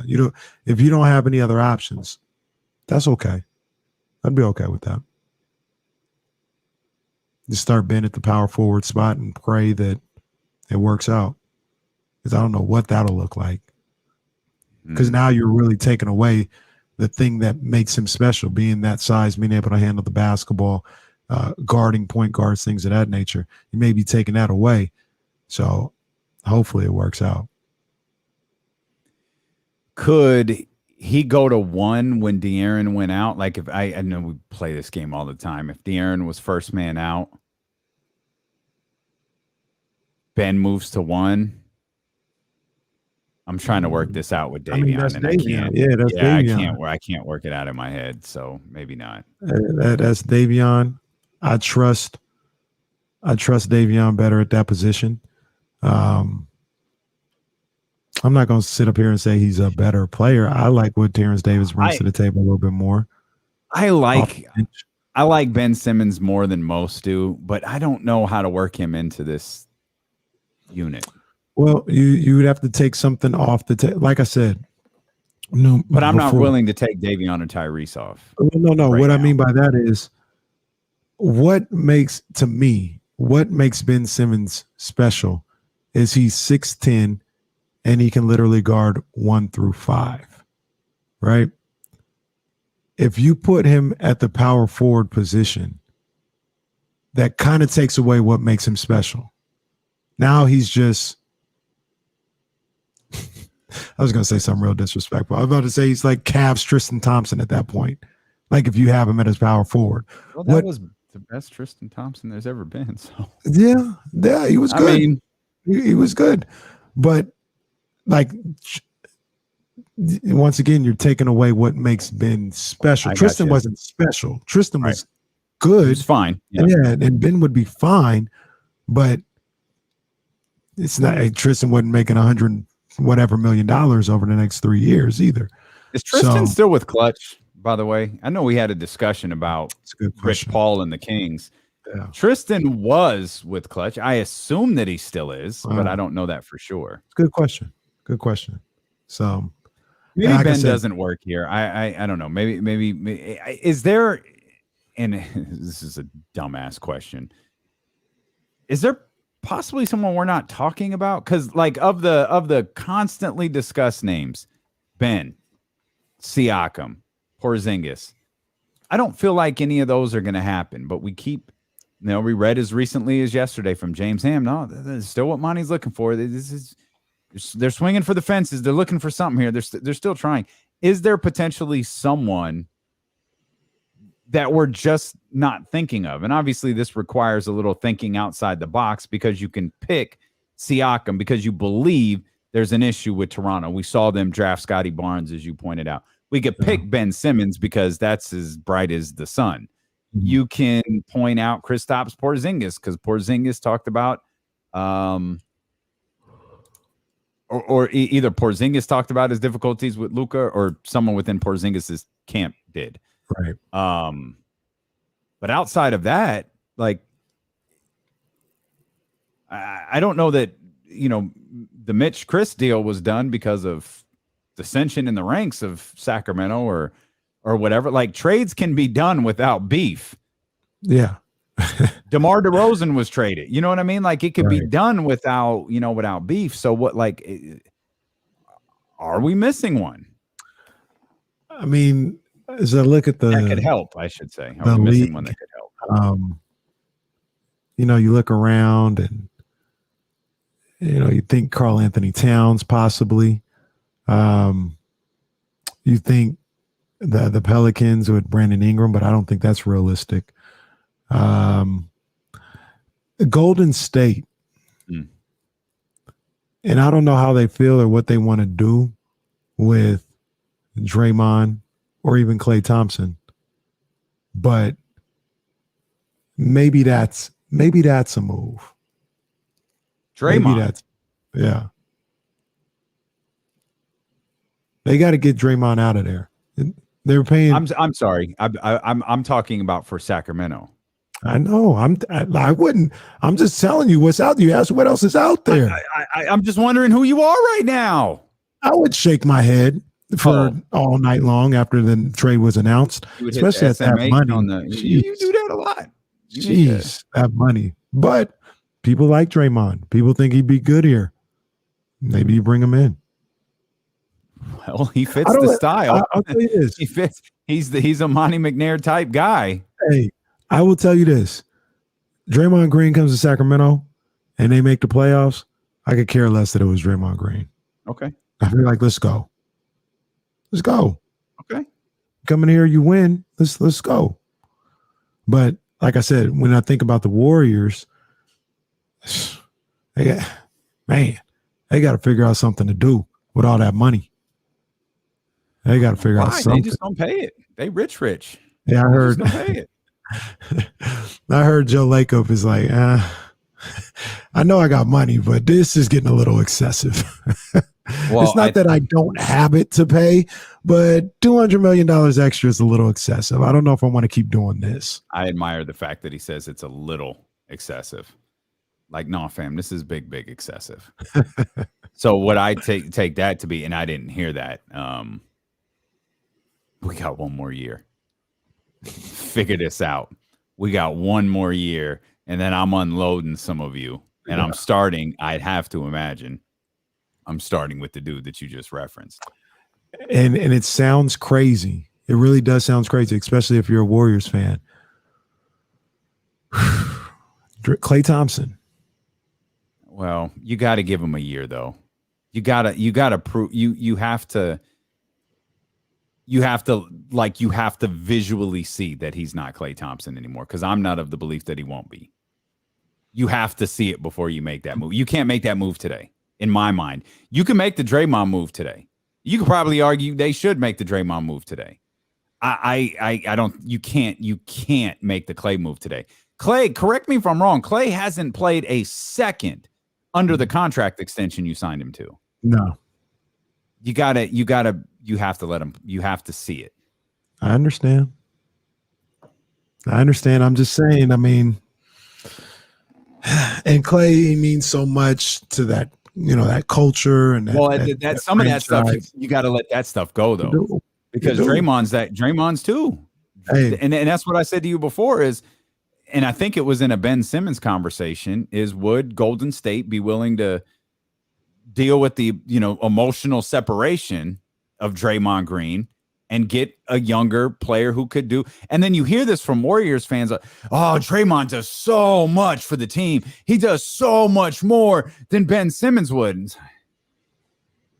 Okay, like, cool. What's he gonna do? Pull James Wiseman aside and say, hey, score next time? What are you talking about? But that's Warriors fans knowing their team better than we do, I guess. So you and I understand if I'm a Warriors fan or if I'm Joe Lacob. Like, a Warriors fan might not know why we'll punch him in the face if they ask for Chimezie Metu. Like, they wouldn't understand that. Like we do, they wouldn't. Maybe we don't understand Draymond Green like they do. And I understand wanting to try it one more time with Klay or whatever the case may be. But what if you put Klay on the block right now? What do you think that you could get for him? I don't know. Is Klay one of those guys that you would be willing to include Halliburton in? Sight-uns, yeah. So okay, so he's one of those guys. Unseen, man. We said there's 8 to 10 guys like that, right? It's not a lot of guys. What if he comes back and right now you could get Halliburton, but if he comes back and he don't look right, we're like, no, we ain't giving you Halliburton. We'll give you Buddy Hield. We'll give you Justin James. We'll give you Justin James and Tristan Thompson. You know what I'm saying? Where right now, I think you only got a couple of days to get that Justin James deal done, by the way, but okay. It's a gamble. But right now, you can maybe get a big haul off of people thinking Klay. Would you sight unseen do Tyrese?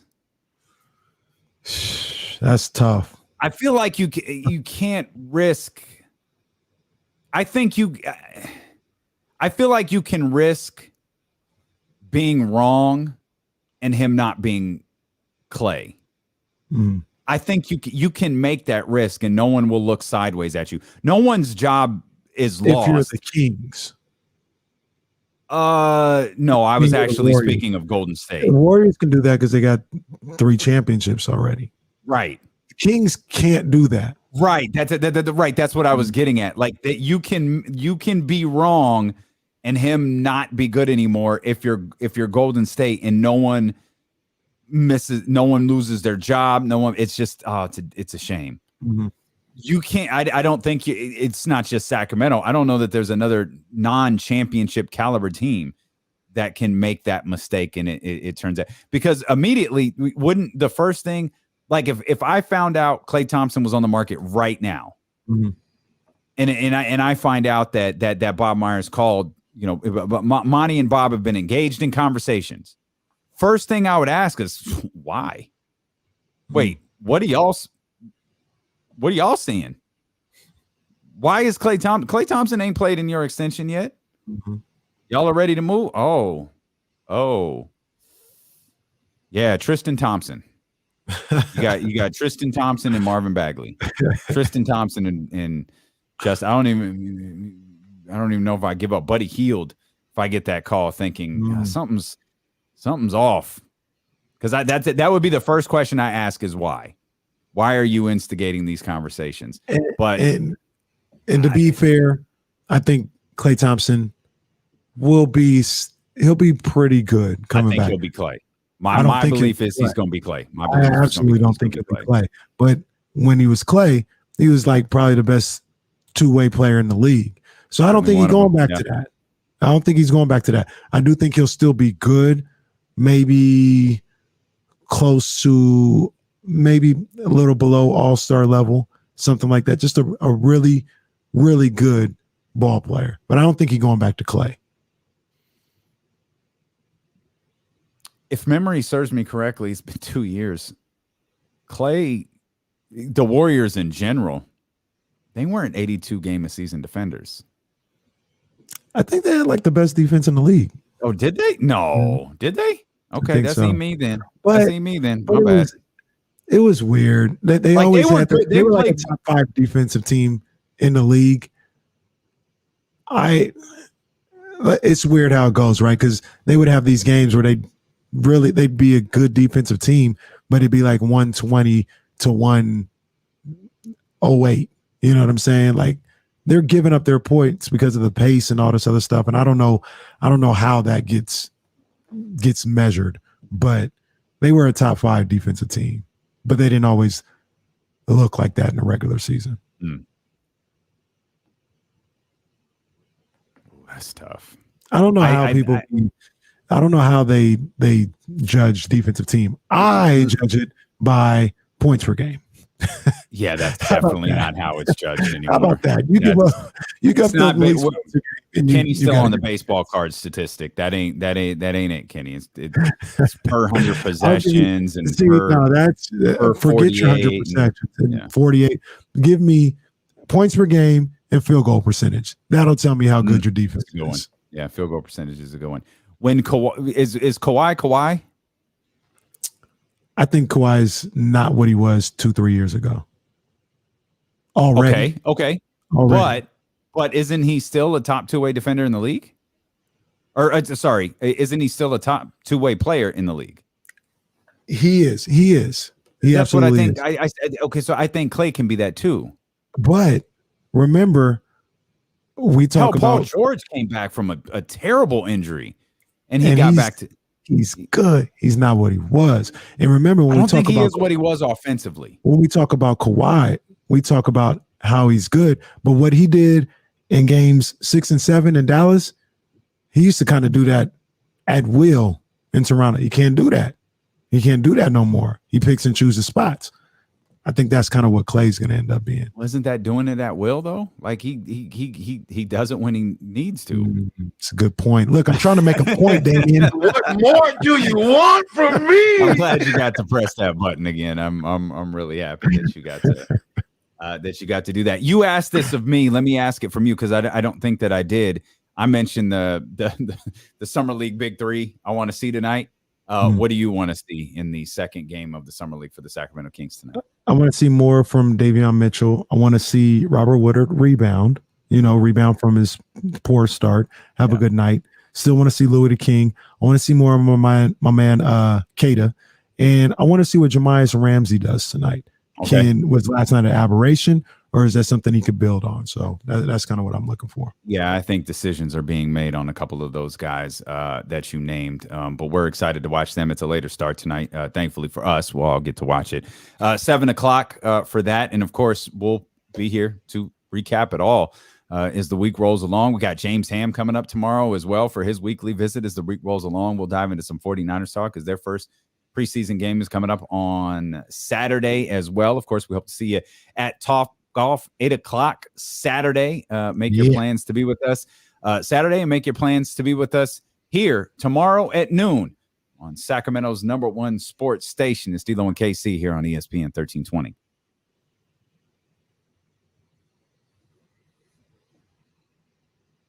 Man, Jesse, I think Jesse had a rough one today. Yeah, man, it was stressing my guy out. Jesse ain't said 2 words to us all day. Stressing Right, my man. guy out here, man. That's all right. That's all right. That's all right. Hey, maybe they're finally getting our show set up professionally. Maybe they're helping us out. Welcome into the City Center Financial Post Show. Yeah. Brought to you by our friends over at City Center Financial. Mm-hmm. We were going to have a conversation about Menace to Society, but we just went ahead and took that one to the radio. So, stuff happens. Do we want to have the other one? What was the other one? What I told you I watched at 5 a.m. I forgot what you watched. I already forgot. What was it again? Yeah, was it channel? It wasn't channel 68. Oh, no. Yes. Let's bring that conversation back. Yeah. So alleged Kenny woke up at 5 a.m. Now hang on. Before you address that, did you or did you not go to bed at like 3? I went to bed at probably about 1:45 last night. Okay. I opened the rundown this morning. Oh, there's the Dennis Schroder has agreed to a 1-year deal. So Adrian Wojnarowski, Dennis Schroder has agreed to a 1-year deal with the Boston Celtics. No terms, no agent references. Let's just leave it at that. Yeah, that's a good call, Jesse. I hope so. I feel bad for that dude. Brian, chill, bro. Chill. No. Now there's the follow up. Brian Cruz. Chill, fam. I mean, hey. It's right there. That is a throwback. It's the 5.9 mid level too. He couldn't even get the full mid level. He got the 5.9. That's okay. Dennis, go out there. It's a chance. Ball yeah. out. Get out there. Go prove yourself. Get some of that money back, man. Get some of that money back, big dog. Man. Yeah. So no, I opened the rundown at 5, and it said Kenny Caraway opened the document like 2 hours ago. I'm like, oh, dang on, KC. Nah. It was about 1:45 or so. I was heavy on that the prep for the 40 and just spitballing ideas for that 49er show. So that's kind of consumed a lot of my night. I'm happy to hear that. So the story goes, I was asleep. I turned the TV off. Sometimes we go to sleep with the TV on, and if I can help it, I turn it off. Mm-hmm. So I had this crazy dream or whatever the case may be, and I woke up like it was almost like a wake up like in a movie. Like I was sleeping, my eyes just like that.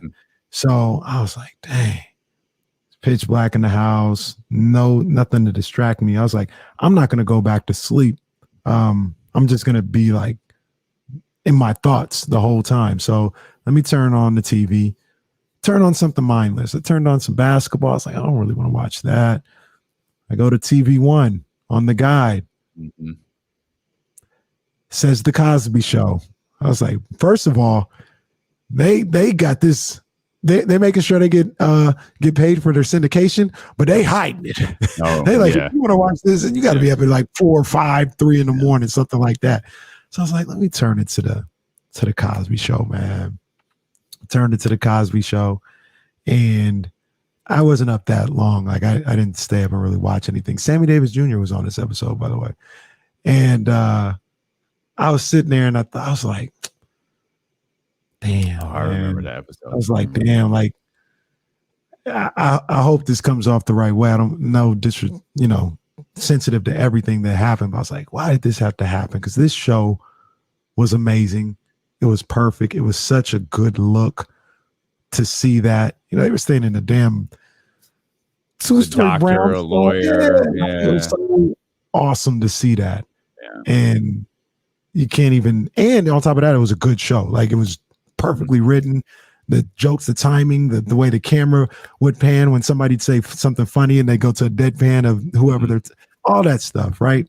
Just a great show, and can barely bring it up nowadays. Yeah, barely nothing. You can't bring it up, especially since his ass got released, and it's like, wow. Okay. Yeah, that's a tough one, man, and it's divisive. It's the constant conversation of, can you separate the artist from the act? Can you separate the artist from the person? I mean, and R. Kelly is a part of that. For some people, Michael Jackson is a part of it. I don't think Mike did anything. It ain't a problem for me. Cosby Show is same thing. Uptown, like no one ever talks about Uptown Saturday Night or Leonard Six. Like no one ever talks about those, right? But they always reference the Cosby Show. Well, because I mean, is it safe to say? I mean, that's his greatest work. 100%. It's his most known work. That's what everybody knew him for. I mean, not everybody, but that's what he's most universally known for. And he and the thing about it and why it's such a touchy subject with him getting back on the air is because he was great as Dr. Huxtable. He was great, but everybody else was great too. Yeah. You know what I mean? Like Claire, come on, man. Claire was perfect. The kids were perfect. Even when they started bringing, Raven Simone on and Eric Alexander and all this other, like everybody, the guest spots, everybody was perfect on that role. because he did what he did, they had to suffer for a little while. And I think that's obviously why they brought it back. Cause it's like, there's a lot of other people involved besides him. Yeah. So, but it sucks. Yeah, it's tough. And that's the difference between like an R. Kelly, for example. R. Kelly benefiting the most. He wrote a lot of those songs you sing. You know what I mean? He wrote a lot of those songs that come on the playlist. And I mean, I know there were movements to have his music removed from Apple Music, and I think someone actually did. I don't remember if it was Spotify. One of the big channels removed. One of the big channels removed his music. But yeah, it's tough. It's tough because you associate the Cosby Show with something positive. Just like music to me is always an emotion. Right. Like whether it's a current emotion or it takes me back to another emotion. Like I'm big on sound. Like I keep adding stuff to my house. I got this great sound bar and it sounds wonderful. It would be dope if I had the little speakers behind me. So like now I got like I love sound because I grew up loving music, and music is emotion. Slow. I was talking about the song "Slow Dance" earlier. Like I remember slow dancing to slow dance, but like you can't roll down the street with the window down and slow dance or bump and grind playing because you're gonna get some looks. You're gonna have to explain it, and then it's tough. Yeah, it's a trip, man. But yeah, that's what happened at 5 a.m. this morning. And then I woke up to, because the TV ended up staying on, woke up to 2 really good shows that maybe don't get as much love. Living Single, great show. Phenomenal show. They killed it. Now, somebody mentioned earlier, was that like a black Golden Girls? Is that kind of a black hip Golden Girls? No. Somebody mentioned that. I was like, I see it. You got your 4 women. I didn't really watch a lot of the Golden Girls, so I don't know how their dynamic was. Yes, if you preface it with you got Regine as the Regine is the what's the fancy Blair? Was that Blair? Regine is Blair. The little manonizer. Blanche. That's what Blanche. Blair was Facts of Life. That's where Regine really was. That's right. That's right. But then you got the Betty White is the Kim Coles character. Khadijah is I guess it works. Oh. Yeah, I guess it works. Wow. You know what I watched in Atlanta because I had like 6 stations. What? But besides watching White Chicks, the night of as I was trying to fall asleep after Rick's house, during the day as I was trying desperately to fall asleep after the flight, Martin was on, and I watched a bunch. You gonna say something crazy? Yeah. You gonna say something crazy? It's okay. Oh, damn it. like it's okay. Like it's not.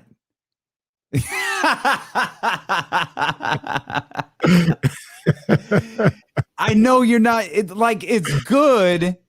It's like, you know what? Okay, here's the analogy, and I thought of this that day, and I'm just now telling you. You know what? Watching Martin to me a week ago was like. It was like watching one of the Rock's promos now. I knew you were going to say that. Overly cheesy. Like it really like the like the whole thing is just like, oh, this is. So I'll say this. Pam's nicknames for Martin though are still on point though. So that's what I was going to say. Him like coming in and he'll doing whatever. No, I'm here to work it out. I'm trying to work it out. Like that's a little cheesy, but their high points, the high points of Martin are just not Pam and Martin going back and forth. Yeah. Martin coming. What are you talking about? Domer Simpson? Yeah, exactly. Right. Dude, that stuff is so good. It's so the high points, the regular, WhatsApp, all that, like, that don't really work too much no more. But when he hits, he hits. And then he had me and my man Ace, we talk about all the time when he had Tommy Davidson on there is what was his name on the show? Oh, but Darnell Hill. He'd be like, did you miss me? Oh, and he hit all that out the park. But even Shanae was a little, she's hit or miss. Like she's funny, but she's still a little hit or miss. But yeah, Martin is the one. Martin's the one. Shanae, which was first, Shanae or Wanda? I feel like Wanda was first. Was Wanda first? Could be wrong, but I feel like Wanda. But gotta be close. The crazy thing about Martin is, I think it was only on the air 5 seasons, and very long. Only 2 of them really hit. Mm-hmm. Like then it started getting weird with him and Gina. Well, that's like that stuff, so. That's like in Living Color too. Living Color wasn't on very long, and like in its about last 6 seasons or something like that. Yeah, and then like the last 2. Yeah, it ain't working. Like when Chris Rock got on in Living Color, it was over. It was like, that's how I always know. Oh, it's a Chris Rock episode of Living Color. Nah. Now the characters are great. Brumman was crazy. Brumman was hilarious. Little Roscoe was Roscoe's funny. The characters are funny for sure. The characters are funny. I don't know. I was just watching it like there's some that don't hit. There are definitely some that looking back they don't hit. Yeah. But yeah. They had an episode where they were airing like greatest hits. And Tisha Campbell was hosting it, and she was Tisha Campbell. She wasn't Gina. Yeah, that was a reminder. Oh, that was a reminder. Like, oh man, you talk about Tisha. Tisha was top of the power rankings. That was my girl. I used to love me some Tisha Campbell, and I like Pam too. But I like Tisha Campbell, Pam, Tisha Arnold, right? Yeah, Gina Arnold. Okay. Yeah, we'll do it. I didn't know she was married to Rico Hines. I knew that. Now. Yeah, I knew that. I didn't know that till we interviewed him for the show for Throne Room back in the day, and I was like doing research, and they're like, "Yeah, him and Tashina." I was like, "Tashina Arnold, Rico, that's crazy." But her and Tisha Campbell and Faith Evans used to have a crush on. Those were my girls in the late 90s. So love me some Faith Evans. Faith Evans came on at the brunch, and I'm with Jazz. So I think it was Love Like This came on. Oh, absolutely. The bars drop and I hear, or the beat drops and I hear it, and Jazz hits me and goes, "Watch this fool." So it's like, and Kenny hadn't caught it yet. And then all of a sudden, and you see Kenny's hand goes up, looking at the DJ. Oh, it's funny. One of the reasons why like I get hyped about something, me and my cousin Ace, we wonder, and maybe you can help us out here. We wonder if there's a secret pact between DJs that they have to play that song on every set they do. Because the question remains, why am I still hearing that in 2021? Oh man, it's great. That's our vibe though. It still works. Some songs still hit. It's great. But Love Like This could be released today. So I'll tell you this. I don't know if Damien don't even go to clubs no more, but anybody that does go to clubs, every time you're in the club, you will hear that song. Ooh. Yeah, no, for sure. Every time. And I obviously I love the song, but Hillary Banks. Yeah, Karen Parsons, Yeah, Nia Long. Nia Long was crazy. Fancy Pants. Nia Long and Nia Long on the Fresh Prince. Yeah.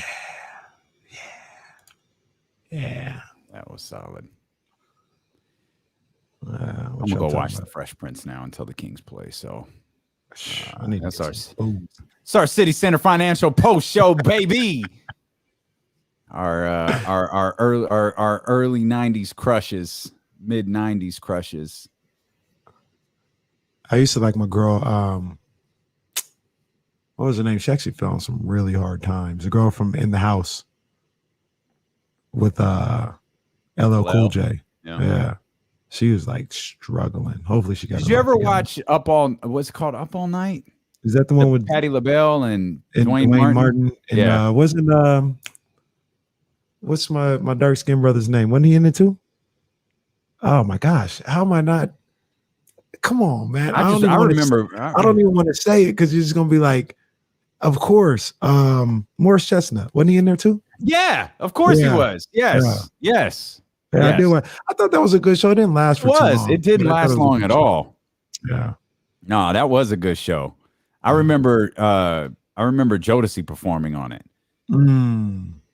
Anytime Jodeci performed on Martin when he was on Varnell Hill's show.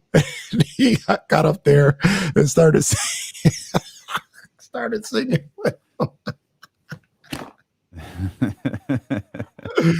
Oh man, comedy! Oh no, comedy! Yeah, man. All right, appreciate your bags. Appreciate all of you for hanging out a little bit longer here today for the City Center Financial Post Show. Go check out GoCityCenter.com. Look for my man Sam. He's going to take care of you. If you got any refinance questions, if you're looking to buy a house, or Sam is the type of dude where if you just want to know what you have to do to get your financials in order, he'll take the time to talk to you about that too. Even if you're not refinancing or buying, like he'll get you on the path to where you want to go, man. So that's from my man Sam over at City Center Financial. Go citycenter.com and make these moves, baby. All right. We'll see y'all here tomorrow at noon.